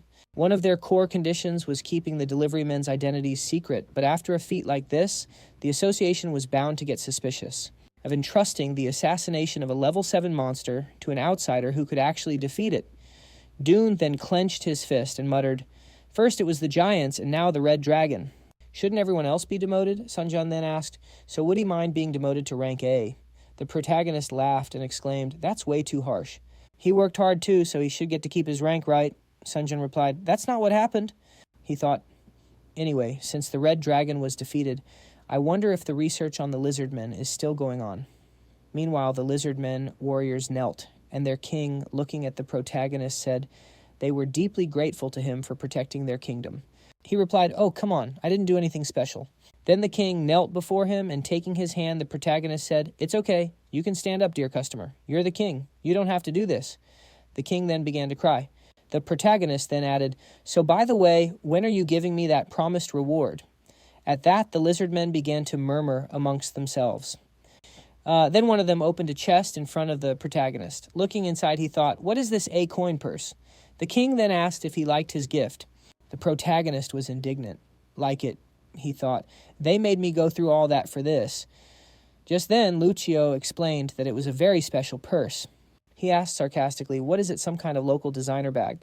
She replied, "This purse can hold large, heavy items. It's a magic purse." He thought, magic. The next day, the lizardmen wished the protagonist a safe journey. Lucio waved, calling out, "Bye, everyone." The protagonist remembered receiving a call from Sunjun that morning. Sunjun had said, "Mr. Huden, do you have a moment to talk?" before explaining, "The gate that appeared in Nansan has disappeared." He figured the gate was probably the lizardmen's only escape from their kingdom's destruction. Now that peace reigned there, they no longer had any reason to leave. Besides, if there was a way to handle monsters without having to torture and kill them, why would anyone even need to fight them? If all the problems on Earth could be resolved this peacefully, just thinking about it was mind-boggling. At that moment, Soyun looked over at the protagonist and congratulated him. She congratulated him on the nice prize he'd won yesterday. He replied, "Speaking of which, how are you? You used up all those expensive potions and didn't get anything back." She replied, "I don't like to operate at a loss." With those words, she showed him an object in her hand. The protagonist asked, "Is that a bell by any chance?" Before he could finish speaking, Soyun floated into the air and said, "It's been fun yesterday and today. Thanks to you, I was able to get what was owed to me. We'll meet again if we're lucky." Lucio watched her leave and remarked, "She really can't keep her hands to herself, can she?" The protagonist asked Lucio, "You're not missing anything, are you?" "Oh, well, let's get going." Lucio asked, "Are we going home?" He replied, "Not quite. Maybe we should go get our payment first." Just then, a notification showed that 8 billion won had been deposited into his account. A moment later, another message confirmed that they had verified his report. The message read, "The remaining balance has been transferred to the specified account. We will process the red dragon's corpse and transfer a portion of the proceeds to you." The protagonist stared at his phone screen in surprise. So the body is worth money too. He realized that all this time he'd been entering dungeons without a hunter's license. And only now was he learning that you could earn extra money from monster carcasses. As he heated up some food, he thought, "I guess I can't just ignore monsters from now on, huh? How can I pass up the profits from selling monster byproducts?" Just then, Lucio asked, "Did something good happen? You seem happy for so early in the morning." He looked at her and said, "Oh, you're awake, it's nothing. Come sit down for breakfast, Lucio." She looked surprised. "Breakfast? Ooh, that smell, it's chicken." He chuckled. "You're acting like you've never eaten this before. We just ordered it yesterday." She then grabbed a piece of chicken and yelped, "It's hot." He handed her a can of soda, saying, "Good grief, it's literally steaming. Of course it's hot." Lucio exclaimed, "I almost died." He replied, "You goof, eat slowly. Did you really starve to death in your past life or something?" He took a bite himself and said, "Man, that's good." He thought, they say expensive chicken is delicious even when it's cold. Reheated, it tasted just as good as it did yesterday. Until recently, he could only afford a couple of pieces of chicken, since they weren't well off. He couldn't believe he could now buy a 30,000 won chicken and eat as much as he wanted. Money really is a wonderful thing. Just then, the nymph asked if he was crying. He realized it might be because Lucio had eaten both chicken legs without asking. She then handed him a bone, saying, "There's still a little left. You can have it." He asked, "Do you have a death wish?" Just then, a notification pinged on his phone. A delivery order had come in. He saw it was a new order. Lucio, still munching on chicken, asked, "Are we really going to leave right now?" He answered, no thinking how in the past he would have stopped eating immediately and rushed to work, afraid of losing the order. Looking at his phone, he said, "Let's just eat at a relaxed pace and then we'll go." He thought to himself that with 10 billion won in his account, now missing a couple of orders wouldn't make a difference. Meanwhile, the island of Kree was engulfed in flames. Warriors were shouting, "We have to stop the intruder, don't let him inside." At the same time, a subordinate yelled, "My lord, our warriors are doing their best to hold it back, but it's not enough to stop this monster. You must escape before it breaks in." Minos demanded, "What about the heroes?" The subordinate replied that he'd sent word to everyone he could, but they wouldn't arrive for at least 3 days. Minos shouted, "Why is it taking so long? We need the heroes now. Are they just going to wait for us all to die?" The next second, the entire area began to shake violently. A subordinate screamed, "The castle wall." Just then, the monster appeared in the room with them. Minos breathed Poseidon. The monster charged toward them, letting out a deafening roar. The ruler whispered in despair, "Why have you abandoned us?" At that very moment, the MC stepped through a gate and asked, "What is anyone here?" Lucio put her hands on her hips and asked, "Did everyone leave because we were too late?" He shot back, "Maybe it's because someone kept reheating more and more chicken." She retorted, "But we couldn't just let it go to waste." "Don't make excuses," he replied. He walked forward while looking at his phone, thinking, "Judging by how many times the delivery request was sent, this must be urgent. Did they just get tired of waiting for us and leave?" Then Lucio turned around in surprise, reaching out to the protagonist and saying, "Hajun, you have to look over there." The protagonist was taken aback, Mr. Hestus. He asked, "He actually came..." He thought in surprise, why is he giving off such a dark vibe today? He joked, "Did he order delivery?" He figured Hestus must be angry that he was late, especially since he'd said it was urgent. He worried that this task might be too difficult for him. "We'd better go inside and discuss the details there." With those words, he turned around, and the protagonist replied, "Okay." After a while, they sat down at a table, and Hestus stroked his beard, saying, "I don't even know where to begin." The protagonist gestured reassuringly and asked, "Hey, what's with all this tension?" He just needed to say what felt right. He'd take charge and get it done. He thought that up until now, the only one who had made Hestus this nervous was Chiron, and he hadn't even shown it then. His anxiety was making the protagonist uncomfortable. Then Hestus said, "Hajun, do you remember what we discussed with Freya when you returned from Helheim?" The protagonist asked, "The thing you told me to forget." Hestus answered, "Exactly." The protagonist recalled that they had definitely said something about the earth splitting. He remembered the place where the world had been torn into 7 pieces. Everything around him was burning with blue flames. But they told me to forget about it, he thought. Hestus explained that he'd wanted to handle the problem among the gods, but the situation had grown too serious. Apparently, they had reached a point where they could no longer handle it on their own. That meeting was a gathering of 12 gods who had come together to discuss the recent problem of emerging tentacles. They had taken root not only in the realms of the gods like Greece and Scandinavia, but in the human world as well. It was unknown if the seeds of this entity had fallen to earth from the heavens above. Even the gods could do nothing about what had already taken root, due to the principle of causality. Gods are not supposed to interfere lightly in the affairs of mortals. Then Hestus folded his arms and added, "Fortunately, we can move about at will." At worst, the seeds that had already been sown would simply sprout. The protagonist then asked, "Lord Hestus, I apologize, but what are you talking about? Who are they, and what kind of seeds are these?" Hestus was surprised, thinking, "So he really doesn't know, does he?" The next second, the MC was stunned. What did he just say? He noticed Lucio seemed to zone out for a moment, as if she couldn't hear a thing. He thought about it. "I knew it. She isn't supposed to know." Apparently, the gods had joined forces in the past to seal all knowledge of this entity's existence, and now even speaking its name was forbidden. Then he added, "In any case, there's no need to rush and find out all the details right now. What we're about to ask of you, brother, might be related to them. You see, the offerings from Crete were supposed to arrive today, but we haven't received anything." Unfortunately, there was no way they could have simply forgotten about it, not with their meeting with Uncle coming up. But if he finds out about this, he'll be furious. We need you to find out what happened before Uncle realizes, and of course, we will pay you handsomely for it. The protagonist said, yeah, well, that doesn't sound like too big of a deal. Maybe the offering was just delayed for some reason. Is it really that urgent? Lucio looked at him and said, in other cases, you could turn a blind eye, but not when it involves the Minotaur. The protagonist shot back, and how was I supposed to know that? She asked, isn't it a famous story? The one about the queen who slighted Poseidon's offering, making him furious? He was completely surprised. For real. She confirmed it was all true. It's the story of a terrible labyrinth. Once you go in, you can never get out, and of a monster, the Minotaur. Sometime later, the MC set off. Lucio, holding on to his back, asked, are you sure we're going in the right direction? He answered, that's strange. He was following the navigator. He then checked his invisibility helmet. A system message appeared. Modification time remaining 30 seconds. He thought right, flying over the sea with the invisibility helmet has a time limit. Just then he noticed an island and shouted, finally, a place to land. Lucio happily shouted that they were so lucky. After they walked ashore, the protagonist sighed, saying he honestly thought they were going to drown. Lucio noted that he never prepares properly. What if you'd forgotten about the time limit? He replied that it would have been much more convenient if Hestus had just teleported them directly to their destination. She folded her arms and said, Mr. Hestus can only teleport us to places that are associated with his own constellation.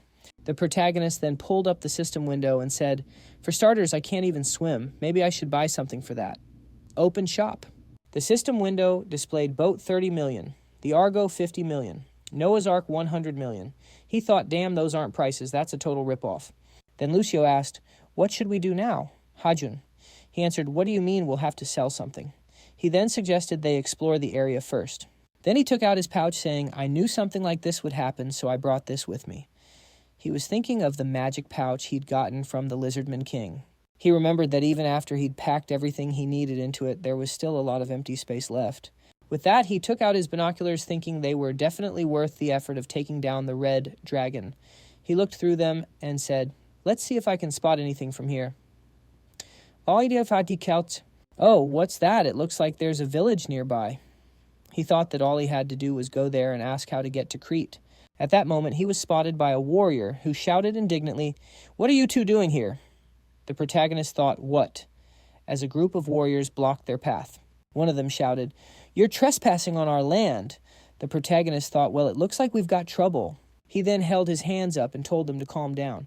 We're just looking for a boat to take us to the island of Crete. They asked, Crete, don't you know what happened there? Just then, a man put his hand on the warrior's shoulder and told him to wait. Could you tell us a bit more about yourselves? He asked. The protagonist looked at him and thought, who is this guy? The man said that he just wanted to know who their guests were. The warrior was surprised. Lord Theseus. The MC asked in shock, you're Theseus.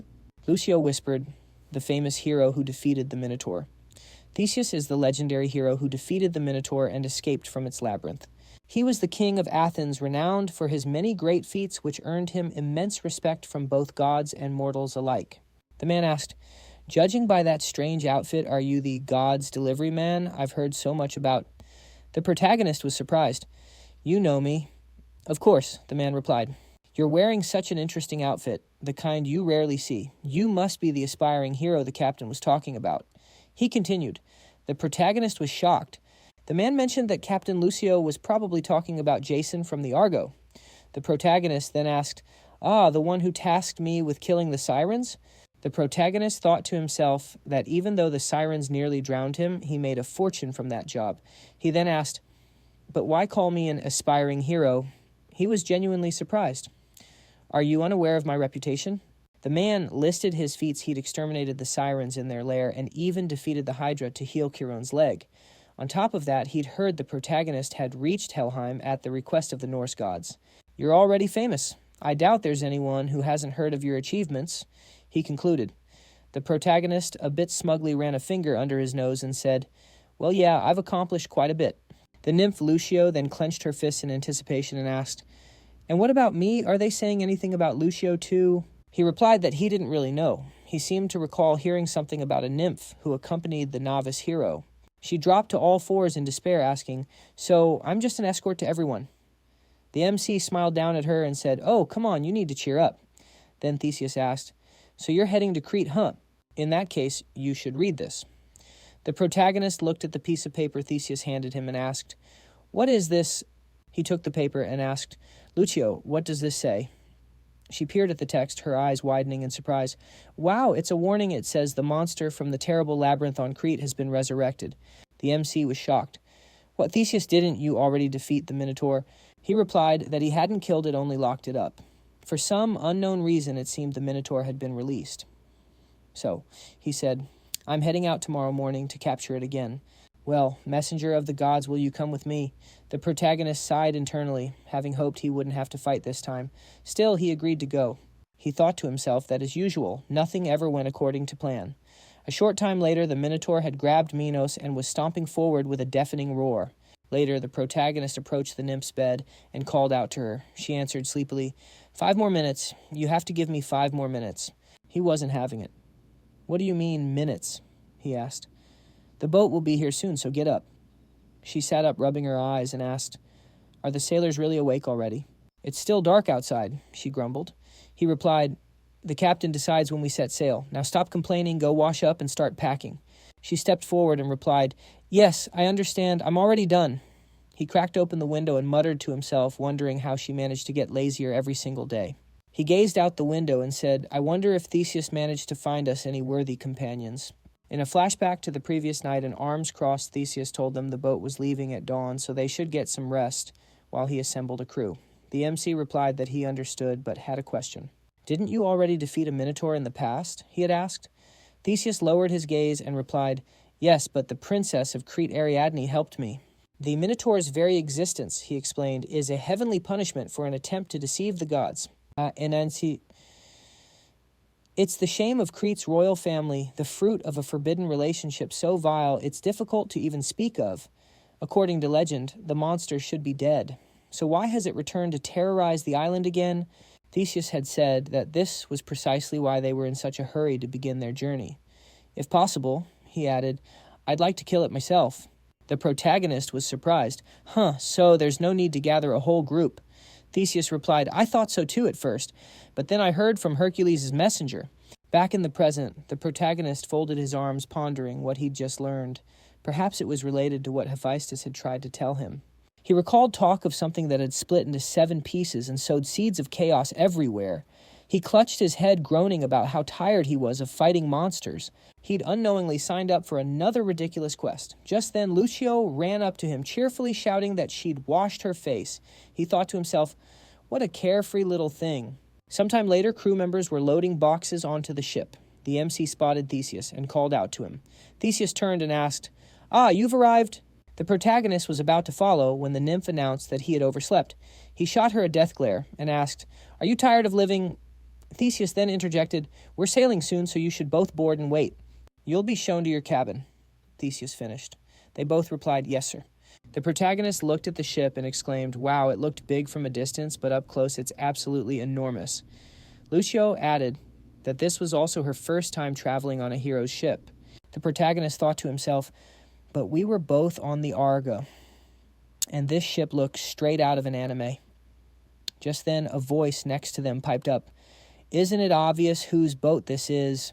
The protagonist looked at Lucio and asked, "Did you say something?" She held her hands up defensively and said, "I didn't say a thing." He scratched his cheek and thought, "Strange." The voice was very high-pitched. He mused, "It sounds like a nymph." The voice then sneered, "Looky here, who is this gutter nymph and her master getting all worked up over a simple boat like this?" The protagonist turned around thinking, "What a brat." A tiny creature, Luber put its hands on its hips and said, "This is just lame." The MC thought, "What is this, some kind of pixie?" Just then, Lucio exclaimed, "Luber, it's been a long time." The protagonist was surprised. They knew each other. Lucio approached Luber with her hands outstretched, saying she'd heard he was now serving that tyrant of a hero. "So it was Theseus," she concluded. Luber irritably mirrored her gesture, telling her not to be a fool. "Hillbilly," he muttered. The protagonist stared at them, thinking this was the first nymph he'd seen besides Lucio. He recalled her mentioning that she was tall for a nymph. It turns out she wasn't exaggerating at all. Just then, Theseus approached and asked Luber what he was still doing there. Luber spun around in surprise with a yelp. Theseus added, "I believe I told you to show our guests to their cabin."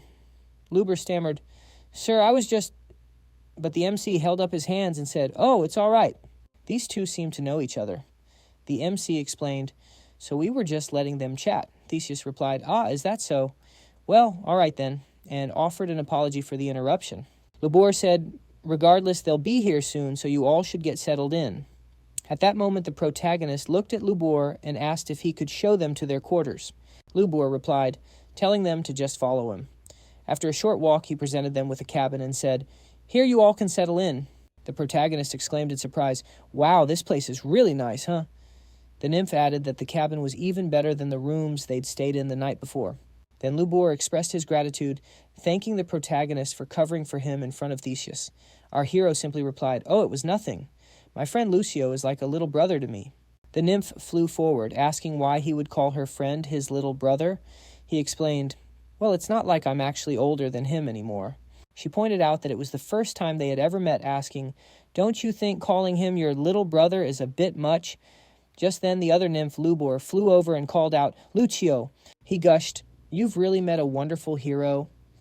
The MC, confused, asked what had gotten into him, wondering if Theseus was giving him a hard time. Lucio insisted that couldn't be true.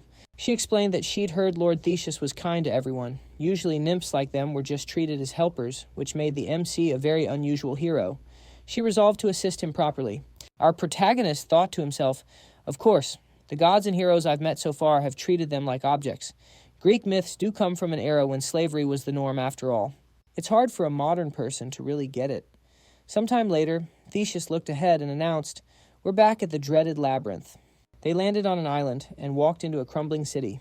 The MC asked, "Is this the island of Crete? It's a total ruin."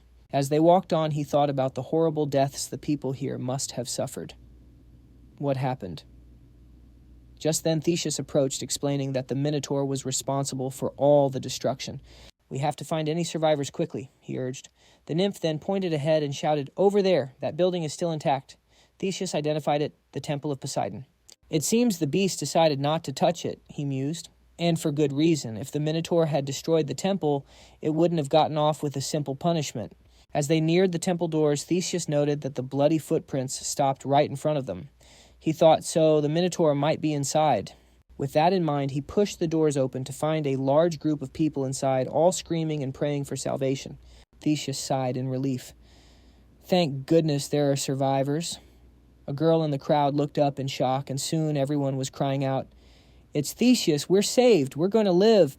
Theseus then turned to our protagonist and told him to lead the survivors to the ship. The MC said, "It's a relief that the people are safe, but there are too few of them." Theseus replied, "And King Minos isn't here." Just then a man rushed up to him. "Sir Theseus, my apologies." Theseus turned. "What is it?" The man explained, "The monster had grabbed the king and dragged him away." The protagonist asked, "Where did it take him?" "Or into the terrible labyrinth," the man answered, "a place from which there is no escape." Theseus gritted his teeth, thinking, "Damn it, I can't believe I have to go back in there. If we don't hurry, it'll be too late." After a short time, they stood before the entrance, and the protagonist stared ahead.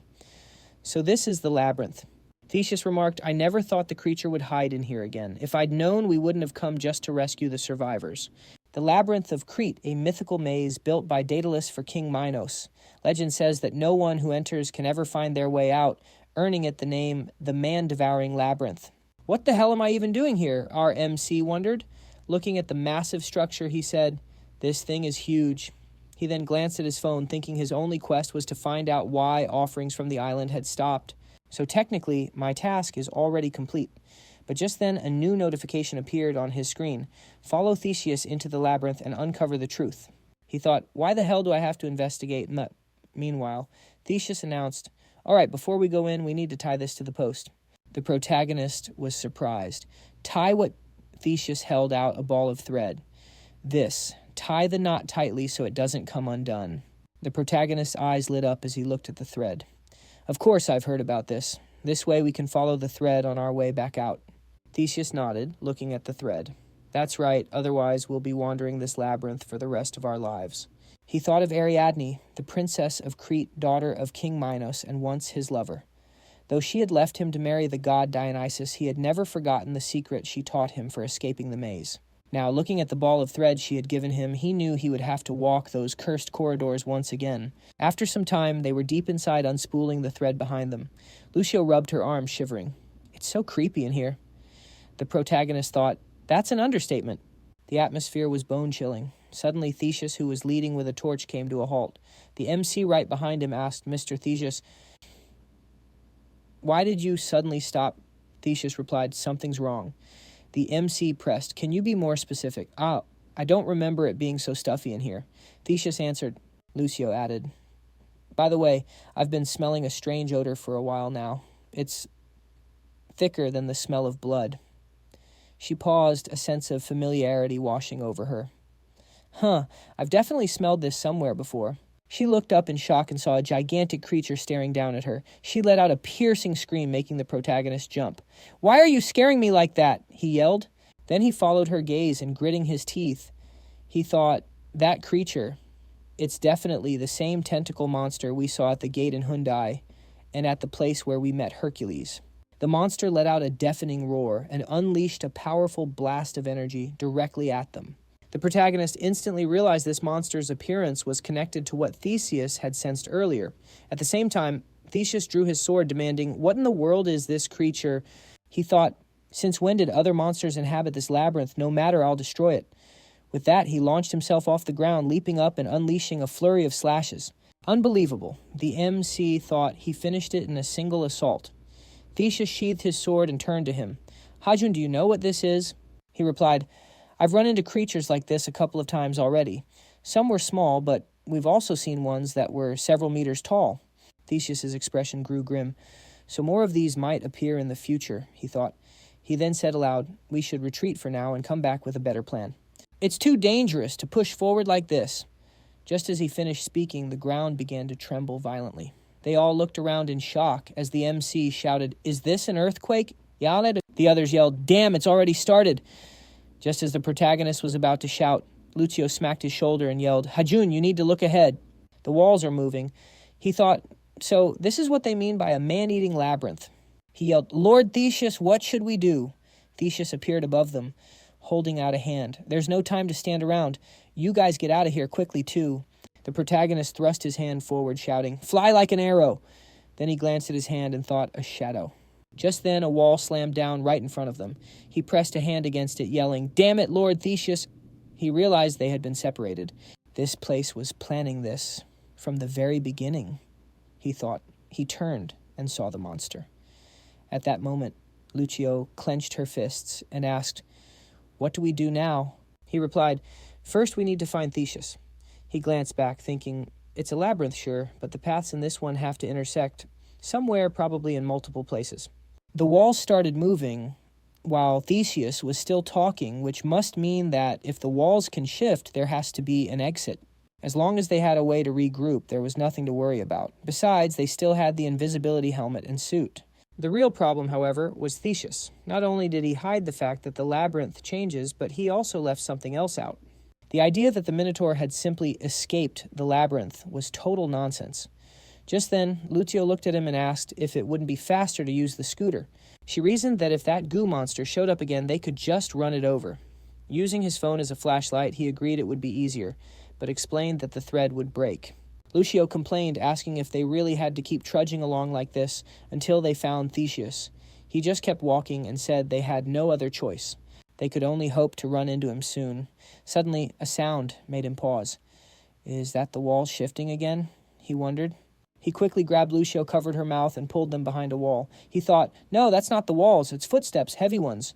Only one creature walks like that. He risked a peek around the corner and saw at the Minotaur. It's gone berserk, he whispered. It's completely lost its mind. The Minotaur let out a deafening roar, and Hajun remembered they were here specifically to catch this thing. Okay, then. He put on the helmet, thinking, time to take on the Minotaur. He circled around the monster and sprinted forward, but his plan instantly changed. Crap, we need to get out of here and fast. He grabbed Lucio and bolted running at full speed. The Minotaur slammed its fist on the ground right behind them, and our hero yelled, activating the invisibility helmet. Then why is this bull still chasing us? Lucio glanced back and screamed, Hajun, it's the thread. The Minotaur is following the thread. He yelled, of course. Damn it, Lucio, break it. Quick, she bit through the thread with her teeth and yelled, got it. He grinned, replying, "All right, now he can't follow us." Just then, the Minotaur appeared right behind them, swinging its massive weapon and letting out a ferocious roar as it struck. The protagonist ducked behind a wall just in time, sighing with relief. That was too close. He thought, even though it can't see us, it's still swinging that axe with incredible power. We could have been decapitated. How are we supposed to get past it? Wait, what's that wrapped around its arm? Lucio peeked out and asked, "Hey, isn't that the tentacle creature we saw earlier?" Just then, the parasite on the Minotaur's body shot out tentacles in every direction. "What are those things?" the protagonist asked. Lucio suggested, "Hajun, maybe that tentacle thing is controlling it." "You think so?" he asked. She reminded him, "Don't you remember how it possessed that man at the gate?" He realized she's right. She said, "If we can pull those tentacles out of it like we did last time, we can win." He shot back, "Easier said than done, and just how do you suggest we do that?" Suddenly he gasped as the labyrinth walls began to move again. "Actually, this might be a good thing if we can slip through one of the gaps." He looked ahead and his eyes widened. "What the—" He saw King Minos hanging from the ceiling in chains. Lucio pointed and yelled, "Hajun, it's King Minos. He's right there." The missing king," he muttered. This, he thought, just made everything way more complicated. He never expected to find the king right in the middle of a fight with the Minotaur.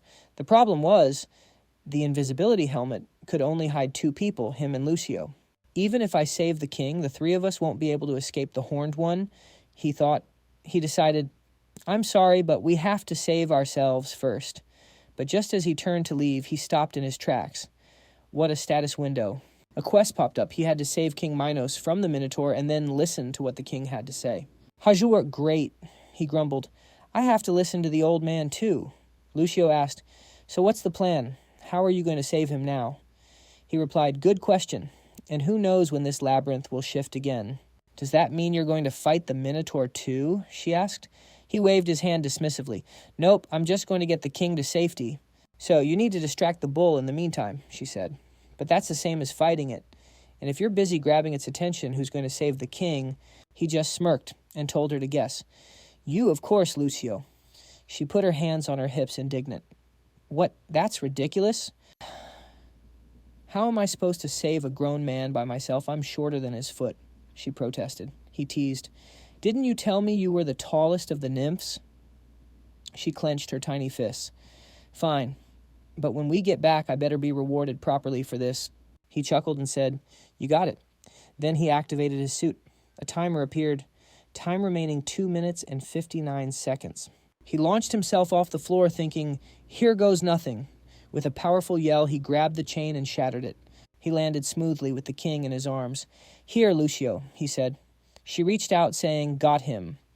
But at that exact moment, the Minotaur roared. The MC thought, "I knew it." "It spotted us," he yelled. "Lucio, fly now." She screamed back that she was trying, glancing back in terror to see the Minotaur charging right after them.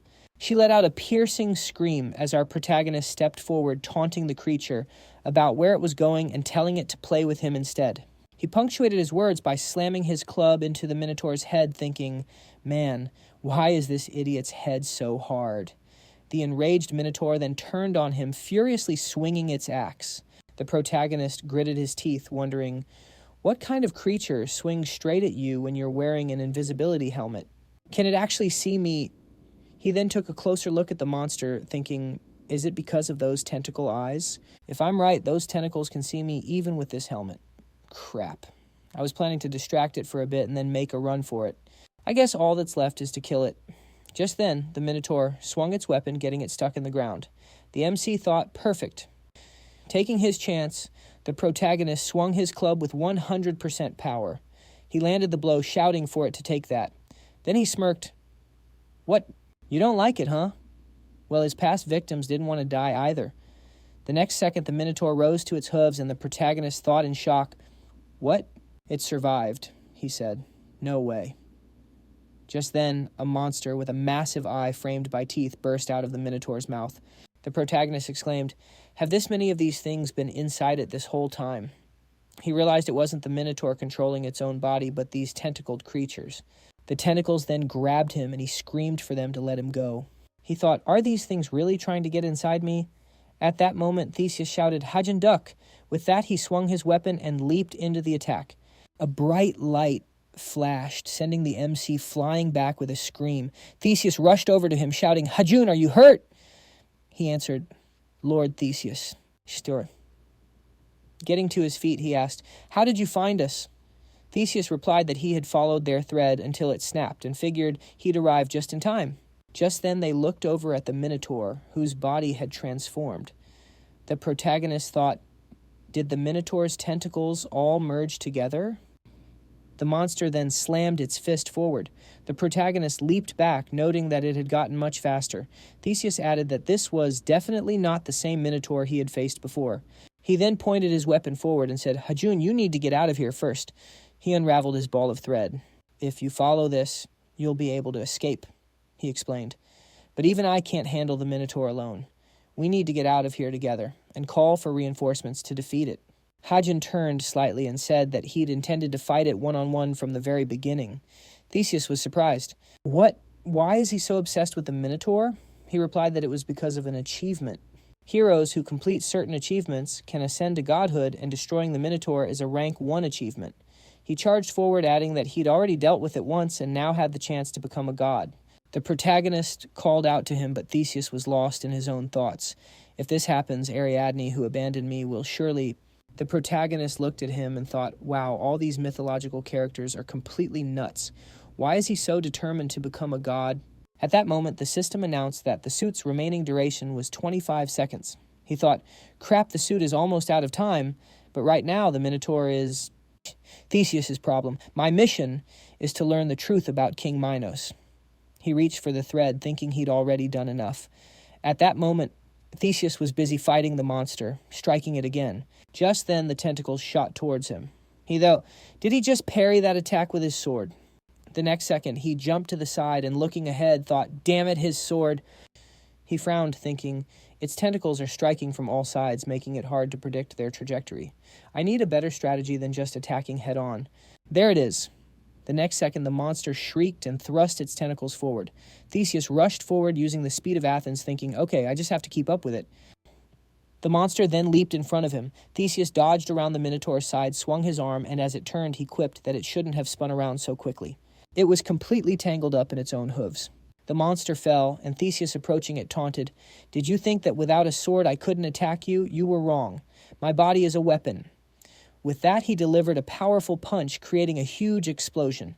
He then said, "Pathetic freak dying twice over something so trivial. I really need to calm down this time." He then started to walk forward. But just then, the monster rose to its feet and, laughing softly, said, "No way. I can't just let go of such a wonderful host. I'll tear your body apart until it's a shredded rag." Theseus frowned. It was still alive, even after a blow backed by the power of Athens. He asked, "What are you..." It laughed and said it didn't even know. "What if I was your beloved Ariadne?" He shouted, "Ariadne, but how is that possible?" He told himself to calm down. It's a trap. Ariadne is safe in Dionysus' palace. The monster is just messing with him. He knows where Ariadne is, but the seed of doubt that things could be different began to sprout. He climbed onto the monster, reached his hand toward the girl, who appeared, and said, "Is this real? Is it really you?" She replied, "Theseus, my love, I'm so happy I can see you again." He hugged her and said it couldn't be. This was the real Ariadne. He had to pull her out from under this creature immediately. At that moment, she smiled wickedly and thanked him. The girl then morphed back into the monster, who said it knew he'd fall for it all along. Humans are funny. It only takes one seed of doubt for them to destroy themselves. Still, I'm grateful. I just needed a new body. I'll happily use the body of a Greek hero. With those words, it forced its tentacles into Theseus's mouth. A few moments later, the protagonist rode up and thought, "Who is this?" He smiled and said, "He mentioned that by completing achievements, one can become a god. In that case, this achievement will be mine." It laughed loudly, holding Theseus's body, and thought, "The fairy of the end, Hagen." Then it stopped abruptly as the creature, still on the ground, said, "I thought you ran away. So why did you come back?" The MC replied, "Idiot. I didn't run away. It was a strategic retreat." With those words, he pointed a thumb at himself. The creature grumbled, "Damn, he really just ran away." Then the protagonist started grinding his foot into it and said, "So who's winning now? And losers don't get to talk." Got it. Meanwhile, Theseus sat on the floor and said, "Unbelievable. He managed to kill the creature I couldn't defeat even with the power of Athens. So the rumors were true. Theseus thought a powerful newcomer really had appeared. At that moment, our protagonist glanced at him with a smile and asked, "Is he all right, Lord Theseus?" Meanwhile, Lucio stood nervously beside the king, asking, "Hajun, when is he coming back? Is he really out there fighting again?" Just then she spotted headlights and shouted, "Hajun!" He pulled up on his scooter with a grin, asking, "Have you been waiting long?" She shot back indignantly that she thought he'd been killed and frantically asked if he was hurt. He assured her he wasn't injured and told her not to scream, adding that he met Lord Theseus on the way. At that, Theseus approached the king and asked, "So what's his condition?" "Is he going to be okay?" Lucio reported that he was breathing but still hadn't regained consciousness. Theseus asked, "What are we going to do? Should we try waking him up?" Our hero replied that they needed to head back first, noting that he didn't seem to have any serious injuries. Besides, there's medicine at the temple. We can handle it there, right, Lord Theseus? He replied, "Yes, of course." Inwardly, Theseus was delighted, thinking this would make his own mission much easier to complete. Even though it was ancient history, this was the same old king who had attacked Athens, his ancestral home, and sacrificed 14 people to the Minotaur every year. But that was all a long time ago. Enough time had passed for him to forgive the old man. In that case, our protagonist said, "We should get going." He figured all that was left was to hear the whole story and collect his reward. Sometime later, the MC put his hands on his waist and sighed that it had taken them ages to get back, which surprised Lucio. "Hajun, are you really going to see him just like that?" she asked. "What's the problem?" he shot back. "That darn old man. I went out of my way to bring him back, and he hasn't paid me a single cent." He recalled the truth of the situation. King Minos had made an offering to Poseidon only for strange tentacles to invade his body and lead him straight to the sealed tomb within the labyrinth. This whole disaster started with the Minotaur, or rather with its corpse being reanimated. In short, the tentacle monster was to blame for everything. Later, our protagonist asked, "Lord Hestus, is he around?" He wondered to himself, what kind of creature is this, and why is it causing trouble everywhere? Hestus appeared, exclaiming, "Wow, brother, you figured it all out already." The protagonist pointed to himself and replied that he had learned all the details of what happened on Crete. "Good thing you came to me then," Hestus said. "Well, let's not just stand around out here. Come on in." Hajun replied, "Yes, sir." After a while, they were all sitting at a table when Hestus began to summarize. "So the entire city was destroyed, and you even went into the labyrinth, killed the Minotaur, and saved King Minos." Hajun smiled, replying that he had only planned on saving the hostages, but things just sort of happened that way. "Oh," he added, "and Lord Theseus helped too." Hestus smiled and said that Hajun was as magnificent as ever. "First you defeat the sirens and giants, and now the Minotaur. You could almost be called a hero." Hajun smiled awkwardly, deflecting, "Oh, come on, what kind of hero am I?" Lucio looked at him and teased, "Hajun, if you like the compliment, just say so." "Regardless, you did a great job," Hestus added. "This mission was partly your idea after all." Just then a knock came at the door, and our MC asked, "Is someone here?" Hestus looked surprised, commenting that he wasn't expecting guests. He stood up and told Hajun to wait a moment, promising he'd be right back. "Okay," the protagonist replied. Hestus opened the door and informed the visitor that he currently had a guest. "If you need something, could you please come back later?" "Brother Hestus, it's me." "Hermes," the visitor said. Hestus was shocked. "Little Hermes." Our protagonist echoed. "Hermes," while a surprised Lucio asked, "Mr. Hermes came all the way here." "What brings you here?" Hestus asked. "If it's about that thing I asked you to do, it's still going to be a while." "Oh, or were you sent with more nectar?"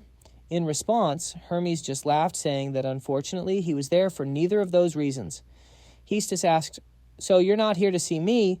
Hermes looked past him toward our protagonist and said, "Hajun, Father is calling for you. You need to follow me." Sometime later on, Olympus, their arrival was announced. Hajun stopped before a majestic building and thought, so this is the famous Mount Olympus.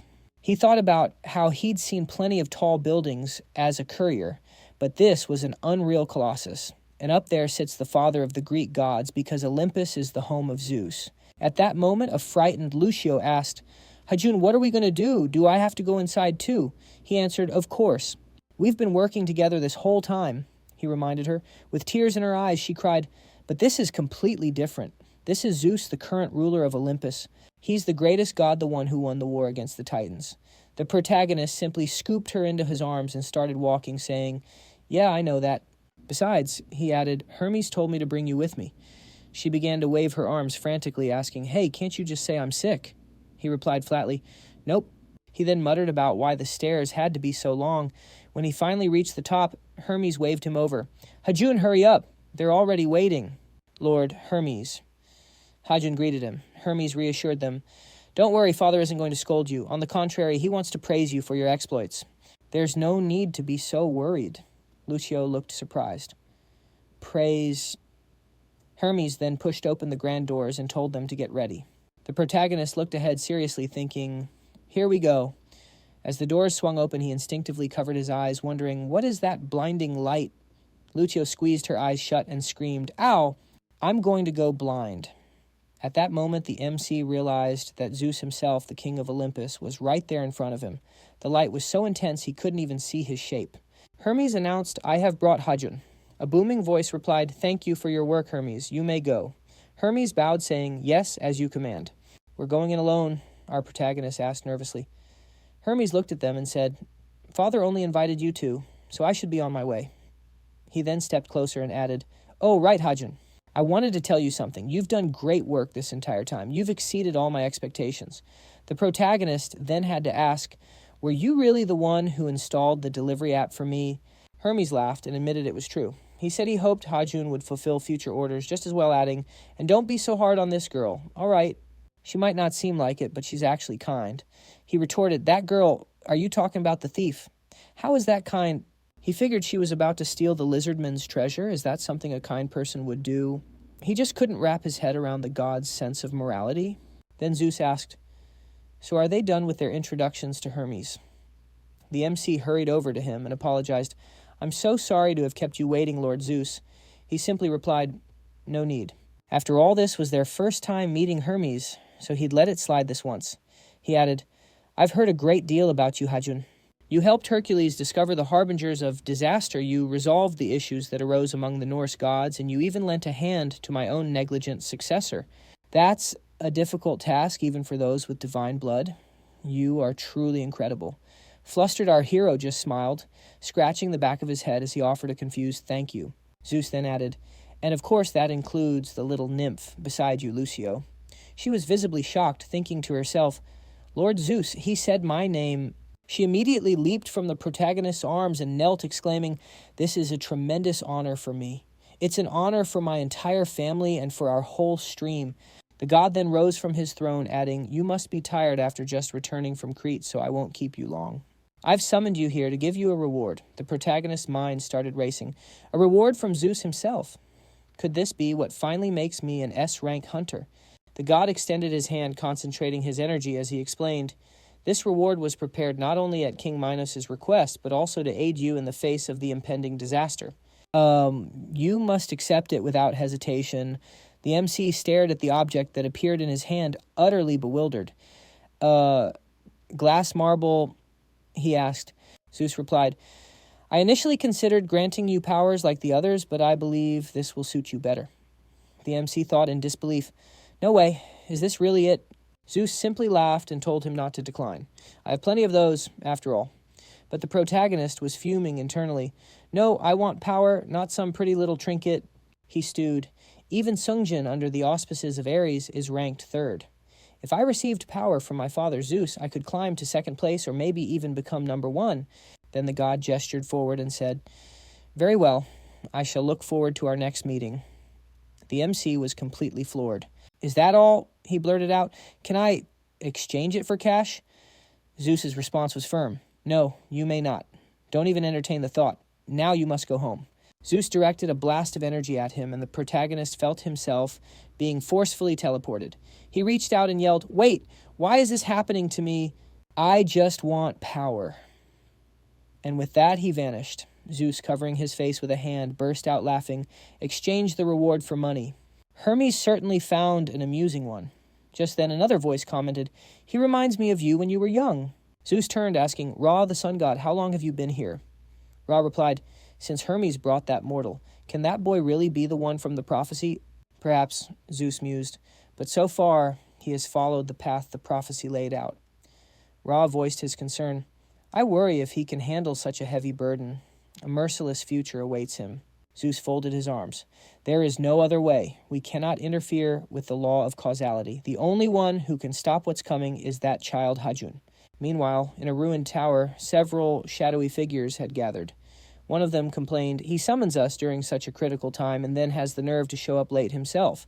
It's not even funny." The latecomer suddenly appeared, saying, "My apologies. Something came up unexpectedly that required my immediate attention." Hecate, twirling a strand of her hair, chimed in, "Well, we haven't been waiting all that long. Why don't you just get straight to the point? What sort of problem could our dear leader have that would warrant calling this emergency meeting? Sure, a few seats are empty, but the rest of us showed up because we're curious, right?" The man folded his hands and began, "Very well, I'll explain why I've gathered you all. The seeds we planted on Crete have vanished." Hecate asked, "On Crete, are you referring to the seeds we dispatched after our last meeting?" He solemnly confirmed, "I've lost all contact with them. It seems they were destroyed before they could fully spread their influence." Another figure, Karen, spoke up. "So what's the issue? The Minotaur was bound to draw attention regardless." The leader replied, "The problem isn't that it's dead, but who killed it." Another member asked, "If we're talking about Crete, could it have been Poseidon or maybe Theseus?" Neither. The leader responded, "It was a mortal, not a hero of legend, but an ordinary human from Earth." Charon spread his arms in disbelief. "A human from Earth, you expect us to believe that?" The leader retorted, "It's not a matter of whether you believe it or not, it's what happened."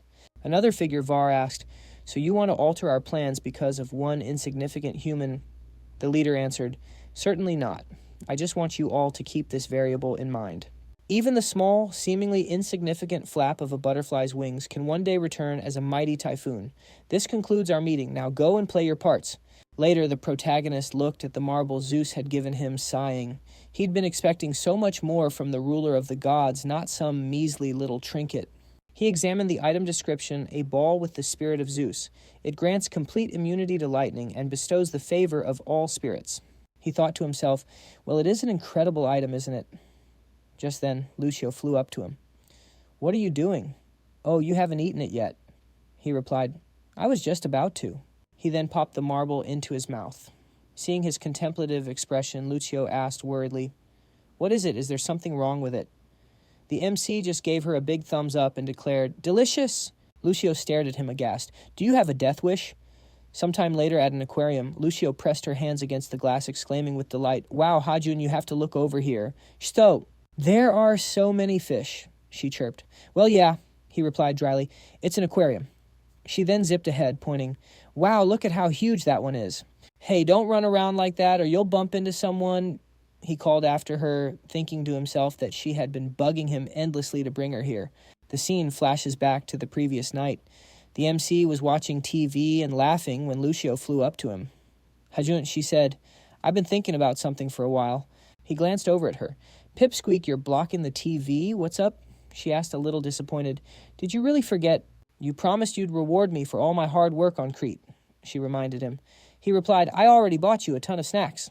She stomped her tiny foot and whined, "That's not a real reward." He sat up straight. "Hey, keep it down before the neighbors complain. Fine, what is it you want then?" She snatched the remote, pointed it at the TV, and yelled, "That's what I want." The television was showing an advertisement for a newly opened oceanarium. "I want to go there with you," she declared.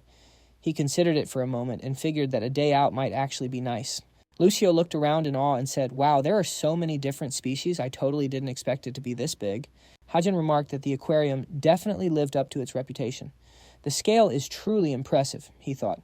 "Oh, that's a whale shark. It's even bigger in real life." He watched the creature, wondering, where is this guy going? Then the creature slammed into the glass and he shouted, "What's going on here?" He thought in surprise, "Why are all the fish swimming toward us?" Just then a little girl pointed and said, "Mom, look, all the fish swam over here." The protagonist thought, "Great, we're going to draw a crowd." Lucio pressed her hands against the glass, exclaiming that her heart nearly jumped out of her chest. "Hey, are you trying to scare everyone here?" she scolded the fish. "You need to disperse." At that moment, the fish all swam away. The MC approached Lucio, telling her not to worry. He explained, "You scolded them, now they won't scare anyone." At that moment, a boy pointed at Lucio and said, "Mom, that girl was talking to the fish." The protagonist thought, "Damn, we're attracting attention." He then scooped Lucio into his arms and said they needed to get out of there. She asked, "Why, Hajin?" He asked, "What do you mean why you were attracting way too much attention?" She asked, "Was I really standing out that much?" He explained that even though her wings weren't visible to other people, if she acted like that, they would figure out she was a nymph, which could put her in danger. Nymphs were a huge curiosity to people. He thought about the many hunters in the world, all possessing different abilities. Some were rumored to have psychometry, an ability that allowed them to see the past just by looking at a photo. If she ever ended up in the media, he couldn't imagine what might happen. Lucio clutched her headdress and asked, "So what should we do? Are they going to catch me now?" He replied that it wouldn't come to that. "You just have to be more careful in the future," he added. He then set her down and asked, "So what's next? You were so excited to come here. Have you seen everything you wanted to? Do you want to rest here for a while and then look around again?" he offered. She replied that she was fine and had already seen enough. Then she pointed ahead and told him, "Let's go there." Hajin was surprised to see she was pointing at the dolphinarium. A short while later, they were in their seats when an announcement came on. "Attention, dear visitors. The show will start very soon. Please take your seats." Lucio sat down and said excitedly, "A beluga whale. I really want to see it." The protagonist looked at her and asked, "Do you like them that much?" She looked at him and asked, "Did you know that in ancient times fishermen used to mistake beluga whales for mermaids?" He repeated, "Mermaids," after she said that he felt a bit uneasy.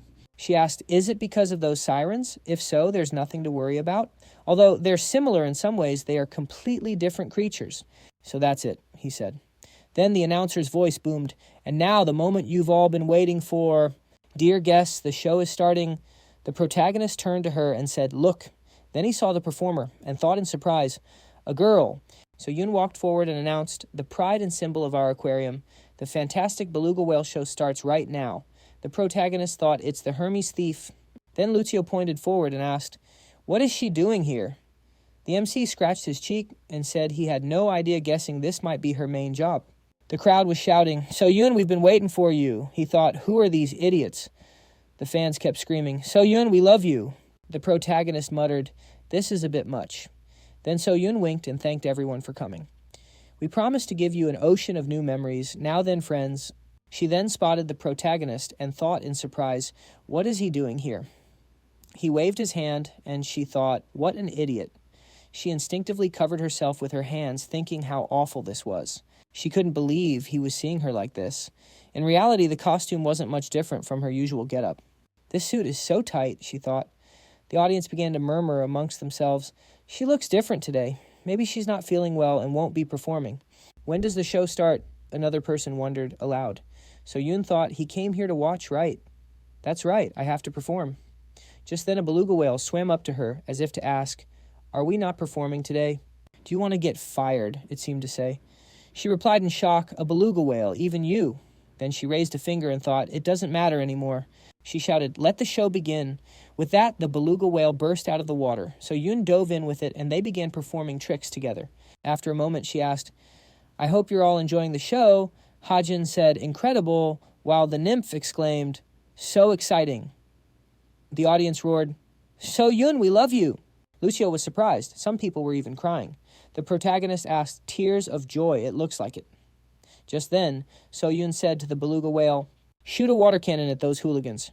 The creature immediately unleashed a stream of water directly onto the cheering fans. And So Yoon told everyone to give the beluga a round of applause for its excellent work. The protagonist asked, "Did she do that on purpose?" Lucio answered, "Most definitely." Then So Yoon announced, "That's all the acts we've prepared for you today. We ask that our visitors please make their way to the exits." At that moment, a sphere of energy materialized in the center of the dolphinarium, and Lucio shouted in surprise, "Hajin, what is that?" He was shocked. "An earthquake." At the same time, So Yoon thought, "An earthquake? Where did that come from?" She shouted, "Dear guests, please head to the emergency exits as quickly as possible." People started screaming for help. "We have to run faster," someone yelled. The protagonist grabbed the nymph and rushing forward said, "Damn it, we need to get out of here too." The building is about to collapse, he thought. Then he glanced to the side and wondered, wait, is that a dungeon gate? Sometime later, they were in a cave.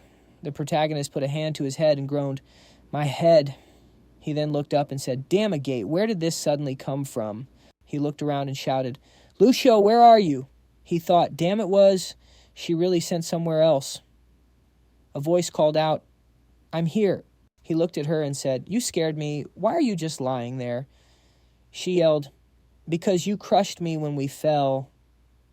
She then picked up a stone with symbols on it, and the MC asked if she knew what it was. She replied that she had definitely seen this writing somewhere before, but the stone was too damaged to make out the text. However, she was sure that they needed to get out of there quickly. If an artifact like that was this damaged, it meant this place was seriously dangerous. He told her that obviously they were in danger as long as they were inside the gate, but there was no need to panic. He figured the gate hadn't opened up somewhere in the suburbs, but right in the heart of Seoul, specifically at the aquarium, which was packed with people. In 30 minutes tops, no even less time than that, hunters would show up to rescue the civilians. He then pointed to the sides, saying they should wait in a safe spot until then. Besides, he added they might find other civilians trapped inside the gate. Lucio asked if he was really just going to sit there. He glanced at her before ducking behind a rock. She followed his lead and asked, "What's wrong?" He told her his internal danger radar was going off. Just then, the girl fell to the ground. A civilian, he thought. The girl was pleading for help, screaming that they had no idea what this place was. The girl next to her cried out, "That's right, we just went for a walk and were unlucky enough to get caught in the gate." A Triton then pointed his trident at her and ordered her to be quiet. "Human," he growled. "If you make any more noise, I'll send you straight to the sea god myself." Then he turned around and announced that they'd found 2 more. The other Triton replied, "Good job, tie them up and take them to the castle." The protagonist was taken aback. "Are they sirens?" he asked. "Tritons," Lucio corrected him. "Tritons," he repeated. "What's the difference between them and sirens?" She explained that while both are great sea warriors, sirens are exclusively female, while merfolk also have males who are called Tritons. At that moment, a Triton called out, "Captain, there's a broken tombstone over here too." The girl shouted that they didn't know anything about it. Her friend added, "That's right, we're victims here too." The captain then slammed his trident on the ground and yelled, "Silence, we're taking you to the castle. We'll decide what to do with you there." After the group left, our main character emerged from behind the stone saying, "We have to follow them, Lucio." She cupped her cheeks in her hands and asked, "But didn't you say if we just hid and waited, the hunters would come save us?" He stretched and replied, "True, but that doesn't mean we should just leave these people in trouble." He thought, "Besides, since the gate opened in an aquarium, there could be kids trapped in here too. I can't just sit back and watch this happen." He then walked forward, noticed a light, and thought, could that actually be the exit? He then looked ahead and wondered, what in the world am I looking at? Lucio, still holding a piece of the tablet, announced that she finally understood the words on the stone. She remembered where she'd seen it before. Long ago, there was a region where humanity flourished above all others, the very first cradle of civilization. But the gods grew to hate this city and destroyed it. The underwater city of Atlantis, she explained. The protagonist was shocked. Atlantis, he thought. Damn it, how in the world did I end up here? And besides, aren't dungeons and Atlantis two completely different things? The nymph looked at him and said that underwater realms can be even more treacherous than the abyss. The Tritons didn't know who shattered the stone tablets, which meant they might be up against a more dangerous foe. So what are we going to do, Hajun head, back to the cave? She asked. He pulled out a bag and said that first they should try to go as deep as possible. He thought to himself that it was a good thing he'd brought his magic bag. A short while later, a Triton saluted and reported, "You did a great job, Captain." The captain asked if they'd seen anything else unusual near the city. They replied, "No, nothing." As this was happening, a different Triton stared at the captured humans and called them criminals for wandering through their cave. The other Tritons were surprised. "They don't even have tails. Captain, could it really be them?" He replied, "No, they're far too weak for that. But for now, take them into custody." The other Triton responded, "Yes, sir." At that moment, Lucio pointed ahead and asked, "Hajun, did you hear that?" He replied, "Yeah. Fortunately, it doesn't sound like they're planning on hurting them yet." She turned to him and said, "It seems the Tritons themselves don't understand what's happening. Do you think we could solve this if we talk to them?" He folded his arms and mused, "Talk to them." He thought, come to think of it, we managed to resolve things peacefully with the lizard men without fighting. But if the hunters and these Tritons clash here now, it'll definitely be a bloodbath. What a waste. He not only had to negotiate with them somehow, but he also had to clear up the misunderstanding before the hunters arrived. He clutched his head and wondered, should I just let them fight it out? Meanwhile, a delivery notification popped up on his phone. He pulled out his device and grumbled, "You've got to be kidding me." "Why now?" The nymph asked, "What is it this time?" "I can't believe so many people are about to be thrown in prison. Lucio fretted. "When are the other hunters going to get here?" The nymph reasoned, "Judging by what happened earlier, those Tritons are trying to find whoever destroyed the tombstones in the cave. If I, a hunter of Hermes, can negotiate with the ruler of Atlantis, all the hostages will be able to get out of here safely." Then she said to him, "Sweetie, from now on, even if I suddenly disappear, you must not tell anyone about it." "Okay," he asked. "What, you're going to disappear? But how?" She just replied, "You'll see."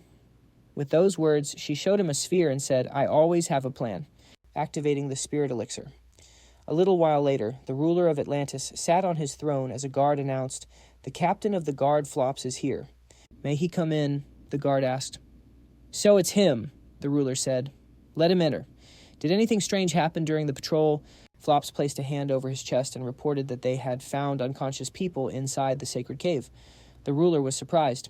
"People, you mean the ones who live on land?" Flops confirmed. "Yes, that's right." The ruler stroked his beard and wondered, how could land dwellers end up in Atlantis? If so, could they be connected to the recent strange phenomena? Flops replied that they were still investigating, but he highly doubted it. They offered no resistance. "They were all so weak that a single one of our warriors could have defeated them," he added. The ruler said, "I understand. I will take a look at these people myself later." "You did a good job, Flops," the ruler commented. "Yes, your majesty," he replied. After Flops left the room, the ruler wondered aloud, what in the world is going on? Besides, the tombstones holding up the barrier had been destroyed, and now there were people here. He wondered, could this all be connected? Then our hero approached him and asked, "Looks like you could use some help, my dear customer." A delivery man from the gods had arrived. The nymph clung to his leg and said, "Lucio," the ruler thought in surprise, "a human." He asked, "How did you get in here?" The delivery man chuckled and said that he provided express delivery for an extra fee. Of course, the ruler thought, what a strange job he has. Lucio said, "But this isn't an express delivery." The protagonist looked at her and said that in times like these, a little white lie is perfectly fine. The ruler thought, he doesn't look all that strong, so how did he manage to get past the guards? Then he asked, "Hey, can you take a closer look at what's hanging on his belt?" He asked, "That bag?" "But why?" The ruler replied, "I mean, what's inside it?" Lucio asked, "Hajun, did you buy something?" Clear his throat without telling me. He grabbed the bag and asked, "Do you think I'm crazy? Why would I buy something I might not need in the future?"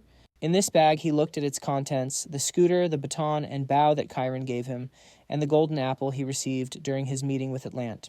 Originally, he planned to give the ruler the apple, but he decided not to. The ruler shouted in surprise, "A golden apple. But how did you get that?" He asked, "What about it?" At that moment, Lucio raised her index finger and said, "By the way, Hajun Atlantis was founded by the descendants of Atlant." He asked, "Seriously?" He looked at the golden apple and figured since he didn't receive any reward for it, he'd just keep the apple for himself.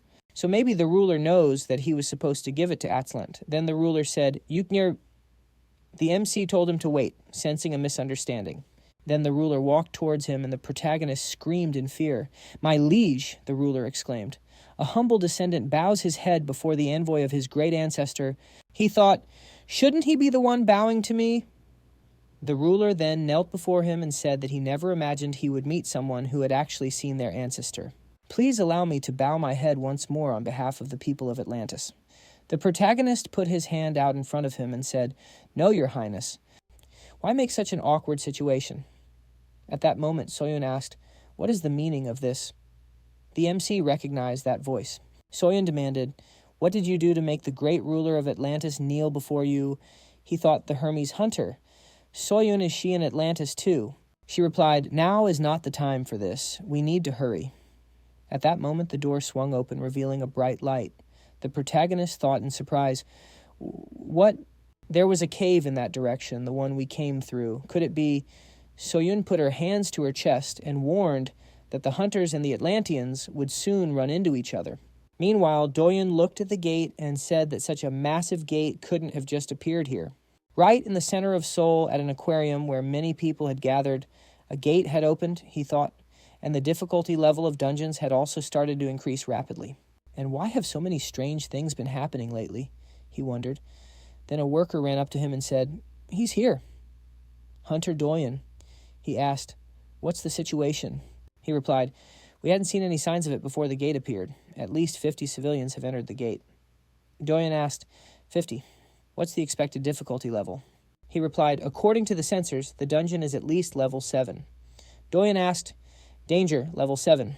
He thought that if this gate really was that level, then the dungeon's difficulty would be the same as the one in Hyundai, where an entire guild had been wiped out. In that case, entering the gate with so many people would be a death sentence. The worker asked, Captain Doyen, what are your orders? He thought for a moment, then said, first I'll request reinforcements from the guildmaster. In the meantime, we're going in first. He wondered if they were really going to clear the dungeon with just this group. Doyen replied that that wasn't the case. Our goal is to gather information and rescue civilians. Once reinforcements arrive, we can launch a full-scale attack, so don't overdo it. Everyone be careful. He thought that if they hesitated, the casualties would only increase. We need to save at least one person starting now, he resolved. Then he entered the dungeon with the rest of the group. The third team from the Young One Guild has successfully entered the dungeon. One of the guild members said, Captain, this looks like a cave. He replied, first, we need to find any traces the civilians might have left. Stay sharp. They then headed deeper into the cave and were surprised to see a light. Someone shouted, there's a light ahead.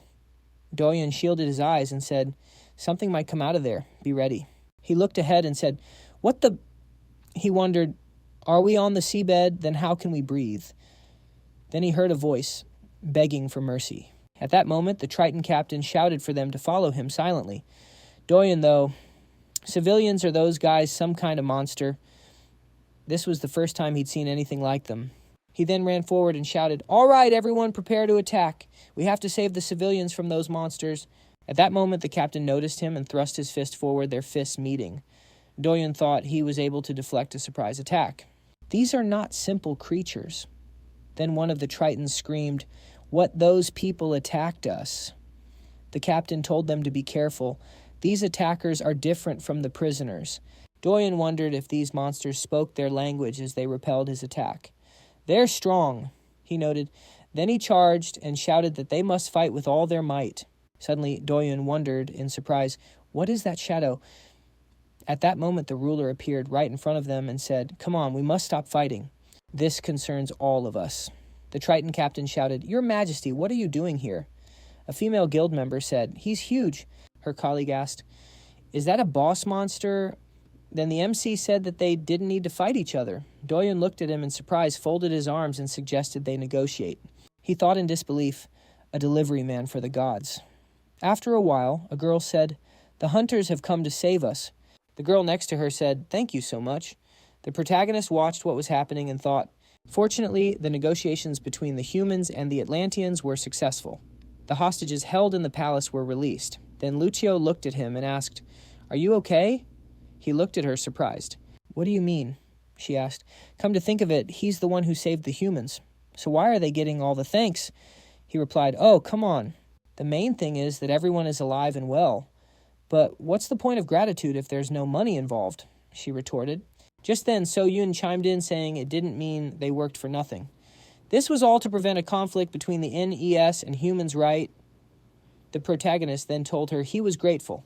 Thanks to her help, they had managed to stop the battle. At that moment, Doan ran up to them shouting, Lord Hajin, they survived thanks to you. Were you able to convince the NES? Hajin asked Down. Convince them? Who's that next to you? Down asked uncertainly. You could say, she's my assistant. What assistant? Seun sputtered indignantly. I started serving Hermes way before he did. The MC covered Seun's mouth and told Down not to pay her any mind. She likes to tell little white lies sometimes, he explained. I see, Down replied. Then he added, my apologies, but could you tell me what's going on here? The protagonist admitted he didn't know for sure. He had stumbled into the gate by accident, but he was certain they would encounter other monsters. Other monsters? Down asked thoughtfully. Shun jumped in. So can we ask the guild to send hunters with psychometry? Psychometry. The MC asked, why are you giving orders? She was just a thief. I'm more experienced than you, so you should keep quiet, she shot back.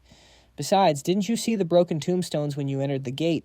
During his report, Captain Flop said those were what maintained the barrier in Atlantis. The protagonist asked, the barrier? So that's what those are. That's right, she confirmed. Someone broke the tombstones that uphold the barrier, which means they're planning to sink Atlantis. A hunter, with psychometry, could identify the culprit from what's left of the broken tombstones. Down nodded, saying he understood and would send the request right away. He then ran to the other guild members, shouting for them to escort the civilians out of the gate and call for reinforcements immediately. "Is something wrong, Hajin?" Nymph asked. "Is something bothering you?" He replied, "Not really." He then glanced at his phone where a new quest notification read, "Find the cause of the strange events happening in the city. Time limit, 8 hours. Reward, the treasures of Atlantis."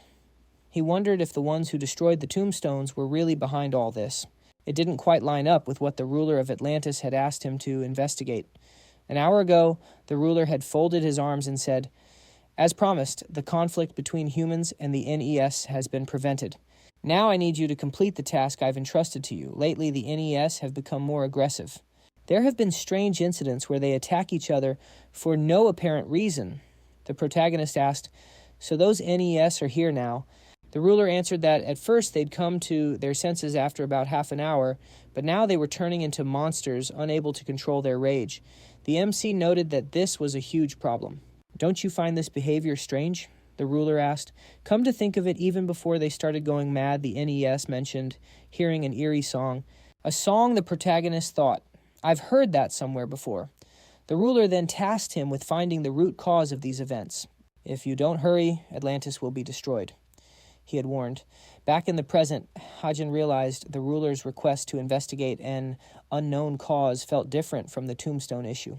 The two problems didn't seem related, which might mean that no monster was actually targeting Atlantis.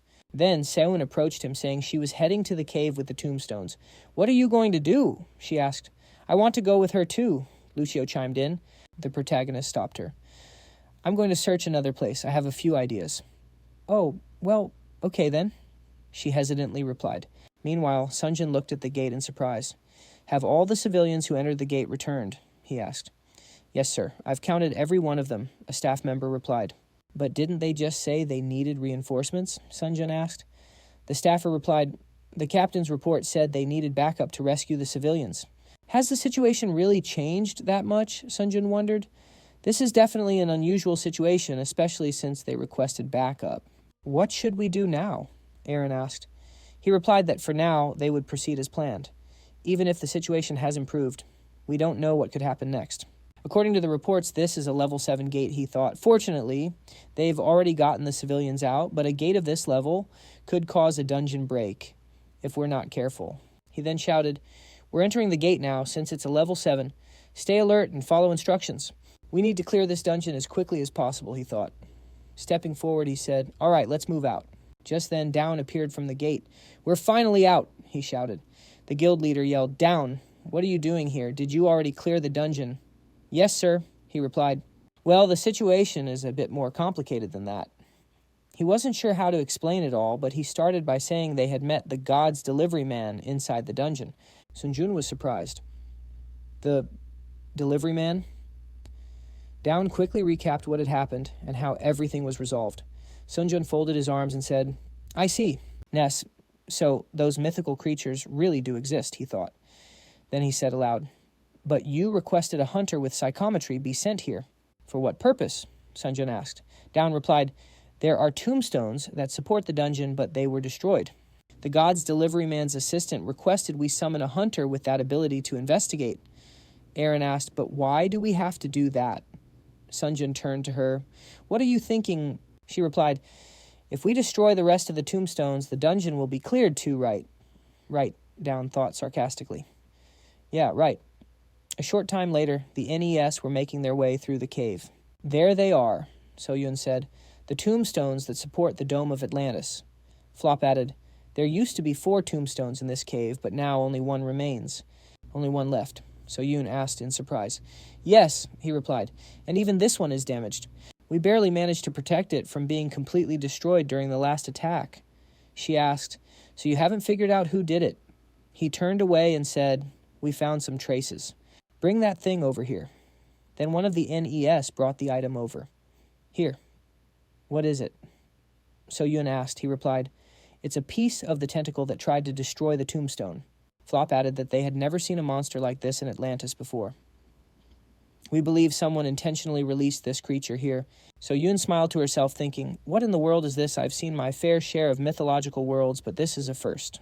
Maybe Hajin knows." No, that moron definitely knows something.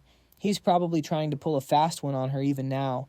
And why is she the only one stuck investigating this mess? At that thought, she clutched her head, prompting Flops to ask if she was feeling all right. She figured she'd better get a hefty reward for this. Meanwhile, the other guild members made their way into the cave. Sunjun asked, "Is this a cave over the sea?" Aaron noted that it looked just like the one in Hyundai. Down nervously asked, "Is it really safe for just the three of us to go in?" Sunjin retorted, "We're already inside a little late to ask now, don't you think? Besides, the NES weren't hostile." He added, "But like Aaron said, maybe we can fix this by destroying whatever tombstones are left." He mused, "It's possible, but the one who asked for our help was the god delivery man himself. He must have a good reason." Aaron, weapon drawn, moved ahead, telling the others to stay sharp. Someone was up ahead. Aaron noticed the lights were getting closer. Sunjin readied his weapon and said, "So it's a dungeon after all, huh? Stay ready for a fight. If you see anything suspicious, attack immediately." Just then, Soyun called out, "Doyun."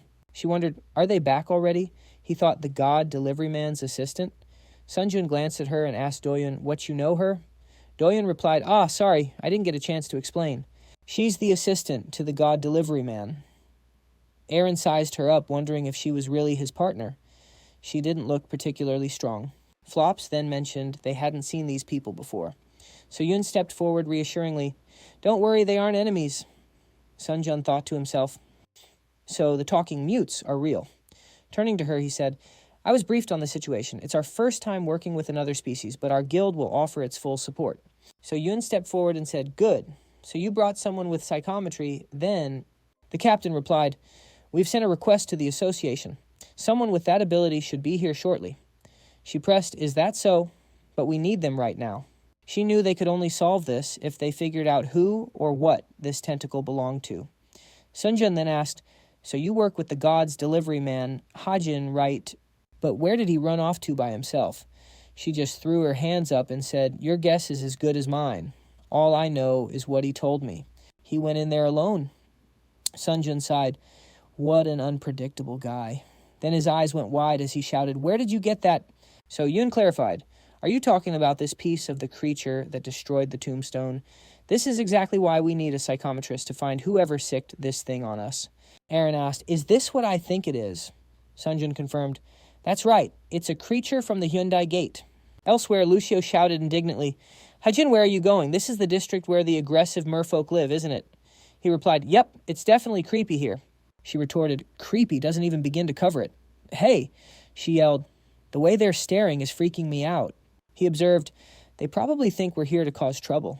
She added, "They all look so menacing." Hajin thought that they looked nothing like the merman from the palace. Their expressions were truly hostile. Lucio then asked, "Why did we have to come here anyway? Weren't we told that troublemakers get isolated from everyone else?" He challenged her, "Do you really believe everything that Merman told us?" She shot back, "They have no reason to lie, do they? They'll be the ones who suffer if we don't find the person behind this." Hajin conceded that she had a point. Their mission was only to rescue the civilians. They could have just refused the extra work and gone home. But the fate of Atlantis now rested on the merfolk. He considered that if the dome failed, all the inhabitants would die. No matter how long they'd lived on the ocean floor, they'd never survive the crushing water pressure without it. Then he looked up, voicing a new thought. But what if that isn't the culprit's real goal? She asked, "Are you saying you think he's hiding something from us?" He explained, "If the goal was just to cause chaos, the culprit could have destroyed the tombstone and enchanted the Tritons in the palace, not the ones living in these slums. It would have been much easier to control the guards and open the gates that way. So why make the residents here aggressive instead?" Lucio caught on, "Hajin, are you saying there's a different motive behind all this?" He raised his index finger with a grin and said, "Exactly." He knew his mega-elite nymph companion was sharp.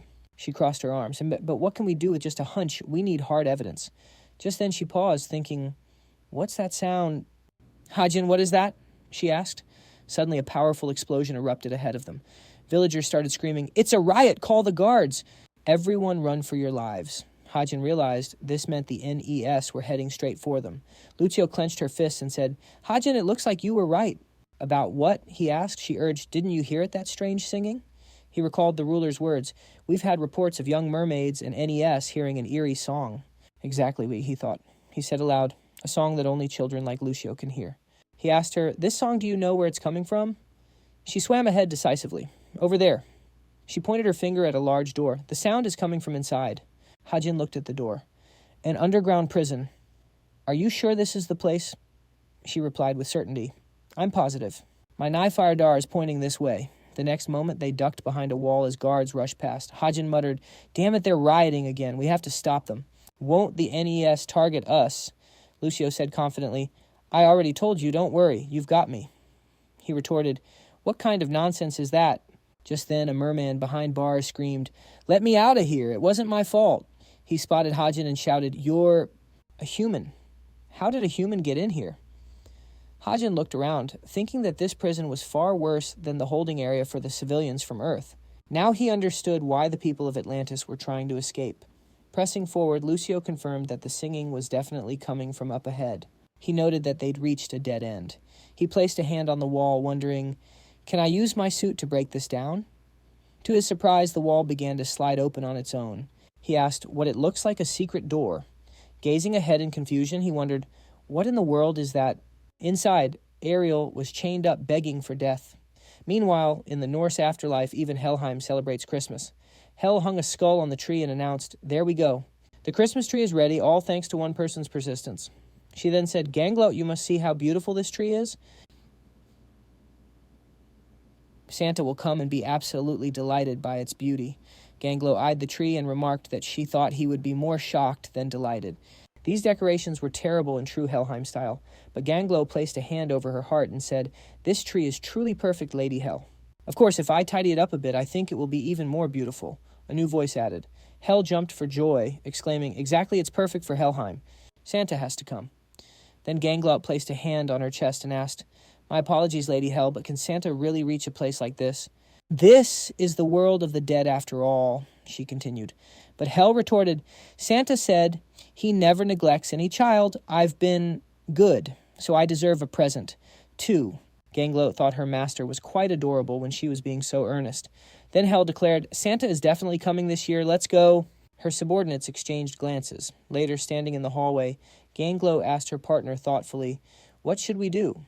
Her ladyship is looking forward to Santa so much. She'll be so disappointed if he doesn't show up.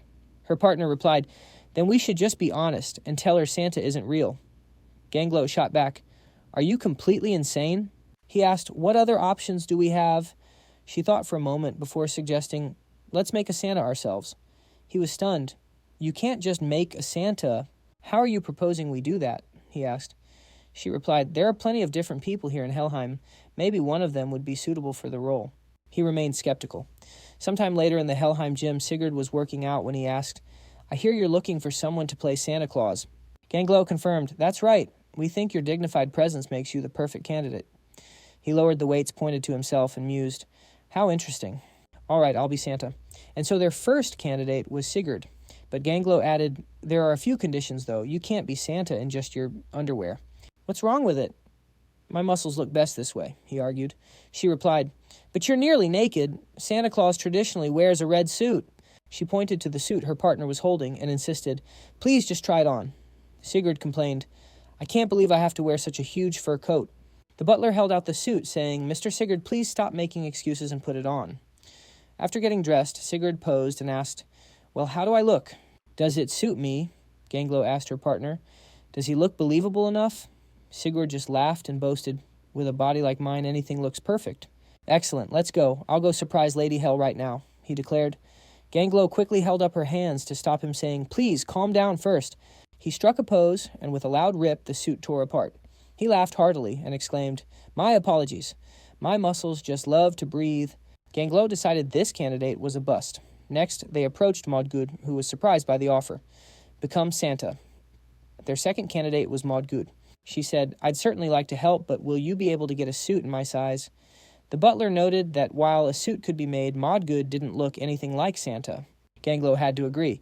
The second candidate wasn't going to work either. The butler sighed, This is troublesome. I can't believe we can't find one suitable person. Ganglo lamented, I suppose we'll just have to tell Our Lady the truth. But then Modgud chimed in, Isn't the right person for the job nearby? Ganglo asked who she was talking about. Modgud replied, The two of you. The butler asked, shocked, You mean we should be Santa? She confirmed, You two. You started this whole thing to keep from crushing Lady Hell's dream, so it's up to you to see it through." At her words, they looked at each other. Sometime later, a dressed-up Sigurd held out a gift and said cheerfully, "Lady Hell, Merry Christmas." A small version of Modgood adjusted her hair and added her congratulations. Lady Hell, with her hands on her hips, beamed and said, "I'm so glad you all came to my Christmas party. I hope you all have fun." As the feast began, Hell looked around and asked, "But where are Ganglot and her partner?" Modgood explained, "They said they were going to meet Santa Claus." Hell's eyes lit up. "Santa, is he really coming?" Just then, Sigurd approached Modgood and whispered, "I heard those two are dressing up as Santa. Do you think it'll actually work?" She replied, "I'm not sure, but we're about to find out." At that moment, the doors opened, and a voice announced, "Santa Claus." Sigurd muttered, "Here they come." "Merry Christmas," said Ganglot dressed as Santa. Sigurd thought, anyone can tell that's just her. But to his surprise, Hell ran forward, joyfully shouting, "Santa, you're finally here," he announced. "I've brought a special present for the good girl, Hell." She cheered, "Hooray." Then Santa opened the gift and said, "Here you go." Hell looked at the present and exclaimed, "A toy snowman? It's just what I wanted. Thank you, Santa. This is the best Christmas of my life." She thought to herself that she was having so much fun, but it was time for the act to end. "Ganglot and you," she said, "you both tried so hard for my silly wish." The butler asked, "But how did you know?" She hugged Santa and explained, "I know Santa isn't real, so I wasn't actually expecting anything. But I heard that human fathers sometimes dress up as Santa, and that gave me a little hope. I was wondering if the father who abandoned me here might come this time." Ganglot asked gently, "Lady Hell, are you referring to Loki?" Then the ruler turned around and smiled. "But everything is fine now. I've realized once again that I have people who are dear to me right here. I'm very grateful to all of you." Later that night, Hell lay in bed placing the snowman beside her. "Today was a very joyful day," she whispered. "Good night, Rudolph the Skull." "I didn't see my father this year either, but I don't have any regrets," she thought. Her thoughts were interrupted by a shout from outside which made her jump. "It's him," she thought.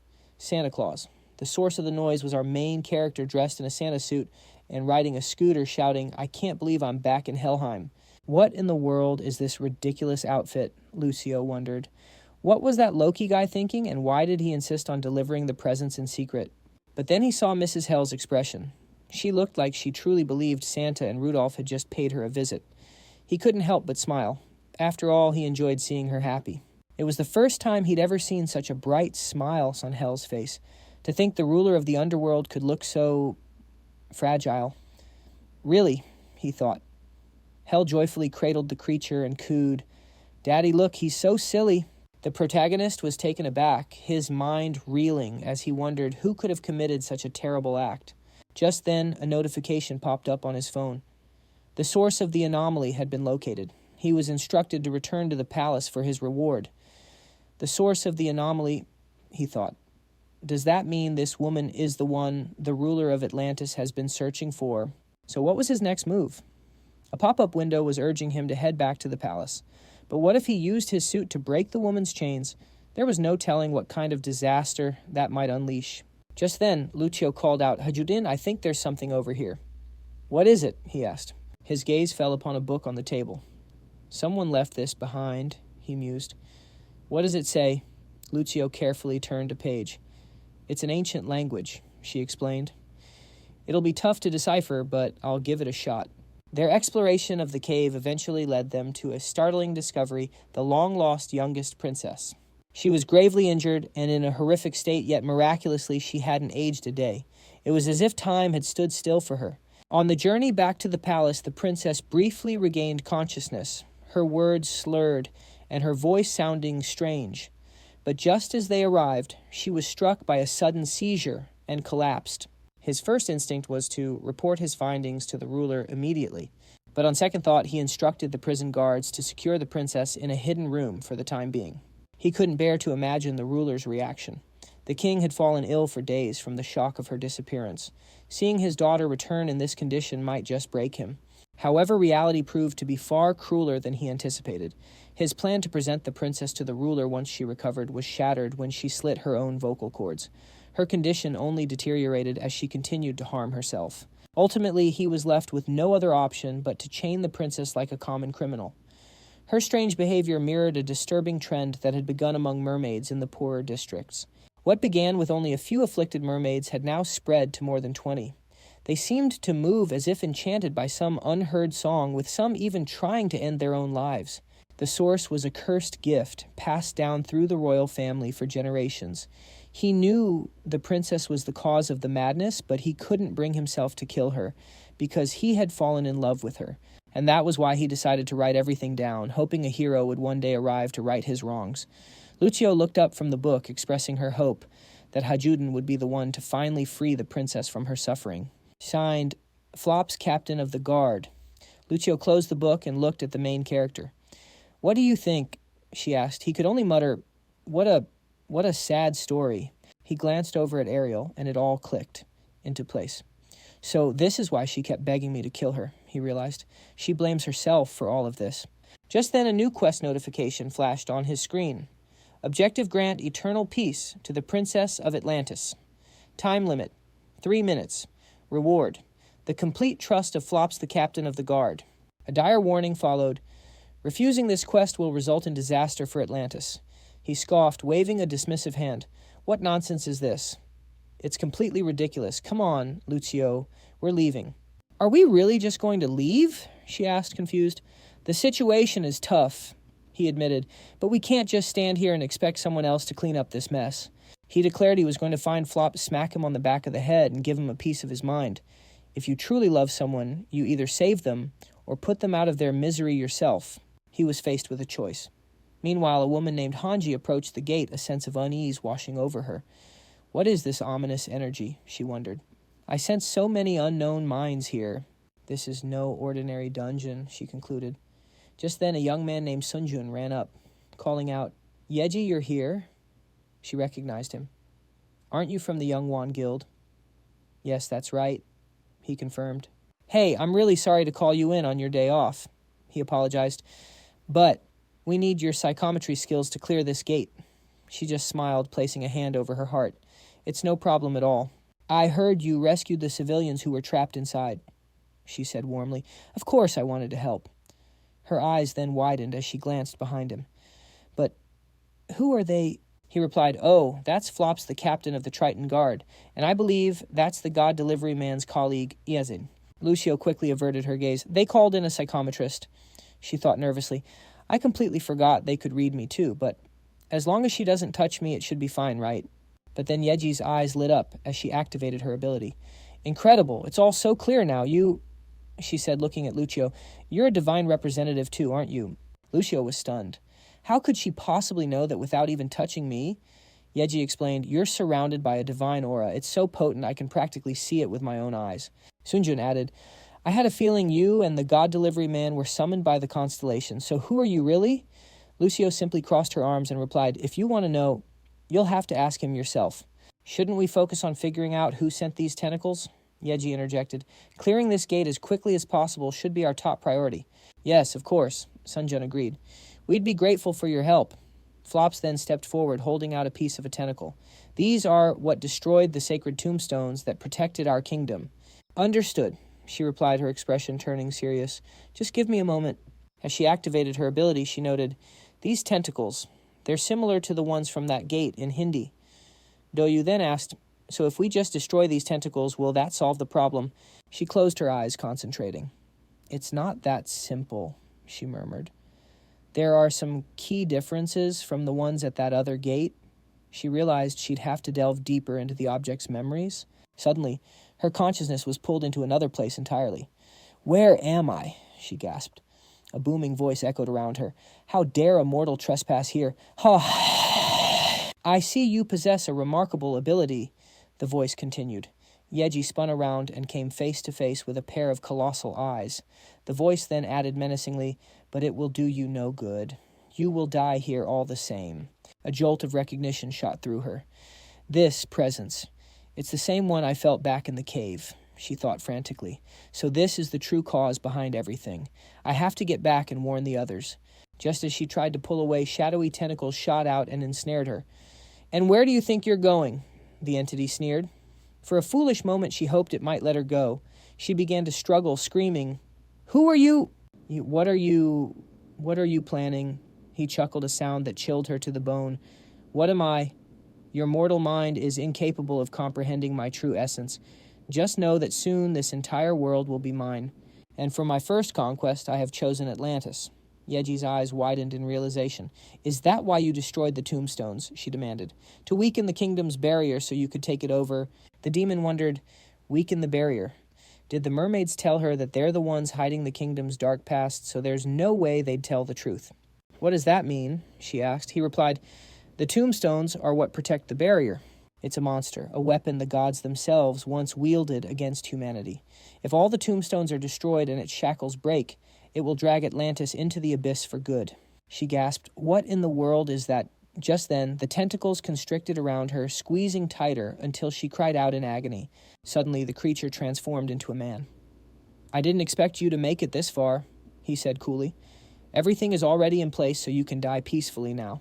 A moment later, Yeji's eyes shot open and she screamed in terror. Sunjin looked over, concerned, asking, "Is she all right?" Dune shouted, "Yeji's awake." Sunjin breathed a sigh of relief, thinking, "Thank goodness she's conscious." "Where is he?" Yeji demanded frantically. Sunjin placed a reassuring hand on her shoulder, telling her to calm down. "You're in the infirmary at the Atlantis castle." Just then, So Yun burst into the room, shouting, "Is she okay?" Yeji sat up, asking, Did I pass out?"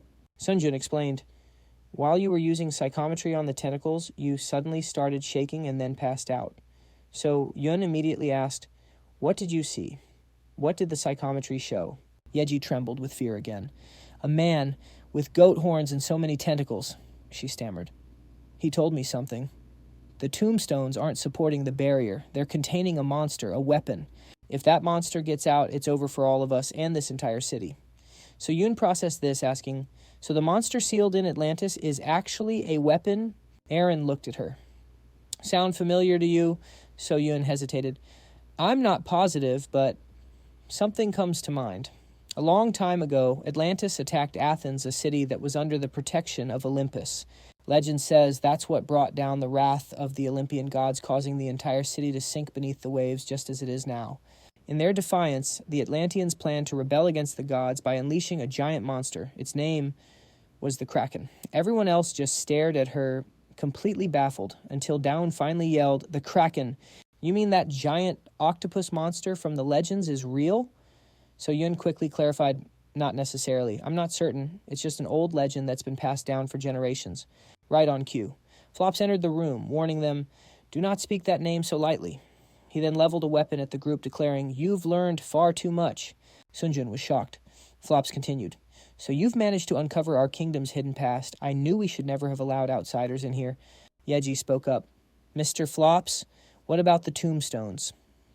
"Don't you worry about that," he answered dismissively. "We've already dispatched soldiers to protect them. Now it's time for you all to return to whence you came. We will handle our own affairs." So Yun stepped forward, indignant. "So you force us to come all the way here, and now you're just kicking us out?" Yeji added, "This isn't just about you. If that monster is released, it won't just be this city. The entire ocean will be in danger." Flops turned back, his voice firm. "All the more reason for outsiders to stay out of it. Maintaining order here is our responsibility." He then ordered the Triton guards, "Seize them and send them back through the gate." Meanwhile, in a dark cave, the goat-horned man made his move. He grabbed a Triton guard by the neck, lifting him effortlessly into the air before slamming him to the ground. "Annoying fools," he muttered. "I didn't think I'd have to handle this myself, just as I suspected these merfolk are tougher than they look. No matter. The time has come to annihilate Atlantis." With that, he thrust his hand toward the tombstone. Vicious tentacles erupted from his arm, shattering the ancient stone. A nearby guard, Ariel, screamed, "No, don't let him get near it." It was too late. The Kraken began to rise its form, breaching the magical barrier as a massive wave of energy pulsed outward.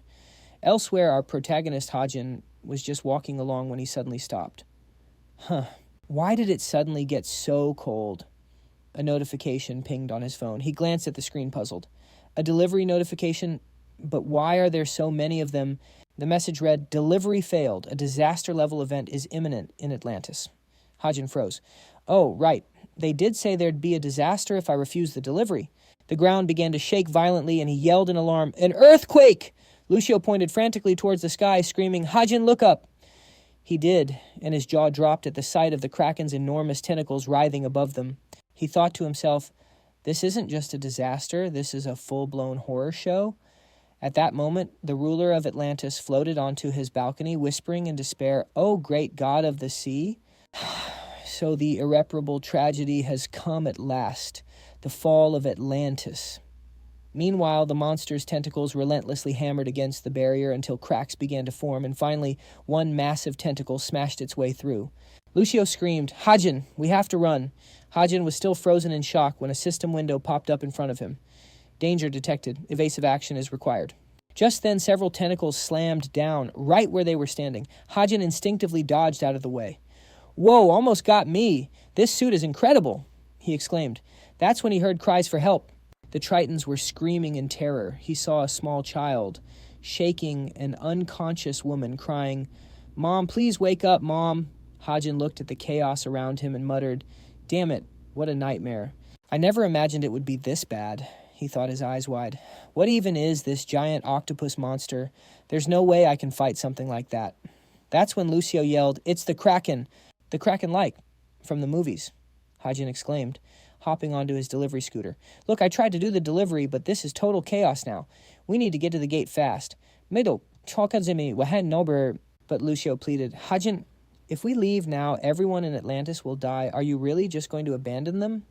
Hajin glanced back over his shoulder as he answered, "Listen, kid, at least these merfolk can swim. Shouldn't we prioritize saving ourselves first?" Lucio looked at him horrified. "But that's so heartless." Besides, she added, "if you had just completed the delivery in the first place, none of this would have happened." As they sped forward on the scooter, the desperate cries of the Atlanteans echoed behind them. Hajin's resolve wavered. "Damn it, what am I supposed to do?" he thought. Just then a voice cut through the chaos. It was So Yun holding a glowing potion. "Hey, you idiot, why are you just standing there?" She hurled the Demeter potion forward, and a wave of frost instantly froze the ground. Seizing the opportunity, Aaron charged in, unleashing an attack he called Spinning Blade. At the same time, Down was hacking away at a nearby tentacle, while Sunjun, swinging his massive sword, roared, "Everyone get back!" He brought his blade down in a powerful arc, severing several of the Kraken's tentacles in one clean strike. Sunjun shouted over to Hajin, "We'll back you up." Hajin stared in disbelief. What? It was the whole crew. Everyone who had been at the castle was now here. So Yun ran up to him, hands on her hips. "You weren't seriously planning on ditching us and making a run for it, were you?" Hajin just looked at her blankly.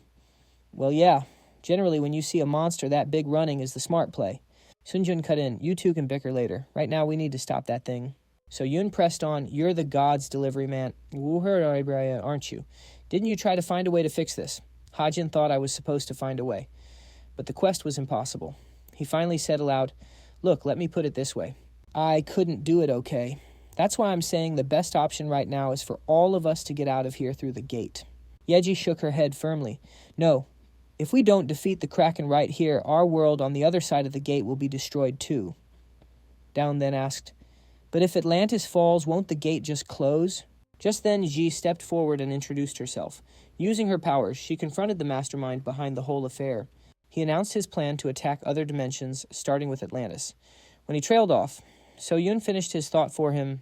There was going to be a gate breach. He planned to send the Kraken to their world. At that, the MC grabbed his head, realizing this must be why the villain had fled. He had thought this was just a dungeon problem, but the situation had escalated horribly. Whether the gate broke or not, he wondered how they could possibly stop such a creature. So Yun reported that she'd melted the ice, but warned the creature would attack again soon. Our hero sighed, saying that first and foremost, somebody had to take that monster down. Just then they heard a voice. It was a voice offering help. Everyone turned to Ariel, who was being held by Flops as she introduced herself as the Princess of Atlantis. The protagonist recognized them as Flops and the mermaid from the dungeon. Flops explained that the princess had told him everything, and he could only thank Hajun for his help. Hajun asked how this was possible, wondering if her powers were involved. Ariel explained that she'd only regained her senses after the Kraken was unleashed. She'd been consumed with trying to restrain it. Her royal family had passed down the ability to control sea monsters for generations, so she believed she could hold off the Kraken at least for a little while. The MC then checked his system window, which displayed a new quest, Save Atlantis, by stopping the Kraken. The time limit was X. The rewards included a point refund for defeating the Kraken, plus the trust and friendship of the Atlantis Titans. A point refund. The reward seemed incredibly generous. A smile spread across his face as he thought, maybe I should actually give this a shot. Open store, he commanded. A window appeared, showing his remaining points, 372,700. He figured with that kind of cash back, he could afford just about anything. He resolved to spend all his points on a weapon. Down, however, grew impatient.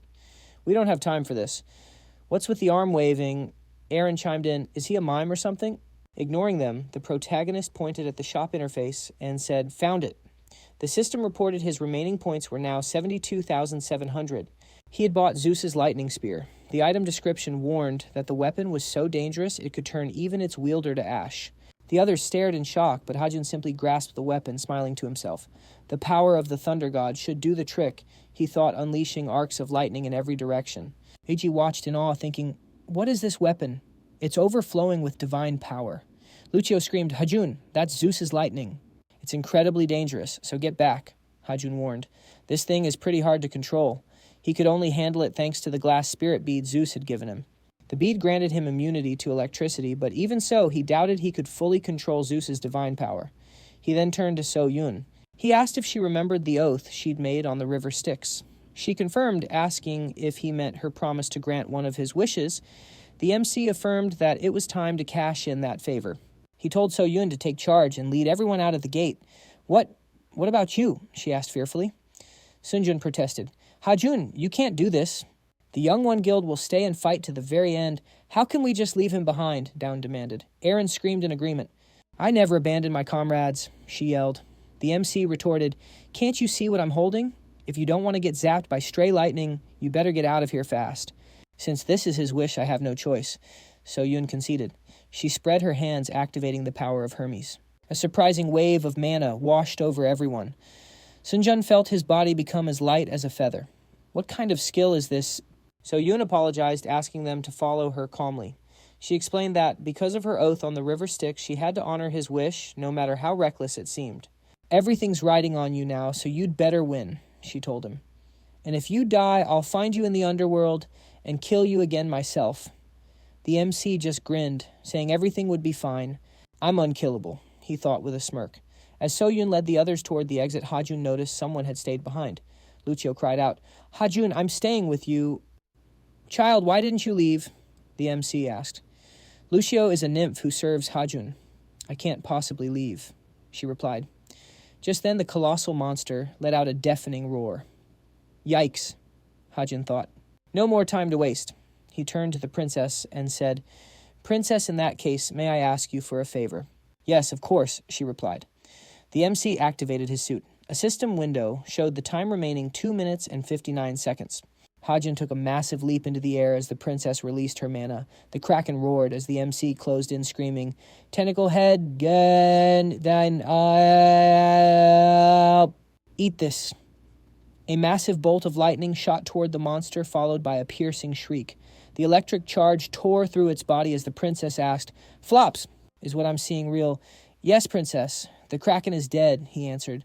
The force of the blast threw the MC backward. I won, he gasped, but I'm completely out of energy. He had no strength left at all. Am I really going to die like this? He wondered. Looks like I can't keep my promise after all. What a nightmare. Even though I didn't live as extravagantly as others, it was still a good life, he mused. Just then, Lucio rushed toward him, screaming his name. Lucio, he thought as she begged him to grab her hand, tears in her eyes. Where did she come from? He wondered.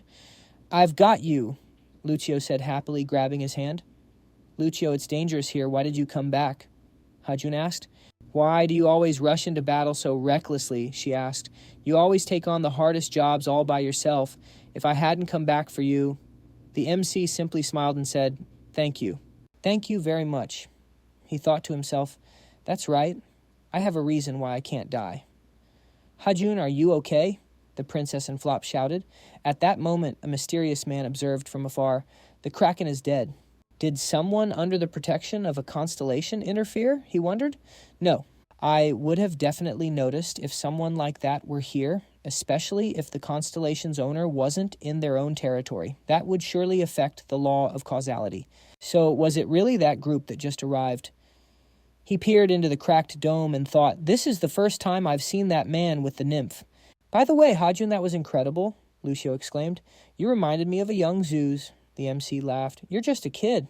I only swung the lightning bolt once." "I know," Lucio replied cheerfully. "What?" the MC retorted. "What a cheeky kid. Are you trying to make fun of an adult?" He playfully pinched her cheek, and she let out a yelp. "Hajun, it hurts," the man groaned. "Hajun! Lee Hajun! So it was you."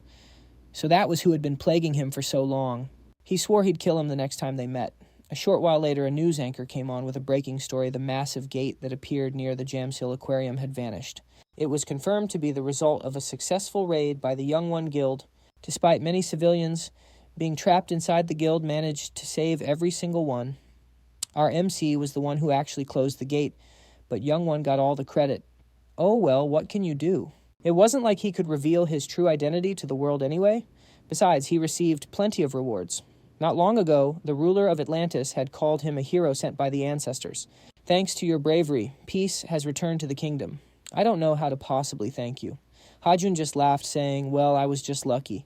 He thought to himself, "At first I was just planning to run away." He felt a bit ashamed. Flop declared, "Hajun, you are a true warrior worthy of our respect." Siro.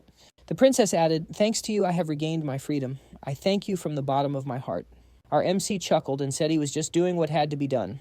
The ruler of Atlantis announced, "Here is the reward I promised." MC thanked him, then looked at the chest and gasped. The ruler of Atlantis explained, "The ring of the sea, God passed down through generations of the royal family and these scales." MC thought the ring of the sea god. It can gather moisture from the air to create water anywhere. Back in the present, he was sitting on his couch eyeing Lucio. Hajun aimed the ring at her and muttered, "Target acquired." A small jet of water hit Lucio square in the head, and he burst out laughing. She whipped around, clutching her head and yelping. "Hard boy Hajun, stop messing with me. You're supposed to be an adult, but you act like such a child." Our MC just laughed innocently and asked, "What are you talking about?" "I was just sitting here," Lucio grumbled. "That ring, fine. Since I'm a nice person, I'll let it slide this time." MC chuckled. Okay, you're forgiven. I won't do it again. By the way, what are you up to over there?" Lucio retorted, "Can't you see I'm packing my things?" Hajun gasped dramatically. "Are you running away from home?" "Is this all because I was teasing you?" Lucio scoffed. "Who do you take me for? Do you really think I'm some kid who'd run away from home over a little joke? I just haven't been to the academy in a long time. I need to at least show my face back home." MC tilted his head. "The academy home. Are you talking about Streamwater?" Lucio nodded. "That's right. I'll be back in about 5 days. Try not to miss me too much." MC frowned. "Wait, you're just going to spring this on me now. If you're leaving, then I'm going with you. We're a team after all." A little flustered, Lucio turned away and said, "Well, then you better get ready quickly." "Hey, wait up. Don't leave without me," he shouted. "All right," Lucio called back. "I'll give you 1 minute." A little while later, they were zipping through a forest on a scooter when Lucio said, "Hajun, we'll have to walk from here." He hopped off and asked, "Is there really a village out here? Are you sure we're not lost?"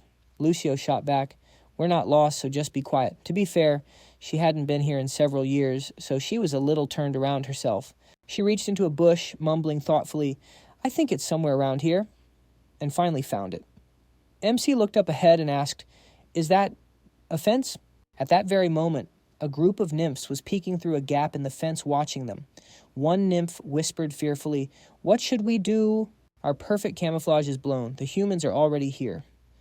Another nymph asked, "Really, how did humans find this place?"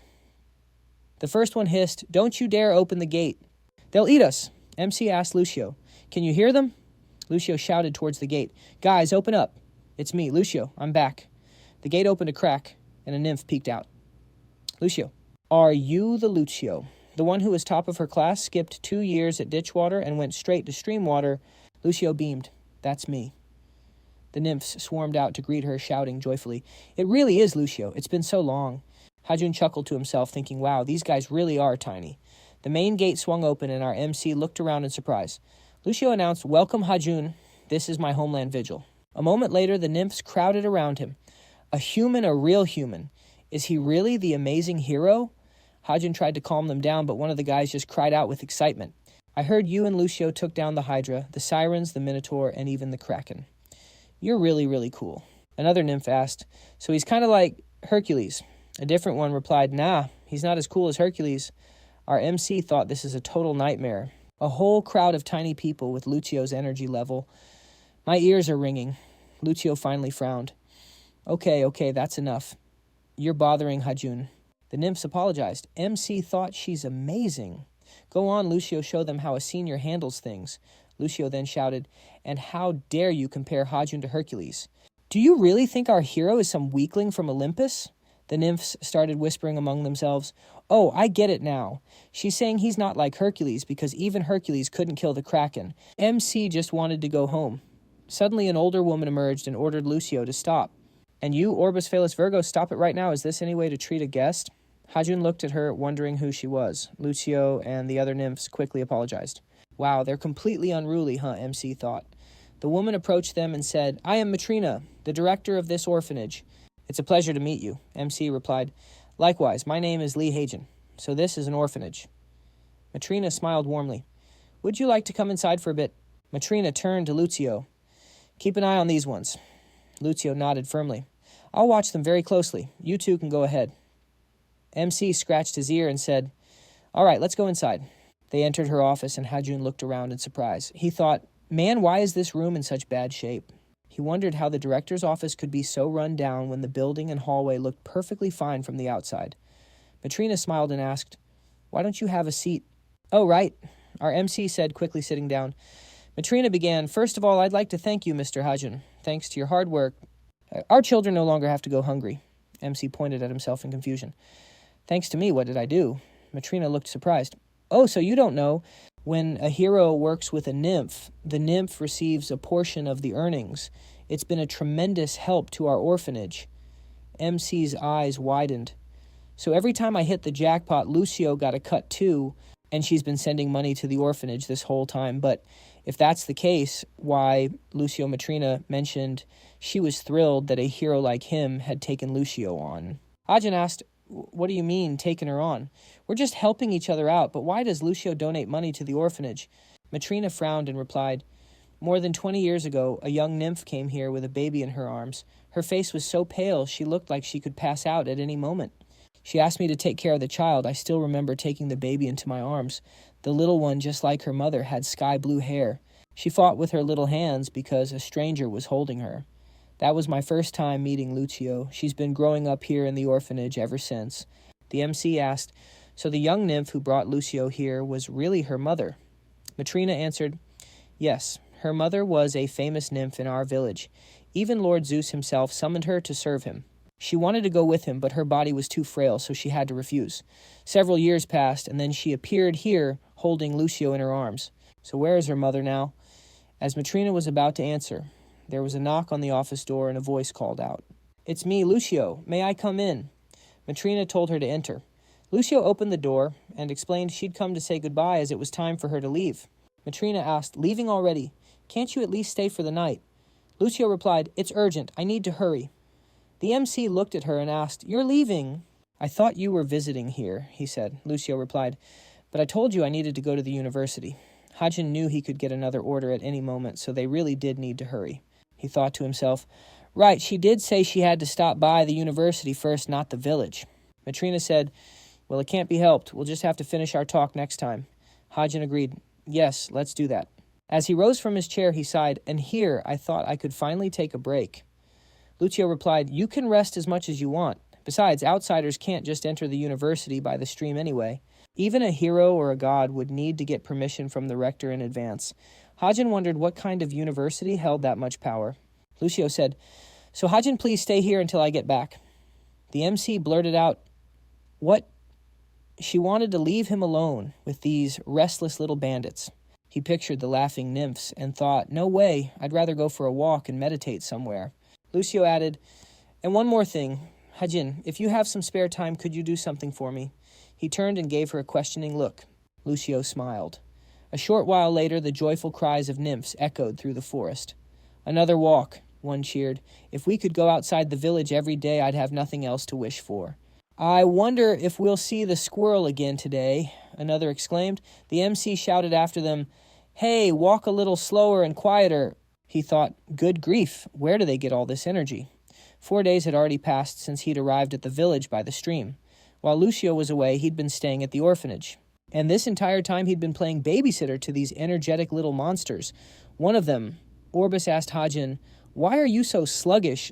I heard you're a great hero, but you look like a complete weakling." The MC retorted, "Do you want to die?" The little girl just tilted her head. "Die? What does that mean?" He thought, "Lucio, I'm begging you. Please come back soon." Orbis shouted, Hajin, let's go even farther today." Virgo scolded, "Orbis, shouldn't you call him Mr. Hajin? You need to be more polite."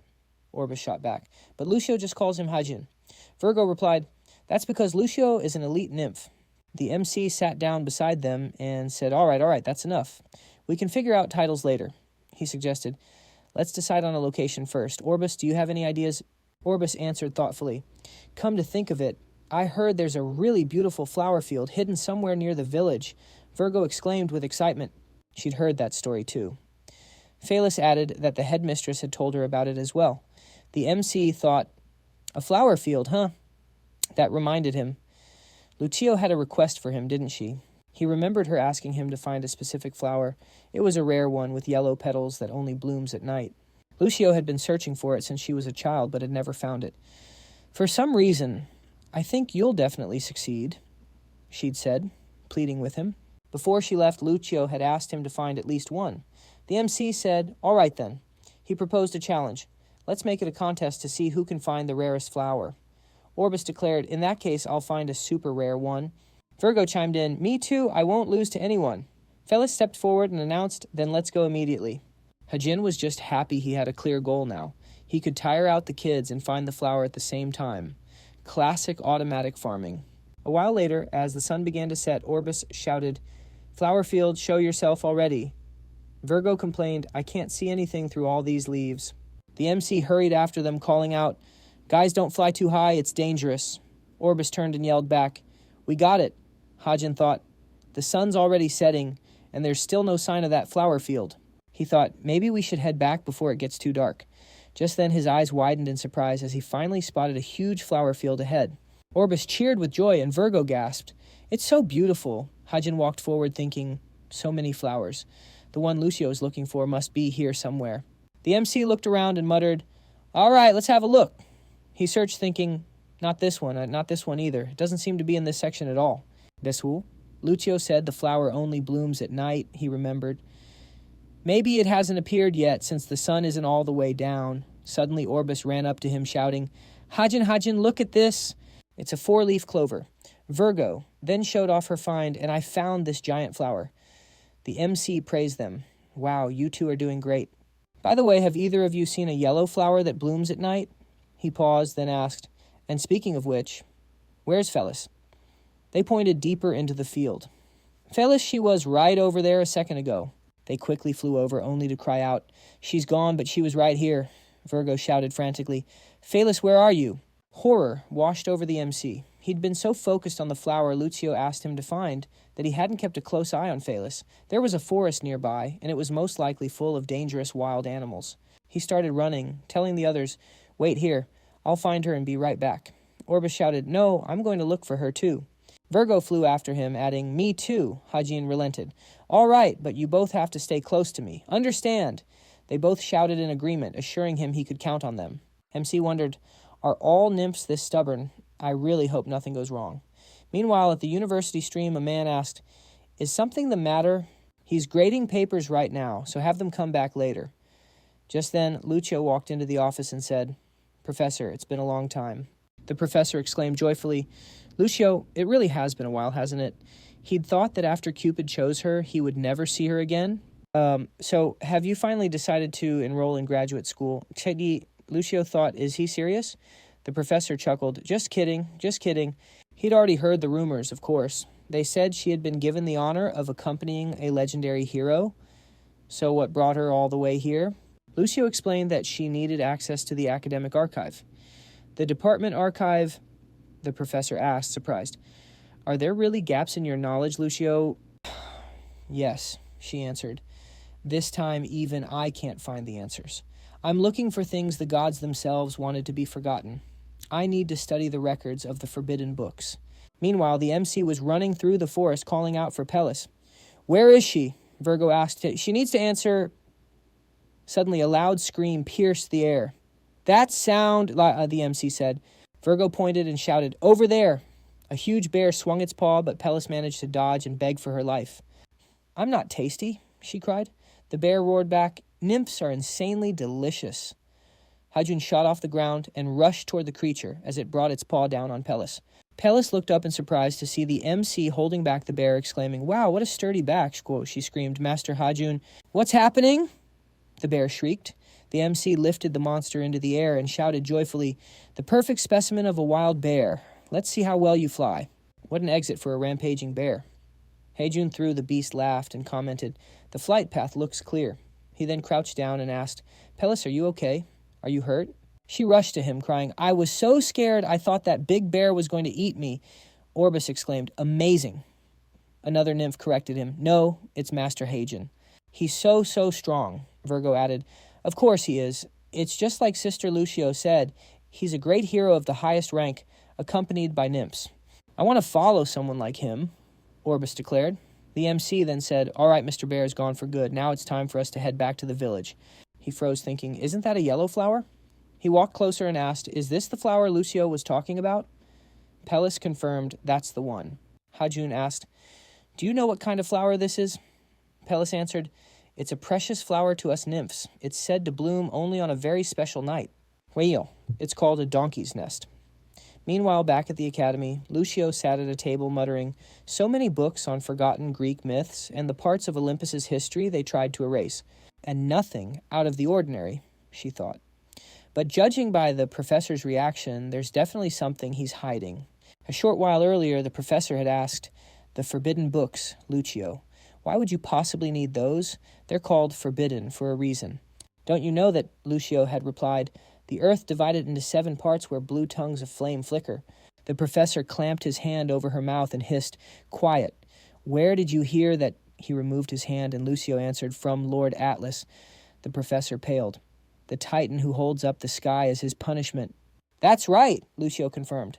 "I've already encountered monsters coming out of that place 3 times. The professor sputtered, 3 times! "Really," he thought, "and you're still alive." "Well, yeah, it wasn't that surprising," Lucio said casually. "After all, we didn't heroically take down the Kraken." Lucio laughed. "That was the easy part. So what is this place?" The professor frowned. "You'll have to find that out for yourself. I can't tell you even if I wanted to." Now she was in the library gathering books and thinking it would have been much easier for both of them if he had just told her everything. She'd been at this for days and nights on end, but still hadn't found a single clue. She had to find this information to help Hajun. She accidentally bumped into a bookshelf, and it toppled over, creating a domino effect with the rest of the shelves. "The professor is going to kill me," Lucio muttered. Suddenly her eyes widened. Underneath a fallen bookshelf was a book she'd never seen before. She picked it up. "I've never seen this one. What's this about the 7 deadly sins?" She read aloud, "The earth divided into 7 parts where blue tongues of flame flicker here and there." She'd finally found it. The book described the tentacled creature Lucio had encountered along with many other horrifying monsters. When Lucio reached the final page, she couldn't tear her eyes away from an illustration titled The 7 Deadly Sins. It depicted cursed beings that had been defeated by the combined might of gods from various mythologies. Lucio understood the implications immediately. She slammed the book shut. "It can't be... If this is true, then why..." she whispered, horrified. "No matter what I have to be sure, Hajun." She realized they had stumbled into something far more dangerous than she could have ever imagined. At that moment, the nymphs arrived back at the orphanage, cheering, "The village, you're aing wanegonar. Still, we finally made it." Virgo said, "I thought we were going to have to spend the night outside." The MC said, "All right, listen up. Let's go over what I told you on the way here. We need to keep everything that happened today a secret from everyone." The nymphs nodded. Orbis, Pellis, and Virgo were just having fun in the flower field all day. The MC chuckled to himself. "What a bunch of rascals, but at least they're starting to listen to me." Just then Matrina called out, "Orbis, Pellis, Virgo, go wash your hands and feet quickly now," she ordered. They rushed over to her, and Orbis presented her with a 4-leaf clover. "This is for you, Mrs. Matrina." MC thought, "Matrina is simply amazing taking care of these kids every day." Matrina said, "Hajun, you worked hard today. Thanks to you, the children have been smiling so much lately."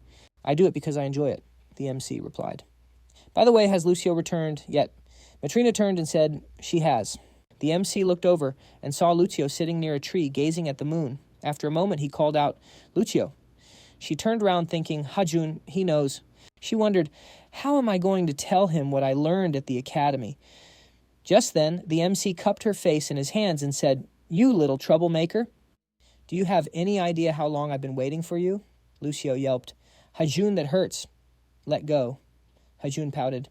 Well, you didn't have to be gone for so long. He looked at the tombstone curiously and asked, is this a grave? Lucio replied, it's my late mother's grave. Hajun apologized, looking sorry.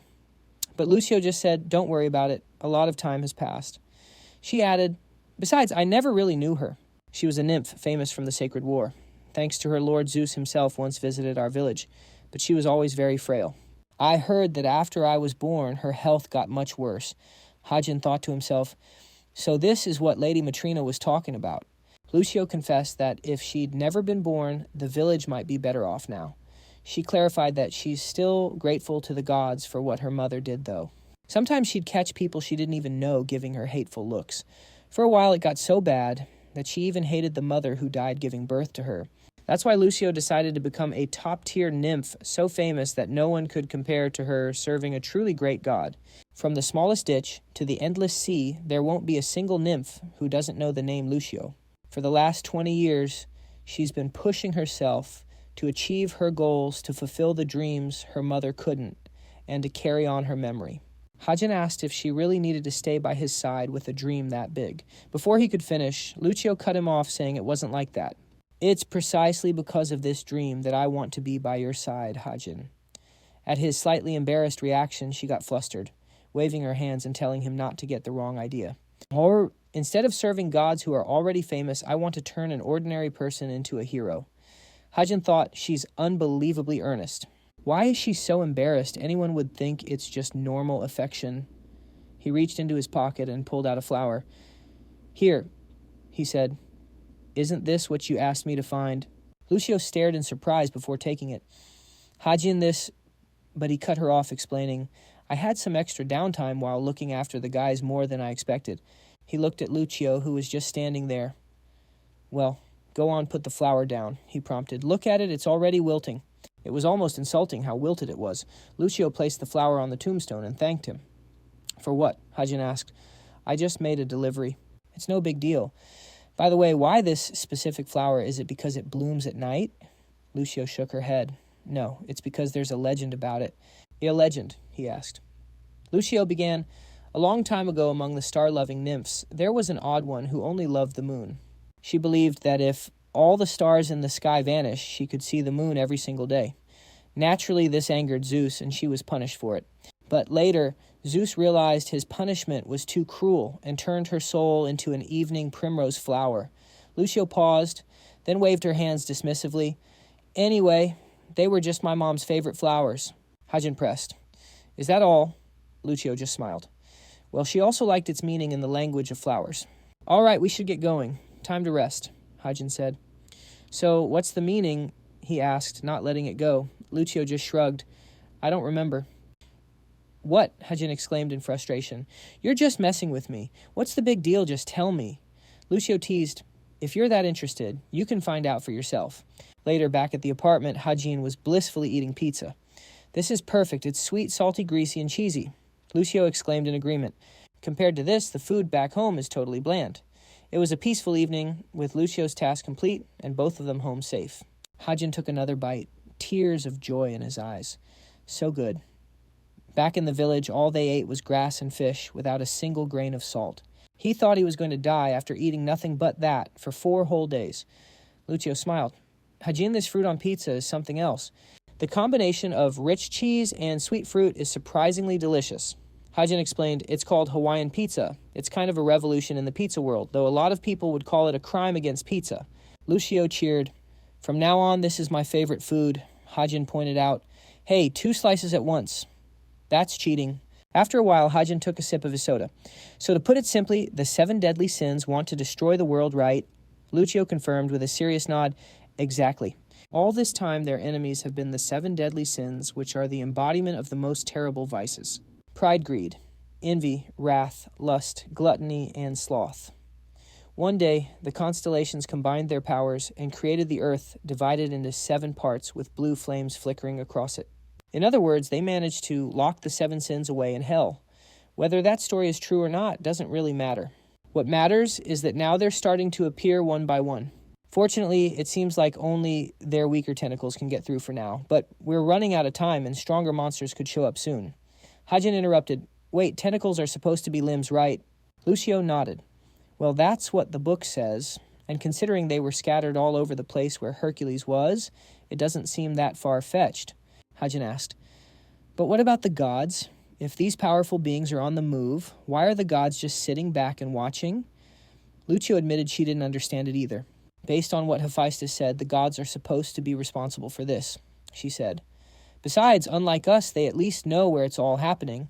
Hajin replied, That's a good point, and since it's the gods' responsibility... Suddenly Aaron appeared right in front of him. The gods' responsibility, you say... What are you talking about? She asked. Hajin yelped in surprise and fell right off his chair. Aaron just looked at him. What are you so jumpy about? Hajin pointed a shaky finger at her. Aaron, how long have you been here? No, wait, how did you even get in? This is my house. Aaron casually picked up a slice of pizza. Lucio invited me. Lucio chimed in that she'd invited her over to try the pizza. And who gave you permission? Hajin asked, annoyed. I didn't even hear the door open. How did you get in? Aaron just took a bite and commented, This is delicious. Hajin sighed and slumped back into his chair. He asked what she wanted with him, since she obviously wasn't just there for pizza. Aaron replied, The James Aquarium. I'm here to give you your reward. My what? Hajin asked. You defeated the gate, she stated. Of course you're entitled to a reward. Hajin thought to himself, the Eternity Guild. Just like last time they handle everything with money. Well, there's a reason they're the #1 guild in the country, MC thought. Besides, he wasn't the type to turn down easy money. Thanks, Aaron said. And one more thing. MC gave her a questioning look as she turned, stepped closer, and asked him to teach her how to fight. She wanted to become as strong as him. MC just smiled, pushed her out of the apartment, and flatly told her no. Aaron slumped to the floor, completely dejected. A little while later, Hajin taped a notice to his door and declared, Done. The note was a clear warning. No merchants or religious solicitors. Do not ask for fighting lessons. Violators will be reported to the police. That should do it, MC thought to himself. 4 days had passed since he'd first refused Aaron's request. Since then, she'd been pestering him relentlessly. Hajin figured it would be a huge scandal if the famous huntress got arrested for stalking. Well, this would definitely make her stop. Lucio cracked the door open and asked Hajin why he was up so early. She woke me up, MC replied. Go take a look. Lucio read the sign aloud. Warning. Is this because of that woman next door? Yep, Hajin answered. Lucio promptly ripped the note off the door, yelling that instead of wasting time on nonsense, he should have been making her breakfast. No, MC yelled back. Lucio then asked why on earth he wrote about merchants and religious figures. There was a lot of empty space on the page, MC replied sheepishly. Lucio chased him back into the apartment, shouting, All right, just go away and stop causing trouble. But I tried so hard. Hajin sighed. Suddenly, Lucio stopped, turned around, and pulled out a coupon. Turns out Aaron had given Lucio a meal coupon earlier in exchange for her help. Lucio had simply shouted in delight. Now Aaron gave her a thumbs up from afar and thought, Excellent. The classic turn an ally into a traitor tactic, she mused. A little while later, Lucio came out with a bowl of ramen and announced, It's ready. MC looked at it and said, Wow, this looks pretty good for your first time. For a second, he even thought it looked like the kind you get from those fancy instant noodle machines. That's the ramen sold in vending machines along the Han River that cook it for you on the spot. Well, of course, Lucio said proudly. It was made by a high-ranking nymph. Nice, Hajin said, blowing on the noodles. Well, time to dig in. The ramen someone else made for him tasted amazing. The noodles were perfectly firm and the broth was fragrant. Man, this is good, he thought. Wait a second. This isn't the ramen we usually eat, he realized.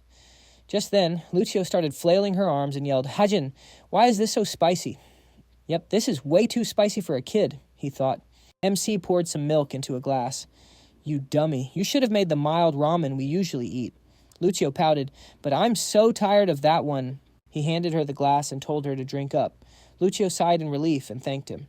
Hajin figured he'd have to go to the store and buy some ramen that Lucio could actually handle. As he kept eating, Lucio suddenly perked up. Hajun, I discovered something amazing. He gave her a questioning look. If you mix the ramen with milk, it's not spicy at all anymore. Aren't I a genius? She declared. MC just smiled and said, oh yeah, milk ramen. What? Lucio asked, her face falling. You mean I didn't invent it? He chuckled and replied, yeah, that's like a 100-year-old secret recipe. If you mix it with milk, the spiciness goes away, and you don't even get a puffy face the next day. He added, I used to eat it like that as a kid when things were too spicy. In that case, Lucio declared, I'll pour some in your bowl too.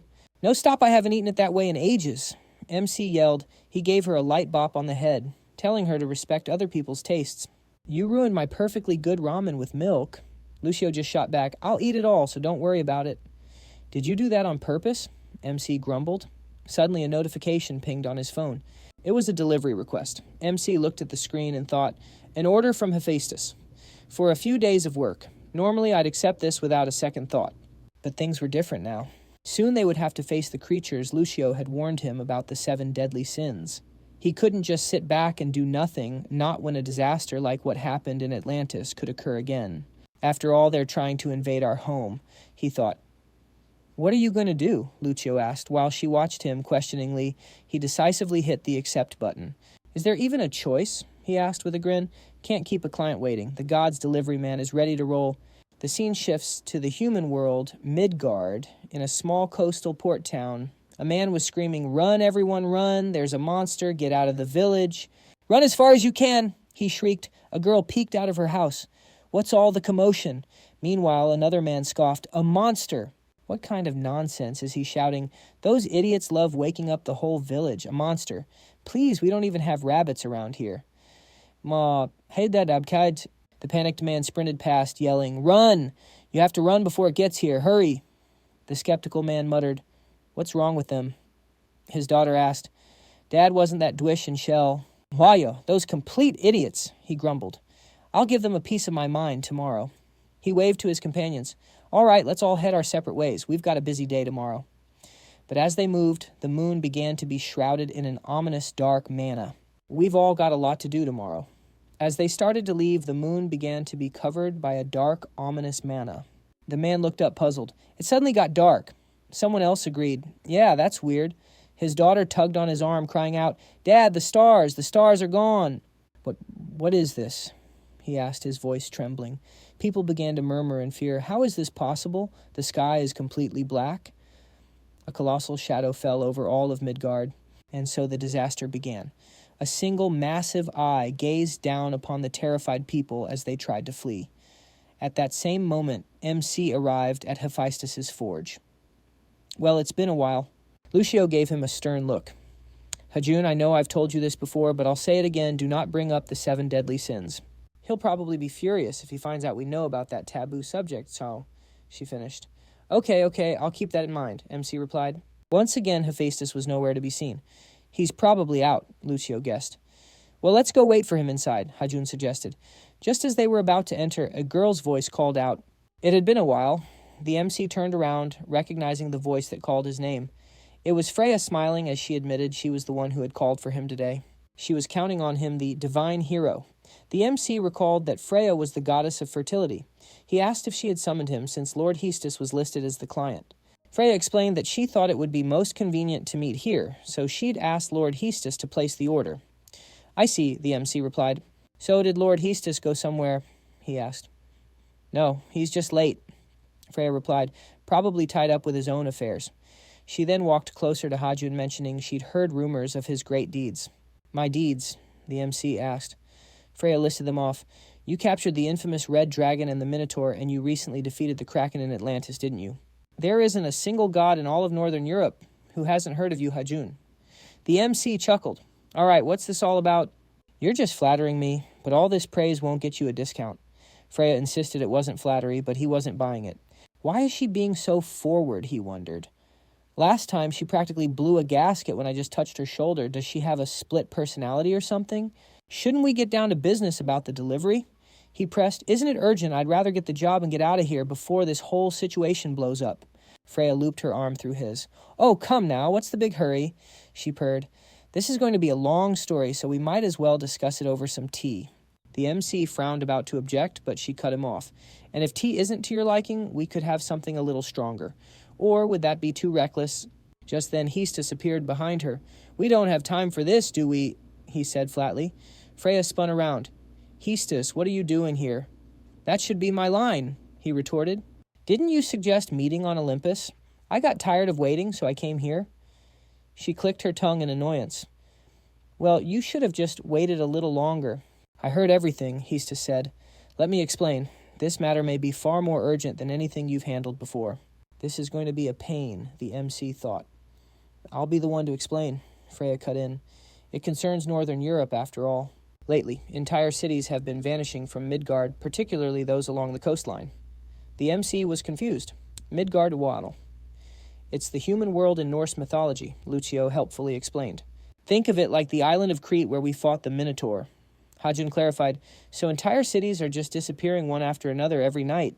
This doesn't bode well, Freya crossed her arms. According to fishermen who witnessed it, the sky and sea were completely blotted out by some unknown monster. And right after that, the city vanished. The MC cut to the chase. So you want me to kill this monster? Of course not, Freya replied. It would be shameless of us to ask that of you. Then what do you want me to do? He asked. Reconnaissance, Freya stated. Your job is to go to Midgard, immediately find out who's behind this, and put a stop to it. A system window popped up. An incredible rumor is spreading through Midgard. Find the one responsible. Mission time limit. 168 hours. Failure or refusal will result in divine punishment. Delivery reward 3 million points. The MC's eyes widened. 3 million. A short while later, his scooter was zipping through the sky as a system window announced, destination is 1 kilometer ahead. Proceed straight ahead. You will arrive at your destination shortly. The MC burst out laughing. Can you believe it? 3 million for one job, that's the biggest payout we've ever gotten. Hajun. Lucio cautioned, I don't think you should be celebrating just yet. Whether it's recon or research, we still have to fight monsters right. A reward this big probably means we'll be up against a monster worthy of a 7 million point bounty. He froze. A nightmare. He hadn't even considered that. Lucio, Hajun asked. Turning to her, do you have any idea who could be behind these rumors? Yes, but I have my doubts about it, Lucio replied. Jormungandr. The MC repeated the name. What sounds like some kind of magic spell? Lucio explained, he's the world serpent, the son of Loki, the god of mischief, a colossal monster whose venom can kill even the gods. What? The MC asked. But why would he attack humans? They're all part of the same mythology. Exactly, Lucio said. That's why I'm not convinced. And don't forget, she added, those tentacles from the 7 deadly sins we fought before were clearly being controlled by someone. The MC thought, right, I completely forgot about those things. It wouldn't be surprising if they were behind this mess too. The system window dinged. You have arrived at your destination. Hajun stopped in front of a shimmering rainbow-colored path. Whoa, he breathed. She said to cross the rainbow bridge, but I didn't think she meant a literal rainbow bridge. As Lucio flew down towards it, the MC warned, hey, just so you know, if you fall from here, it's instant death. Lucio yelled back, I have wings, I'll be fine. The MC chuckled. Right. He scanned the area. So, where is everybody? Lucio asked Hajun, are you sure this is the right place? The navigator says it is, the MC replied. We were supposed to meet the people involved with the case here. Maybe we're just early. The thundering of hooves approached from behind, followed by a booming voice. Speak of the devil. The MC turned to see a man declare, well, well, if it isn't the shameless bandit who trespasses on others' territory and steals their work. Hajun frowned. That's a pretty bold accusation for a first meeting. Lucio shrieked, oh my gosh, Hajun, look. It's Sleipnir. Yeah, well, my scooter's cooler, the MC retorted. You don't get it, Lucio hissed. That means he's Odin. The MC quickly covered her mouth. What did you just call him? What was that mumble? The man demanded. He scoffed. So Lady Freya asked you to look into things. You just want to swoop in, collect your pay for her little request, and take a trip to Helheim. Is that it? The man frowned. So you're not that bandit after all. That's right, Lucio piped up. Hajun is not a bandit. He's a delivery man. The MC gestured proudly. Exactly. See this? It's a scooter. Just look at these sleek lines. It's way cooler than your weird 8-legged horse. I swore I'd scare this guy to death if I ever met him, the man thought. He took off his helmet and let out a hearty laugh. But he's just some low-level trash, he thought, completely beneath my notice. "What's with this guy?" the MC muttered. "I think he's got a screw loose," Lucio whispered. Suddenly, another voice spoke from behind them. "Is this the work of that idiot, Hermes?" The MC turned. "What? Who are you?" The man just laughed in response. He's supposed to be an ordinary gatekeeper, but when you think about it, he looks incredibly suspicious. Lucio mentioned someone from Northern European mythology, Caduceus. "Is that really him, Lord Heimdall?" the man asked. Wow, so she actually knows him.